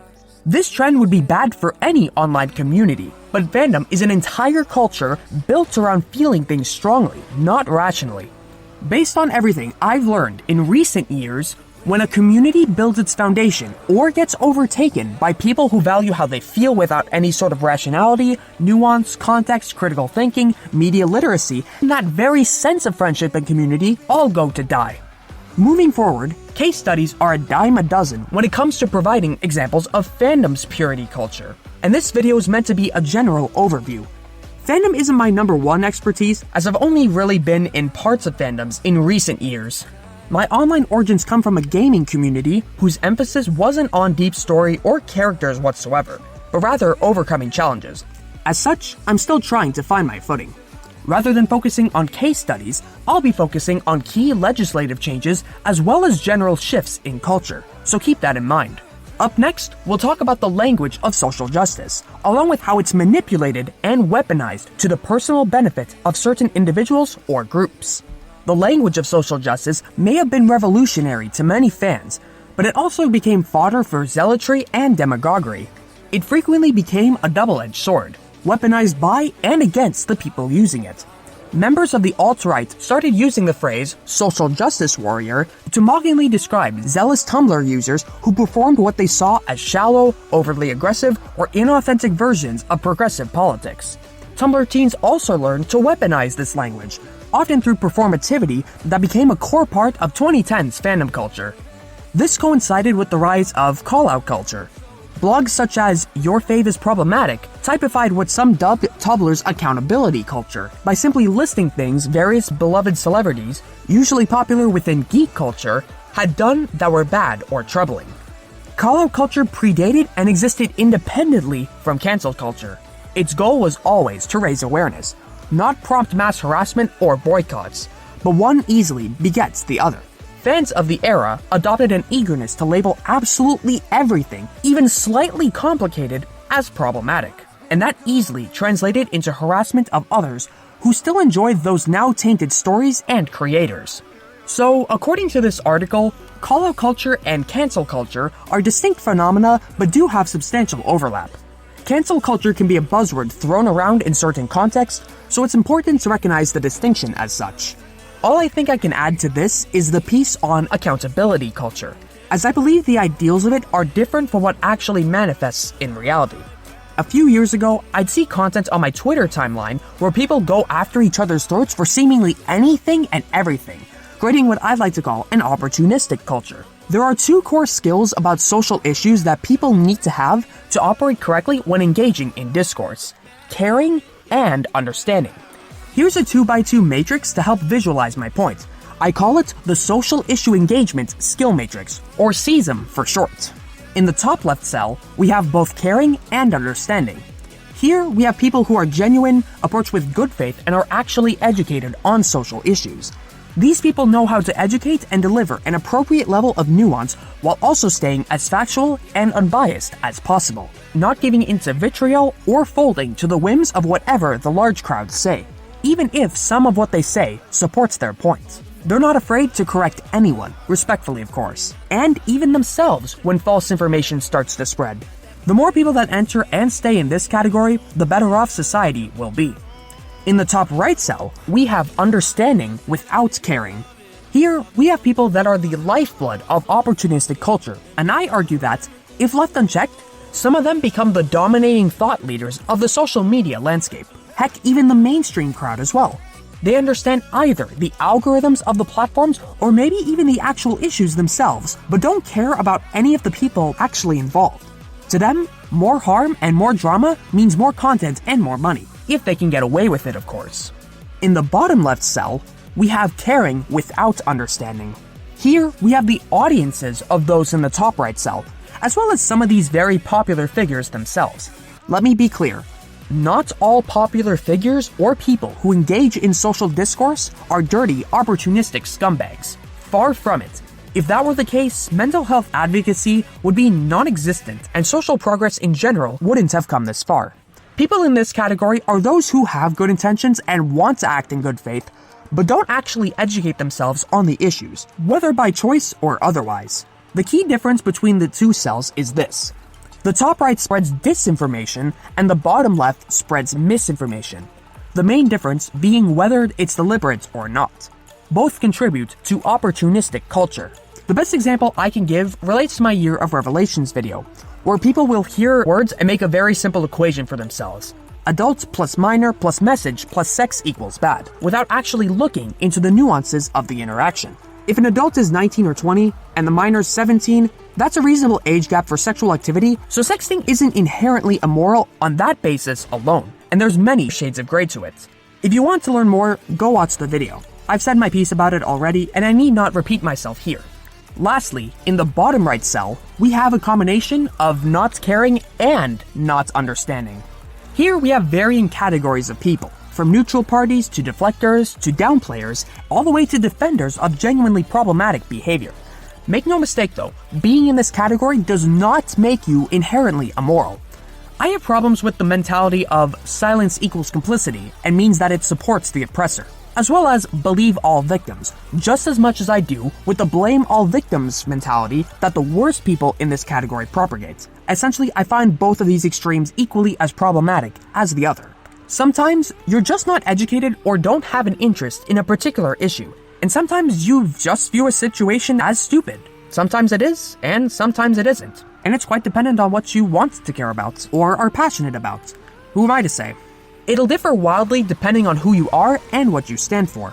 It's good to care for a cause greater than yourself, but that opens the door to a conversation about privilege because some just can't afford to engage here since they're devoting all of their energy to simply surviving. It's rough out there and we do live in a society, after all. Again, this category is incredibly broad and is mainly applied to anyone outside of the public conversation looking in. The final key takeaway from this entire matrix of mine is that it's not an absolute for all issues. Where you might fall in this matrix varies from issue to issue, so keep that in mind, and I hope you found this useful. Now, let's go legislative and analyze the impacts Puritanism has on fandom culture. Originally, Tumblr culture's nuanced language around politics and accountability coexisted alongside a rampant, thriving, sexually explicit counterculture. Fans and non-fans, many of whom were queer sex educators and or sex workers, enjoyed a healthy relationship to sexual expression during this era. While Tumblr became notorious for hosting porn, the reality was that the permissiveness of Tumblr's adult content policies made it a safe space for many marginalized communities. That all changed with the passage of the Child Protection Bill FOSTA SESTA in 2018. FOSTA heralded a sweeping crackdown on online adult content. As part of the fallout, huge swaths of the sex-positive internet were wiped out in the name of protecting children. Among those decimated communities were sex workers and sex educators on Tumblr, as well as the legion of users, many of whom were queer and genderqueer, who sought self-expression and explored their identities through sexualized content. Overnight, via its infamous ban on porn, Tumblr went from being a notably horny platform to a site full of aggressive, paranoid, wary fans who were obsessed with spotting pedophilia and illicit sexual materials everywhere and anywhere, even if the things they deemed immoral and illicit were nowhere close to illegal. FOSTA seems to have weakened the natural resistance of fandom and internet culture at large to the US's broader, puritanical, anti-sex culture. The purity movement formally began in the 90s within evangelical culture as a way of normalizing an abstinence-only approach to sex, especially among teens. In the modern era, the language of this movement has converged with that of trans-exclusionary radical feminists, or TERFs, who enact a regressive approach to sex and gender expression. If you go into certain radfem forums, you'll see a language mirrored one-to-one, describing the way TERF rhetoric overlaps with and sometimes infiltrates fandom spaces. It's almost like a game, slipping some ideology secretly into a fanish experience. It's misinformation under the guise of activism. Like the US's larger current moral panic over drag shows, LGBTQ people, and quote-unquote groomers, fandom's culture has regressed towards sexual repression, attacks on sexual minorities, and censorship of art made by marginalized people. The shifts happening in fandom and across the internet help exacerbate this larger cultural shift. There's no meaningful difference to me between a right-winger who calls me a pedo because I'm trans and an anti-shipper that calls me a pedo because I read Homestuck, referring to the famously weird webcomic. They're both putting me and people like me in a dangerous position. It's hard to say where fandom starts and where everything else begins, Rosenberg told me. She identifies the roots of the shift as a core of emotion and disgust, in response to various types of sexualized content. But while this response to sexual deviance has always existed, the internet allows fans to express their disgust in new ways. And the rise of anti-fandom allows fans to pathologize all kinds of things, from garden variety kink to age gaps to sexualized cartoons. Another major factor in the intensification of all this is Twitter, specifically the mass migration of many fandom cultures to Twitter over the last decade. When these cultures moved to Twitter and were exposed to literally everybody and everything, the stakes were higher, in being on the so-called winning team.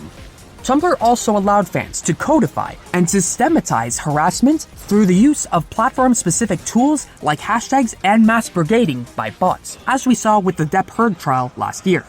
As Musk-era Twitter's abuse team has dwindled, multiple sources told me that they had been using the platform less, retreating into siloed spaces like private Discord servers and locked mailing lists or Facebook groups.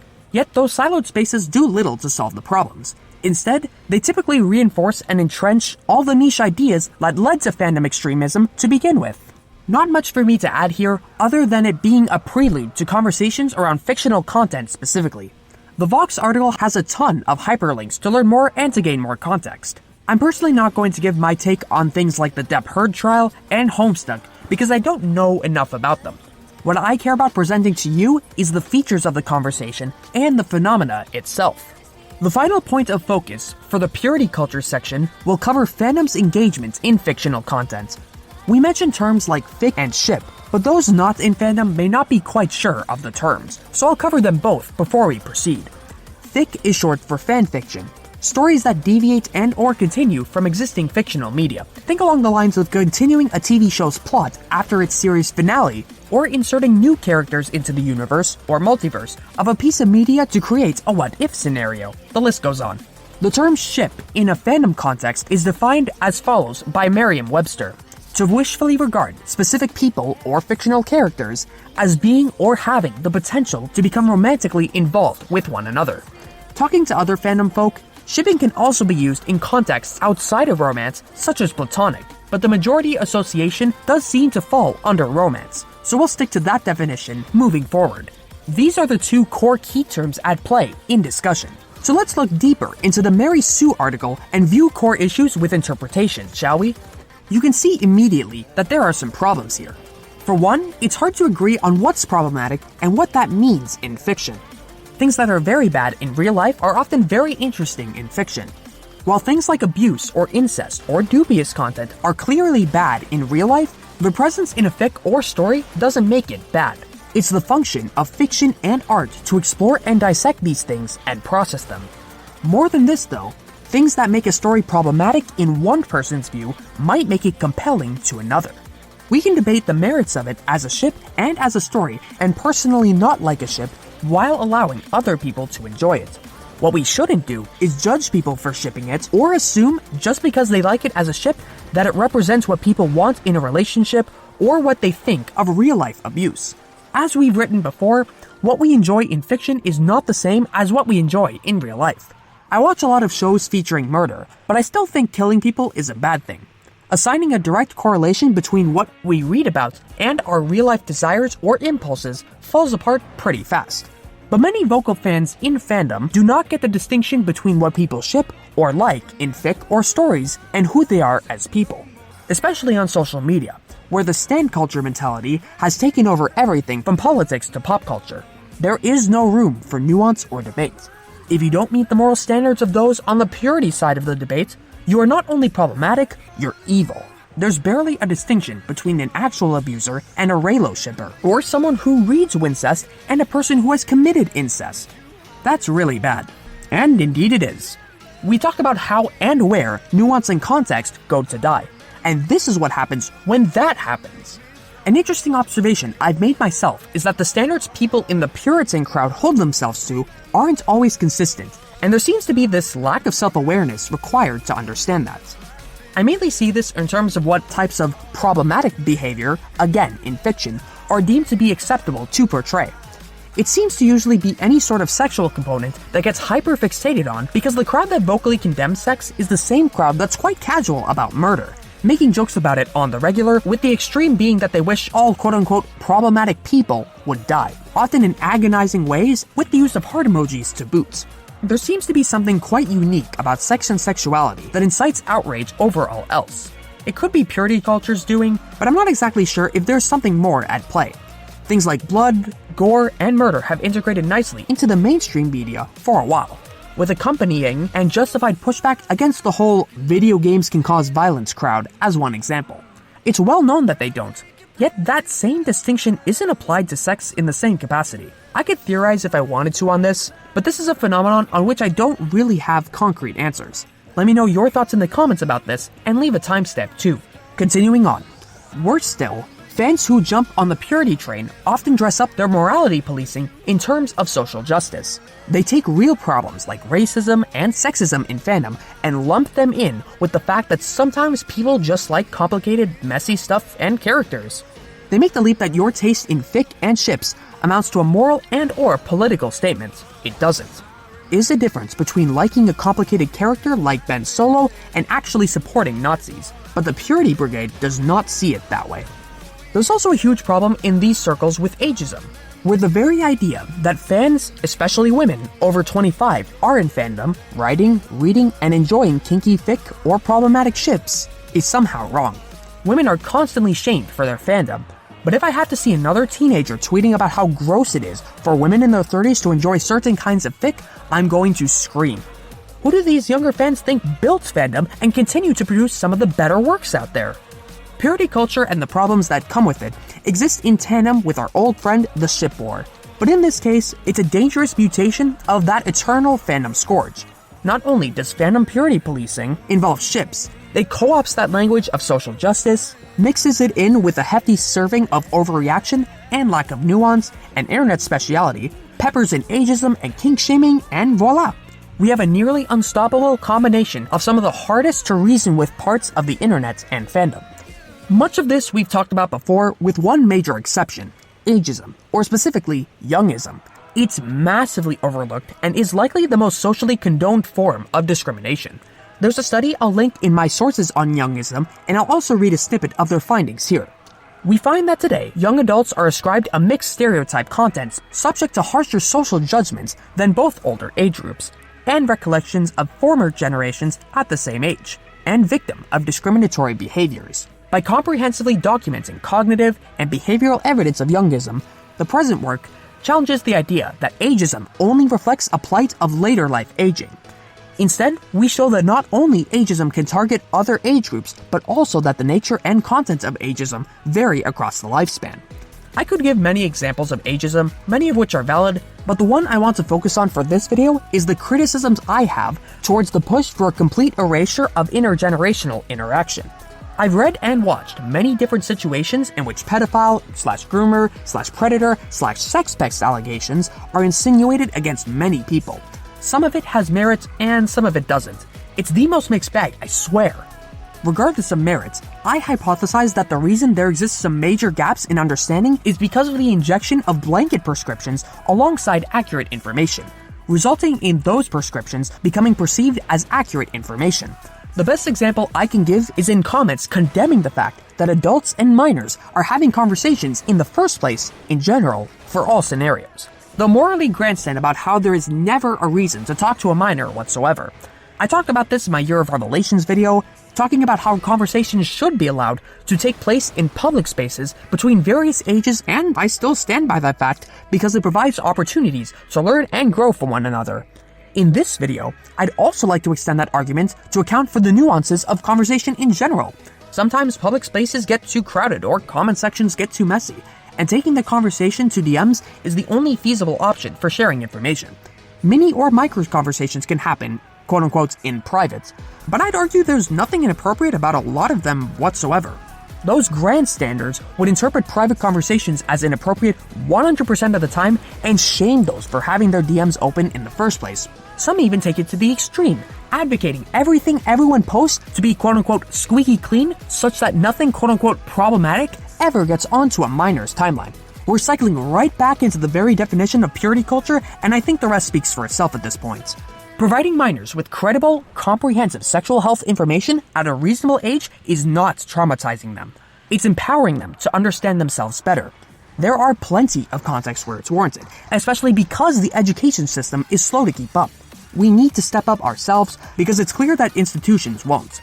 If you have a problem with any of this, I implore you to reevaluate your perception of the world and think about cases in which the adults responsible for being in kids' lives, such as parents and teachers, just weren't.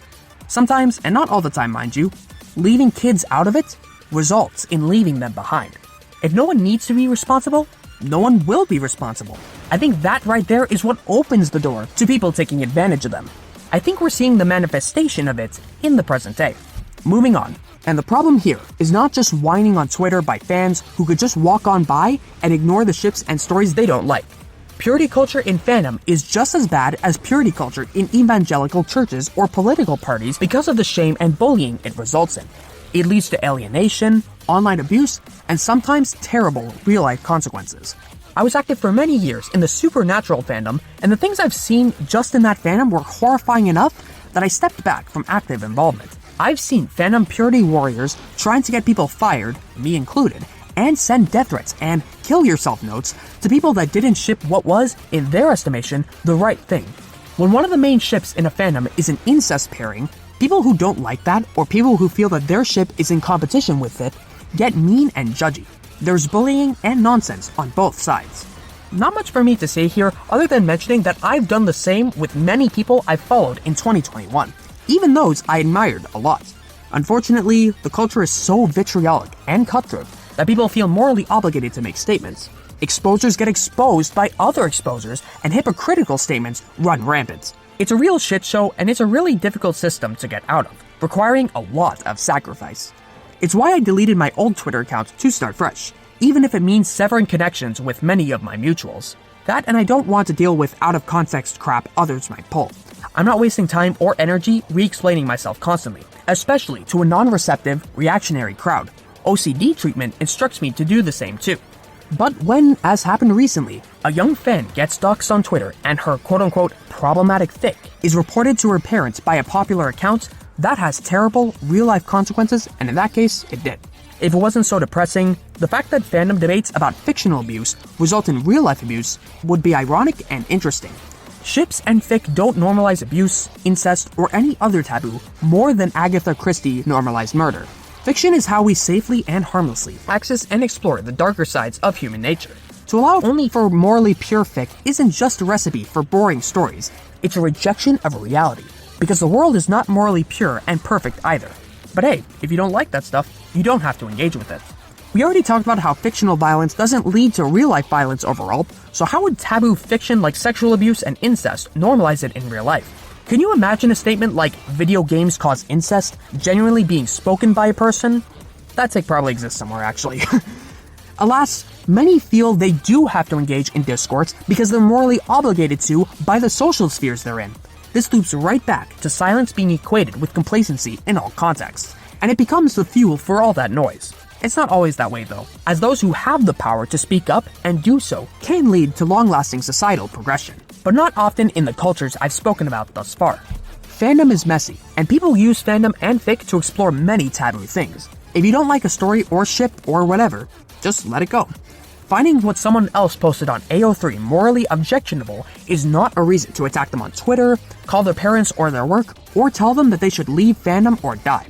The only abuse being normalized here is online bullying, and it has to stop, or else fandom will stop being a safe space and will become just as puritanical and repressive as the world fandom is supposed to be an escape from. Bullying has been normalized in the modern age. I remember seeing 3 YouTube comments I found very concerning that also had a lot of support on them. Though I didn't save them at the time, they can be paraphrased into the following: bringing back bullying, bringing back stigma, and the notion that stereotypes save lives. All of these operate under the basis of quote-unquote corrective action to prevent anything that deviates from the norm of the majority. Much like purity culture, methods of bullying and cyber abuse have evolved as well. Mental health advocacy is facing an uphill battle because of this, so our efforts must keep up to give us a fighting chance. We already have a solid knowledge base to work off of, and the entire next section is dedicated to solidifying it, so stay tuned. In the final part of this section, I'll be discussing what I believe is the purity culture culmination, where people in certain spheres online not only engage in these practices, but also integrate them into their very identity. There are two elements of focus here: shipping wars, more specifically pro-shippers and anti-shippers, as well as DNIs, DNI being shorts for do not interact. I'll talk about shipping wars first because it's a subset of what DNIs are all about, so we'll start smaller. Let's look at that Vox article once more to gain some insight. Yet, overwhelmingly, the common thread among this new generation of antis, a broad label for people who are opposed to sexual content in media, isn't that they are minors who are scared of sex. It's that none of them distinguish between fictional harm and real-world harm. That is, regardless of their ages, they believe fiction not only can have a real-world impact, but that it always has a real-world impact. On Tumblr and Twitter, where so much fandom discourse happens, this conversation about sexual content in media has spawned an entire movement called anti-fandom. In the wake of the 2018 passage of the Internet Child Protection Bill, FOSTA SESTA, in the US, fandom's proudly sex-positive culture has increasingly become sanitized, homogenized, and erased, which has allowed the puritanical voices of these anti-fans to take their place. Soon, this tendency converged with antis in fandom, people who were identified primarily not through their love of a thing, but for their hatred of it. Over the back half of the 2010s, the notion of what an anti was began to shift away from, say, K-pop stans hating on a specific K-pop star, toward broad opposition to various fandom ideologies and practices. This usually comes down to two things: sexualized content and shipping, especially shipping. Few things in fandom are more polarizing than who a character falls in love with or ends up with, or who you want them to end up with instead. More has been won and lost in the name of ship wars, fans fighting over which ship is the best, than time could detail. Specifically in the Voltron fandom, in 2016, hatred for a single ship on the animated TV show reportedly led to the creation of an entirely new concept in fandom, the idea of being a pro-ship. The stated goal of this fight was to call out and oppose alleged pedophiles in fandom, but the actual goal was to wage war against one specific pairing by demonizing as a pedophile anyone who shipped it. The characters in question, Shiro and Keith, were approximately 25 and 18, respectively, in the show's first season. Demonizing a group of people as pedophiles for a ship between a 25 and an 18-year-old is very problematic because that's not even the definition of the word. However you feel about such an age gap, calling it pedophilia is flat out incorrect. What an origin story for a new label if this is true. And I'm inclined to believe it is because I've watched videos on this topic that discuss the same ship.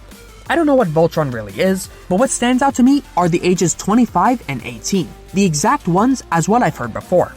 Again, I'm not here to discuss specific fandom examples in which I'm not familiar with the source materials.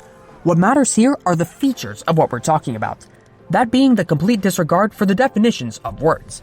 There is not an ounce of rationality to be found, and it lends incredible credence to how people in fandoms engage purely based on their feelings. That's the only way such a term could gain such traction while being factually incorrect. Pro-shipping seems to be in direct response to anti-shipping according to a master's thesis that the Vox article links, titled, "It Makes Me, a Minor, Uncomfortable: Media and Morality in Anti-Shippers' Policing of Online Fandom."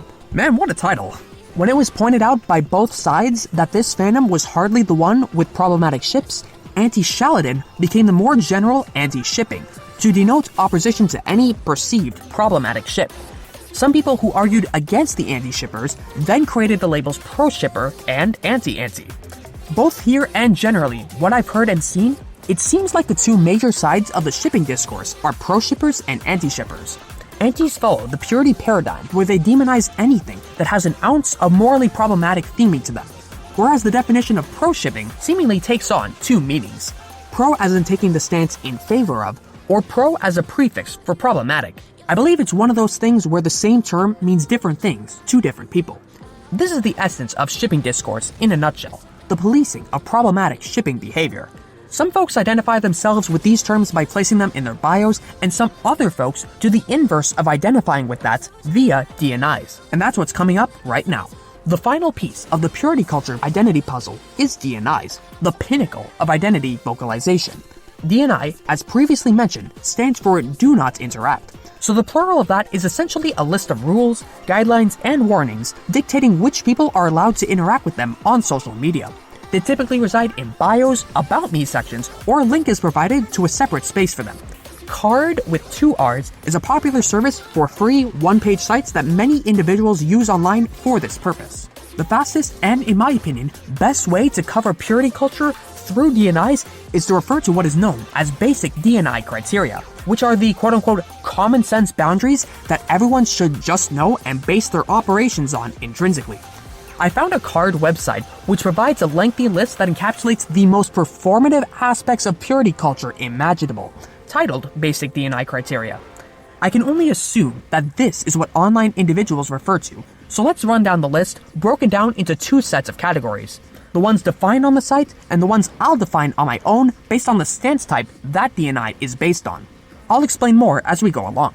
Let's run down the list in summary form. First up, racism. This category covers any form of race-based discrimination, covering populations such as people of color, to Asians, and beyond, to social movements such as BLM and Stop Asian Hate, to social issues. Some ideologies or perspectives are condemned inherently. We'll be seeing that recurring theme a lot as we run down the list. Anti-LGBTQ+. This category covers forms of discrimination against sexualities, gender identity, etc. All the phobias, pronouns, ideologies, and other stances are here. We'll get to for and against in the second categorization, so hang tight. Seemingly out of left field points that require more context, such as toothpaste and Listerine flags, also exist in some of the DNIs I've seen. And they raise more questions than answers if you're not in the know of some hyper-specific niche thing. I'll incorporate these phenomena into my overall take later on. Islamophobic. Only anti-face or head coverings are listed here, though similar points about other sections would probably apply here too. Anti-Semitic. Here lie Nazi sympathizers, along with being an apologist for imperialist and nationalist regimes. Colonialism likely applies here too. Zionist. In light of recent events in Gaza, West Bank, and those other areas, I'm not a big history or geography buff, so bear with me on that. Anyways, here lies the stances on Israel and Palestine. Sexist. Gender-focused discrimination is covered here, as well as the erasure of the oppression of men. Tons of problems with that, and we'll save it for the second categorization. Ableist. Here lies discrimination based on disabilities. Topics such as self-diagnoses, recovery, and endogenic systems are presented here. That last one deals with DID, dissociative identity disorder, which isn't covered in this video, so you can look it up if you're interested. Politically right-wing/conservative. This section makes it very clear that anything on the right of the political spectrum is grounds for a zero-contact policy. Lastly, pro-ship, which we discussed already.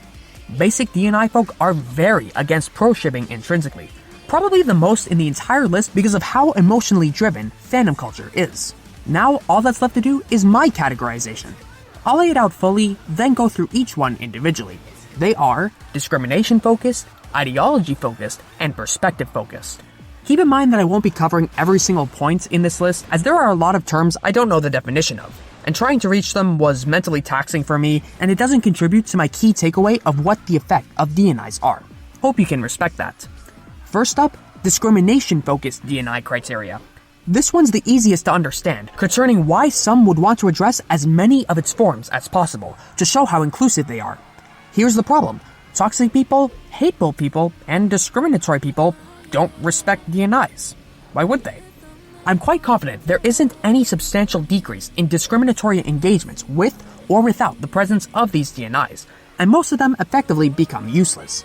This isn't like rules in an online community, which are reasonable by all intents and measures. I even did something similar where I set up a list of rules on my very first Twitter account thinking it operated like Discord. Long story short, a friend of mine told me that it was cringe to do and that it wouldn't do anything. And shortly after I deleted it once I realized what Twitter was actually about.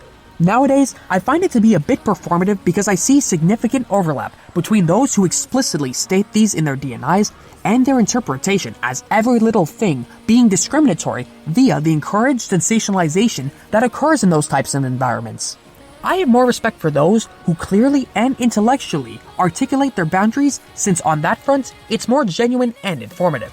So aim for that if that's what you so choose. Even then though, try not to give ammunition to your bullies and oppressors. Next come ideology/politically focused DNIs. Much like discrimination-based ones, they're also seemingly reasonable. Nationalism, imperialism, and especially colonialism have incredibly problematic implications, no doubt. Proponents of those ideologies are quite vocal and passionate with their views, but that only strengthens my argument that they'll ignore DNIs that much more. Why would a person who takes up being vocally hateful as their own identity ever respect the wishes of someone who's vocally anti-hateful? The same logic I said previously is amplified for these DNI types. Unfortunately, this is where the reasonability of DNIs kind of ends. Remember the whole injection of blanket prescriptions phenomenon I talked about? Well, it applies here too. They also act as a gateway to inject other types of DNIs such that they get absorbed in the same way without thinking about them any deeper. This is where the real deconstruction begins, and I'm only going to be talking about the ones I feel passionate about. Let's go. You think men can be oppressed for being men. From everything I know, I absolutely do believe men are being oppressed for being men. Sometimes by other men, and sometimes by society itself, though the oppression isn't as systemic. The Dr. K clips on the crisis that is men's suicidality alone proves this to be true. In sociology, yeah, I learned about the systemic privilege of cisgendered, heteronormative white men have, especially those who are middle class and wealthy. I'm not arguing against that. The individual experiences of men are where this crisis lies. Men's mental health matters, and the impossible standards they're held to nowadays is worthy of being acknowledged and showing compassion for. You sexualize minors. This sounds good at face value, but when one stops to critically think about what people constitute as quote-unquote sexualizing minors online, it falls apart pretty quickly. As established, a substantial number of passionate participants in fandom seek to find sexualization, pedophilia, grooming, etc. in just about everything. I found a tweet that actually encapsulates this perfectly. It reads, "Can we stop fetishizing women's bodies for literally existing? The internet perceives anything and immediately thinks it's sexual." Skull emoji.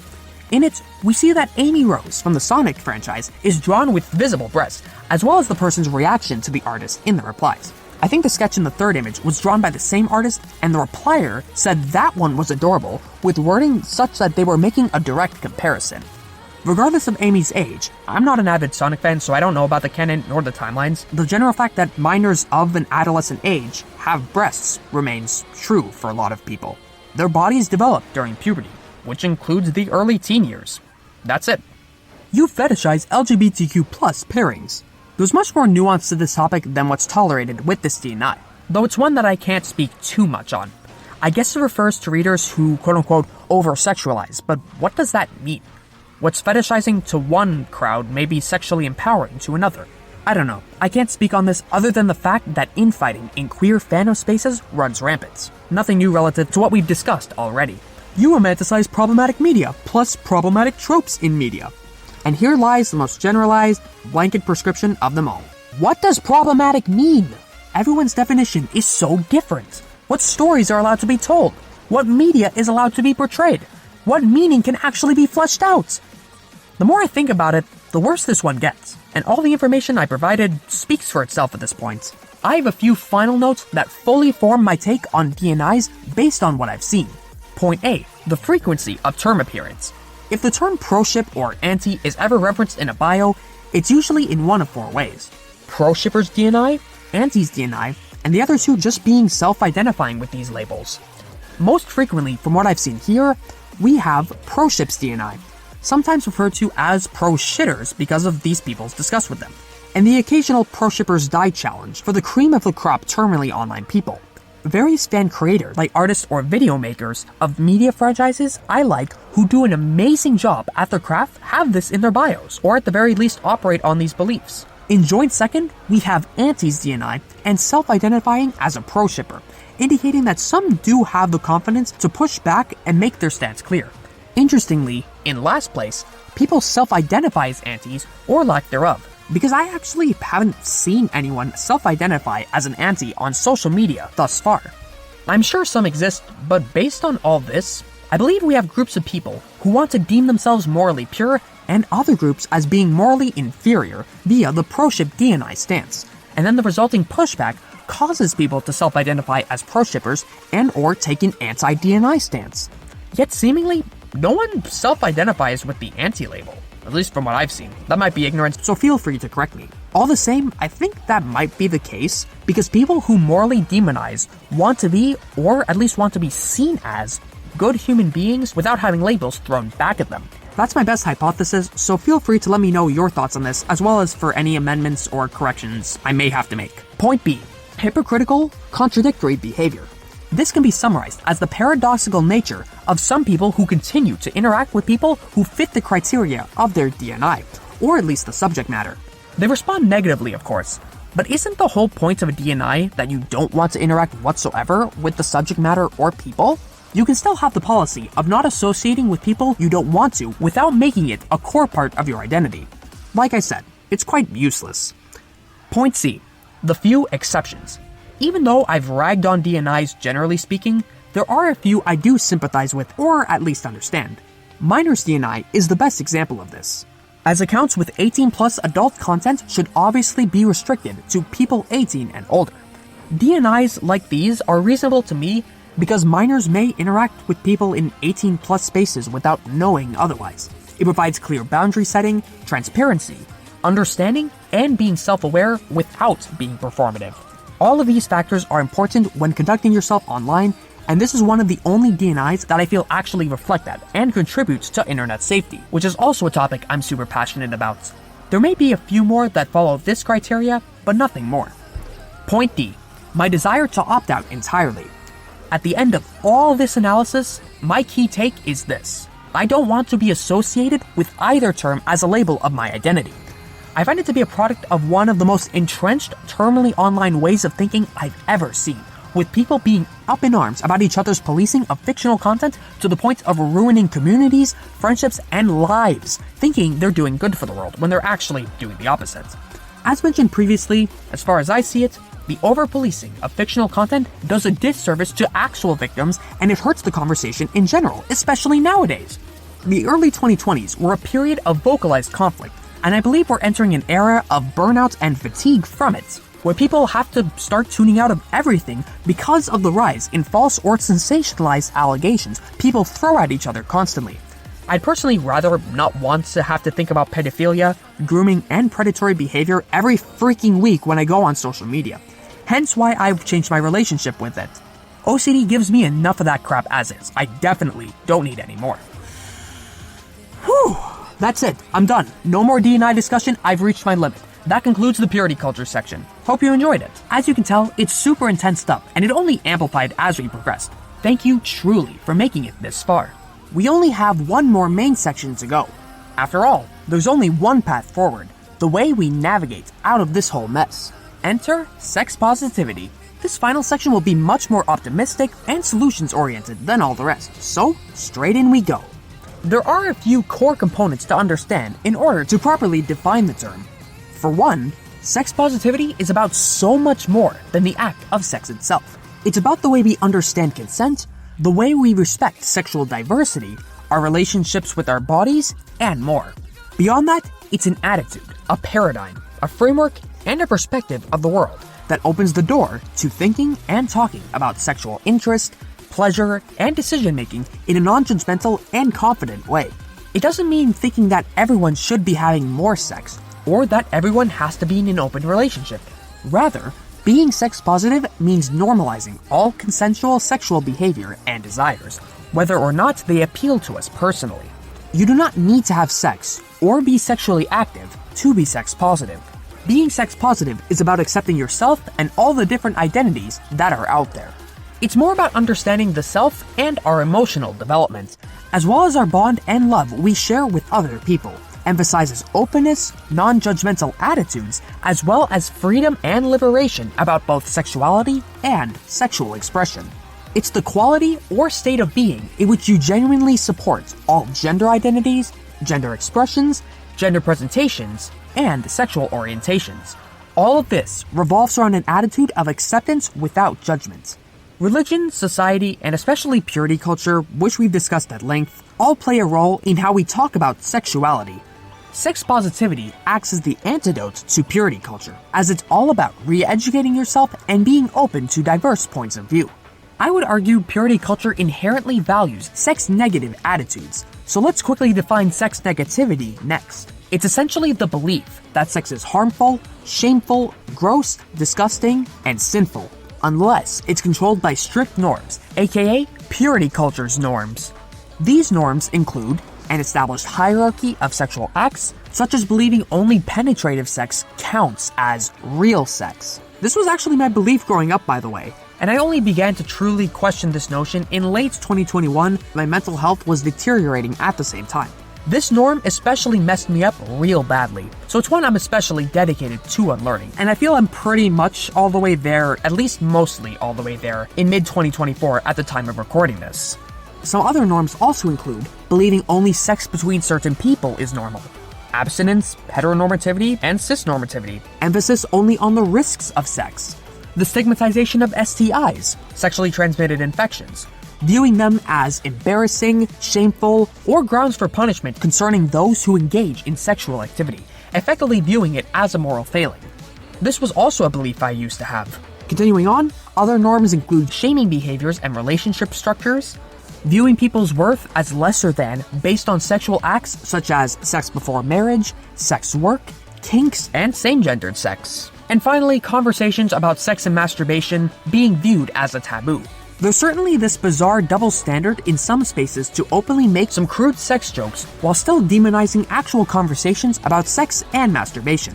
One of my goals is to create a space in which this double standard is criticized, corrected, and ultimately dismantled. Sex-negative attitudes also attach shame and judgment to others' experiences and feelings about sexuality, whether it comes from other people, society, or education. I'll be placing special emphasis on education's role in sex negativity here, as we've already discussed other people and society in depth already. Here are some of the effects of an abstinence-only sex education. Exclusions of accurate information about contraception, overemphasis or even misstating risks of contraception, failure to require use of scientifically accurate information. For this one, I'd even argue that accurate information is ignored entirely if it doesn't suit religious interests. The promotion of questionable ideas, many of which we've covered already, as well as the undermining of public health goals and the safe transition of young people to healthy adults. I'm a living embodiment of one of these adults, by the way, in case you couldn't tell. Now that we have an established understanding of all this, let's discuss sex-positive prospects. I'll be talking about its goals and aspirations, as well as arguing why sex positivity is the healthiest attitude to adopt. It's one of those beliefs that I believe would improve society as a whole if everyone were to practice it. To start systemically, sexual health should be a fundamental human right, with ethical obligations required by various institutions to deliver accurate, verifiable information. Privacy and freedom from discrimination and other inhumane treatments are also to be incorporated. Culturally, sex-positive values open ourselves up to the following. All consensual sex behavior and desires are viewed as morally okay. Holistic sex education, inclusion, and discussions about sexual pleasure becoming more commonplace. STIs becoming viewed as treatable and not a moral failing, aka a health issue instead of a legal or moral issue, similar in vein to progressive discussions about substance abuse. Support for everyone's control over their own sexual identities, behaviors, and relationship structures. And understanding that everyone has inherent worth as a person, and the encouragement of healthy, open, age-appropriate conversations about sex and masturbation. Purity culture profusely argues that the promotion of such values contributes to sexual harm, corruption of the soul, and all of the other phenomena we previously discussed. Yet, sex-positive arguments show that the opposite is true. The best example of this is found in examining the work related to sexual violence prevention and response. For instance, sex positivity is what encourages everyone to have their own healthy relationship with their own bodies and sex in general. Concerningly, it's actually quite overlooked. These are equally as important as the relationships you have with others. Speaking of relationships, through holistic, inclusive, and pleasure-based sex education, youth learn what their boundaries are and can communicate them to potential partners, as well as respect their partner's boundaries. Respecting boundaries is central to consent and, by extension, to sexual violence prevention. This is a key component to understanding what sex positivity is all about. It encourages healthy conversation amidst our currently sex-negative culture, which propagates shame and prevents disclosure because of the taboo tension surrounding conversations about sex. As it stands now, developing a sex-positive attitude requires self-discipline because our education systems, by and large, aren't evolving fast enough to accurately cover this topic or any meaningful sex education that actually resonates with the developing needs of future generations. As previously discussed, sex positivity plays a crucial role when it comes to relationships with yourself and others.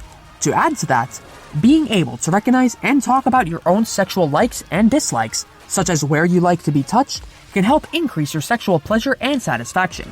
Sex positivity can also help you with openly discussing a partner's likes and dislikes and understanding that your partner experiences sex differently than anyone else. This type of open and positive communication helps to fulfill sexual needs. What I appreciate most about sex positivity is that it opens the door for the important conversations that are often silenced due to societal stigma and conditioned discomfort, as some romantic or sexual partners may have different thoughts on sex, along with differing ideas about sex positivity. I'll conclude this section by talking about my own ideas about sex positivity, as most of what I've discussed previously, while productive and valuable, is quite agreeable with respect to the social environments I've surrounded myself with.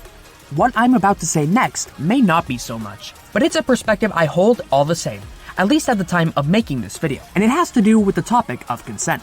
I'll read an excerpt from a university source for a point of comparison. Please hear me out completely before reaching a full conclusion on this. Being sexual with other people can be intimidating, but being sex positive can help it be a little less scary. Healthy sex can happen in a safe way with consent and respected boundaries, all of which contribute to sex positivity. Consent is an agreement to participate in a sexual activity. It is important to be able to give and receive consent for any type of sexual contact, as sexual contact without consent is rape. Consent is more than just saying yes or not saying no. It is enthusiastic and given without guilt. Asking for and giving true consent is part of being sex positive and can build positive sex attitudes. Consent and respected boundaries do indeed contribute to sex positivity. It's problematic and morally reprehensible to engage in non-consensual sex as well. Don't worry, I'm not arguing against any of that. Rather, it's what comes after. Specifically, the black and white nature of sex required to be quote-unquote 100% enthusiastic or it's non-consensual, therefore it's rape. This is mainly from the perspective of an OCD sufferer, as through the OCD treatment process, I become a much healthier, well-rounded person by transitioning away from black and white thinking, embracing nuance, uncertainty, and shades of gray. A more accurate portrayal of the real world. To me, that stance on consent means well and is a response to combating a real problem in life, but in my opinion, isn't very well fleshed out, nor does it take into account the nuances of relationship dynamics. Let's do a thought exercise to walk you through my thinking. Imagine two partners in a relationship. It can be heteronormative with a male or female, or it could apply to any type of relationship dynamic you can think of. I'll speak from a heteronormative angle to also acknowledge the problematic cultural expectations placed on men and women respectively. Men have been taught to be aggressive, dominant, a provider, a breadwinner, and the ones who need to make the first move, whereas women are told they need to be courted, submissive, a caretaker, and a homemaker. In this way, men are often conditioned into initiating a situation that can lead to sex, and women are conditioned into accepting that situation or facing immediate personal and/or societal consequences. This is the birthplace of sexual assault against women and girls practically everywhere, with broader implications for many more relationships everywhere. Now, let's imagine a hypothetical scenario within the same overarching thought exercise where a man and woman are having a good time with one another and are considering engaging in sexual activity. They care for one another very much, yet they've been negatively impacted by situations they've both endured in the past. So they each have a lot of baggage. In this scenario, new pressures from the Me Too movement have been placed on this man to not engage in anything non-consensual. This man hasn't done any of that behavior in the past, but fears that he could in the future. He preemptively establishes proper boundaries and a comfortable enough environment for his girlfriend to withdraw consent at any time. The respectable and proper thing to do. Let's now say that the woman in this situation has had negative experiences with men in the past, such as catcalling, some intrusion of privacy via perverse picture taking, and even had her boundaries physically violated at some points.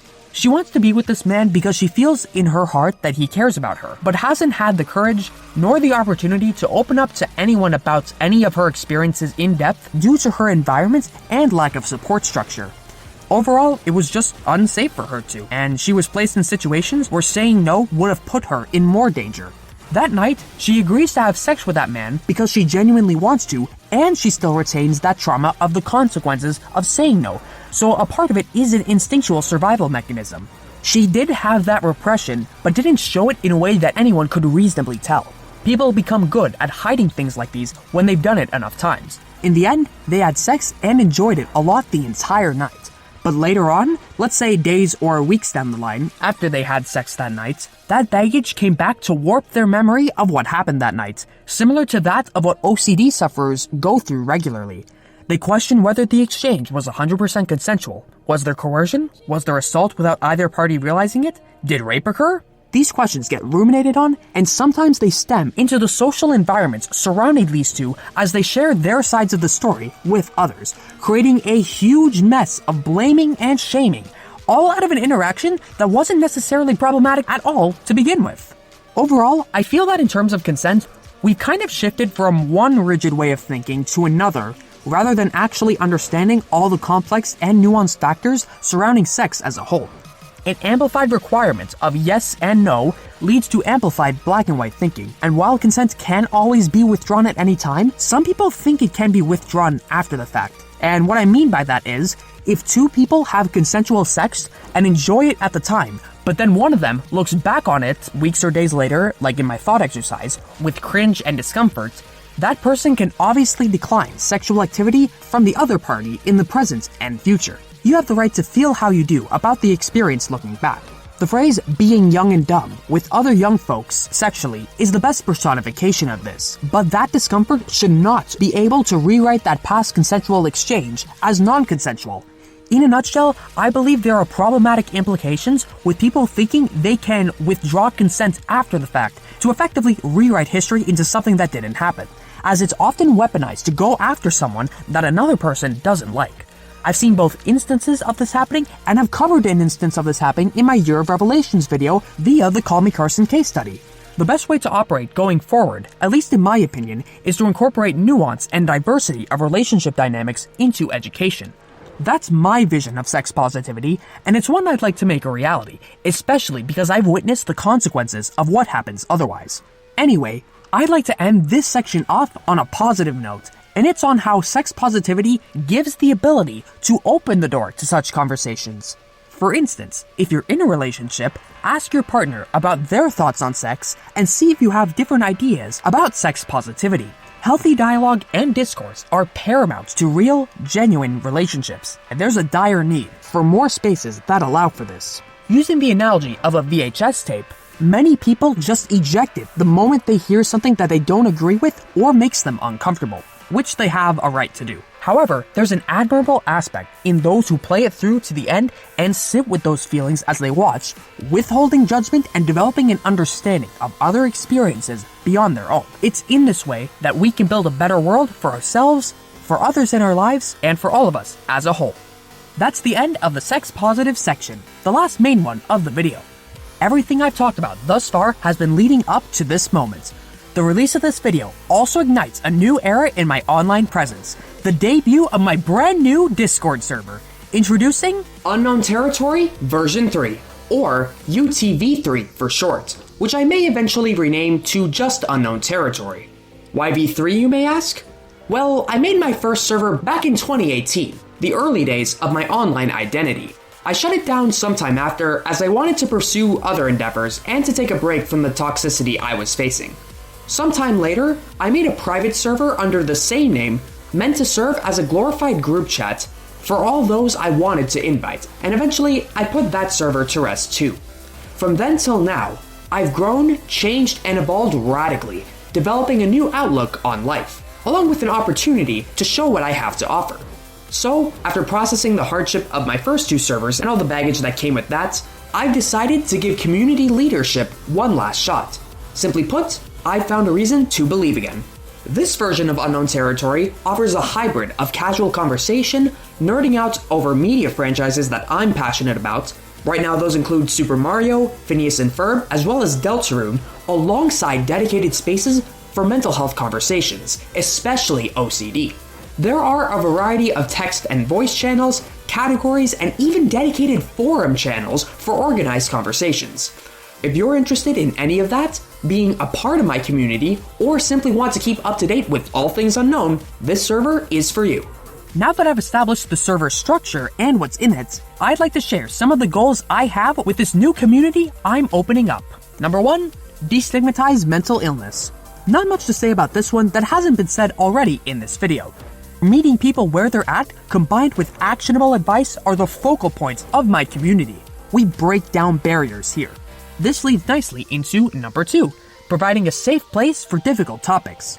Throughout my time on Discord, especially in the early years, aka around mid-2017 when I started using Discord, I dedicated a lot of time to supporting others in spaces where members shared what they were going through. While I undoubtedly did help people at the time, I wasn't a big fan of the overall approach, as well as the black and white worldview I had at the time. Sections of the server dedicated to difficult discussions where people can be nuanced and operate in good faith are a key pillar to any well-developed community that strives to be an inclusive space. Drama has no place here, yet productive discussions for the betterment of all surrounding it do. Remember that key difference and the importance of the big picture. Number 3, bridge the gap between the internet generation and OCD sufferers. Other mental illnesses are welcome too, of course.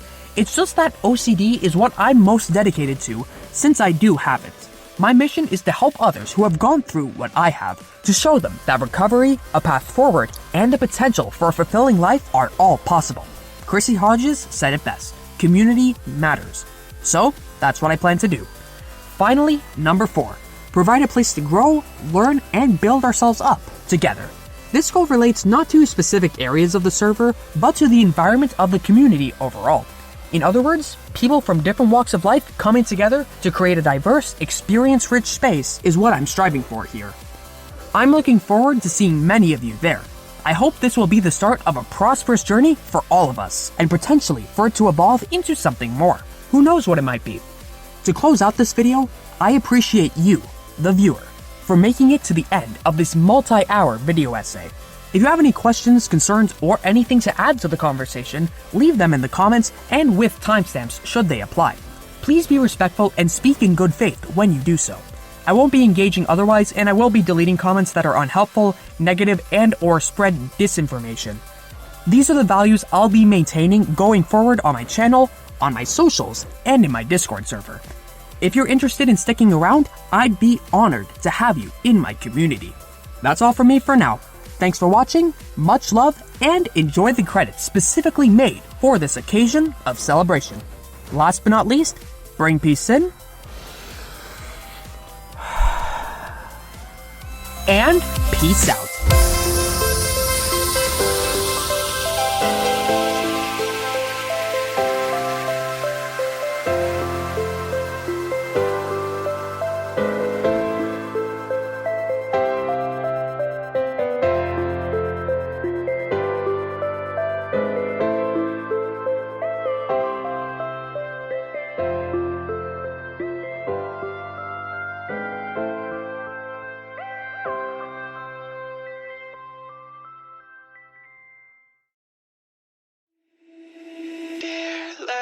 brain.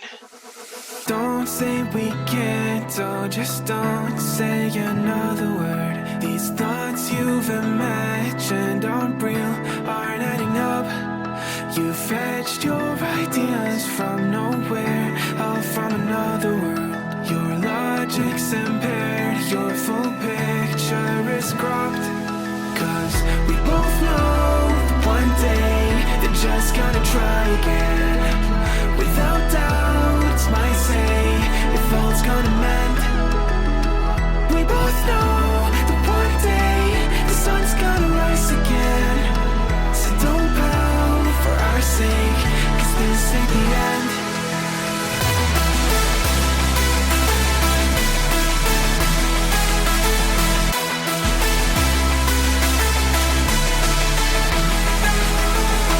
We both know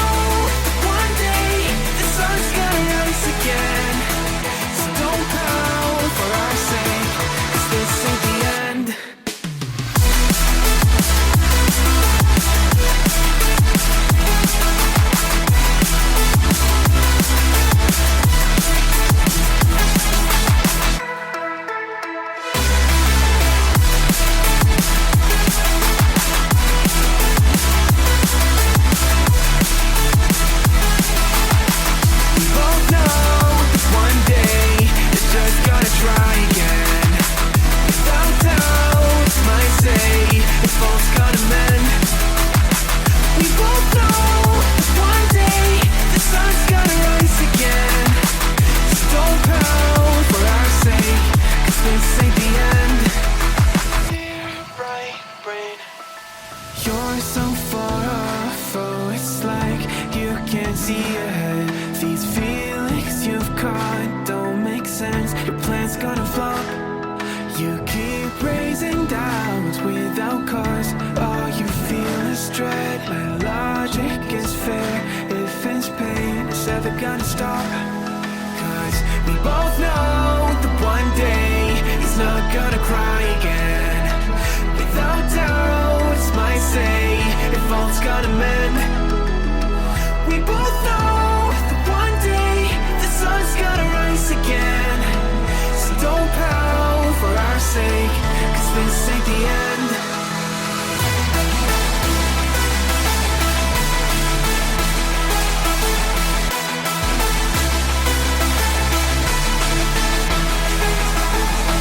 We both know that one day the sun's gonna rise again.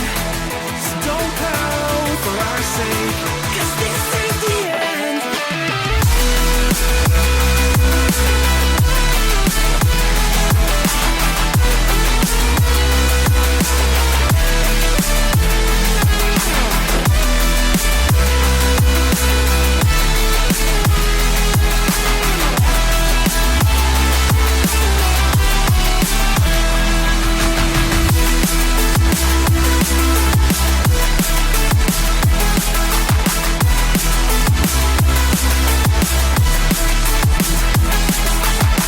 The sun's gonna rise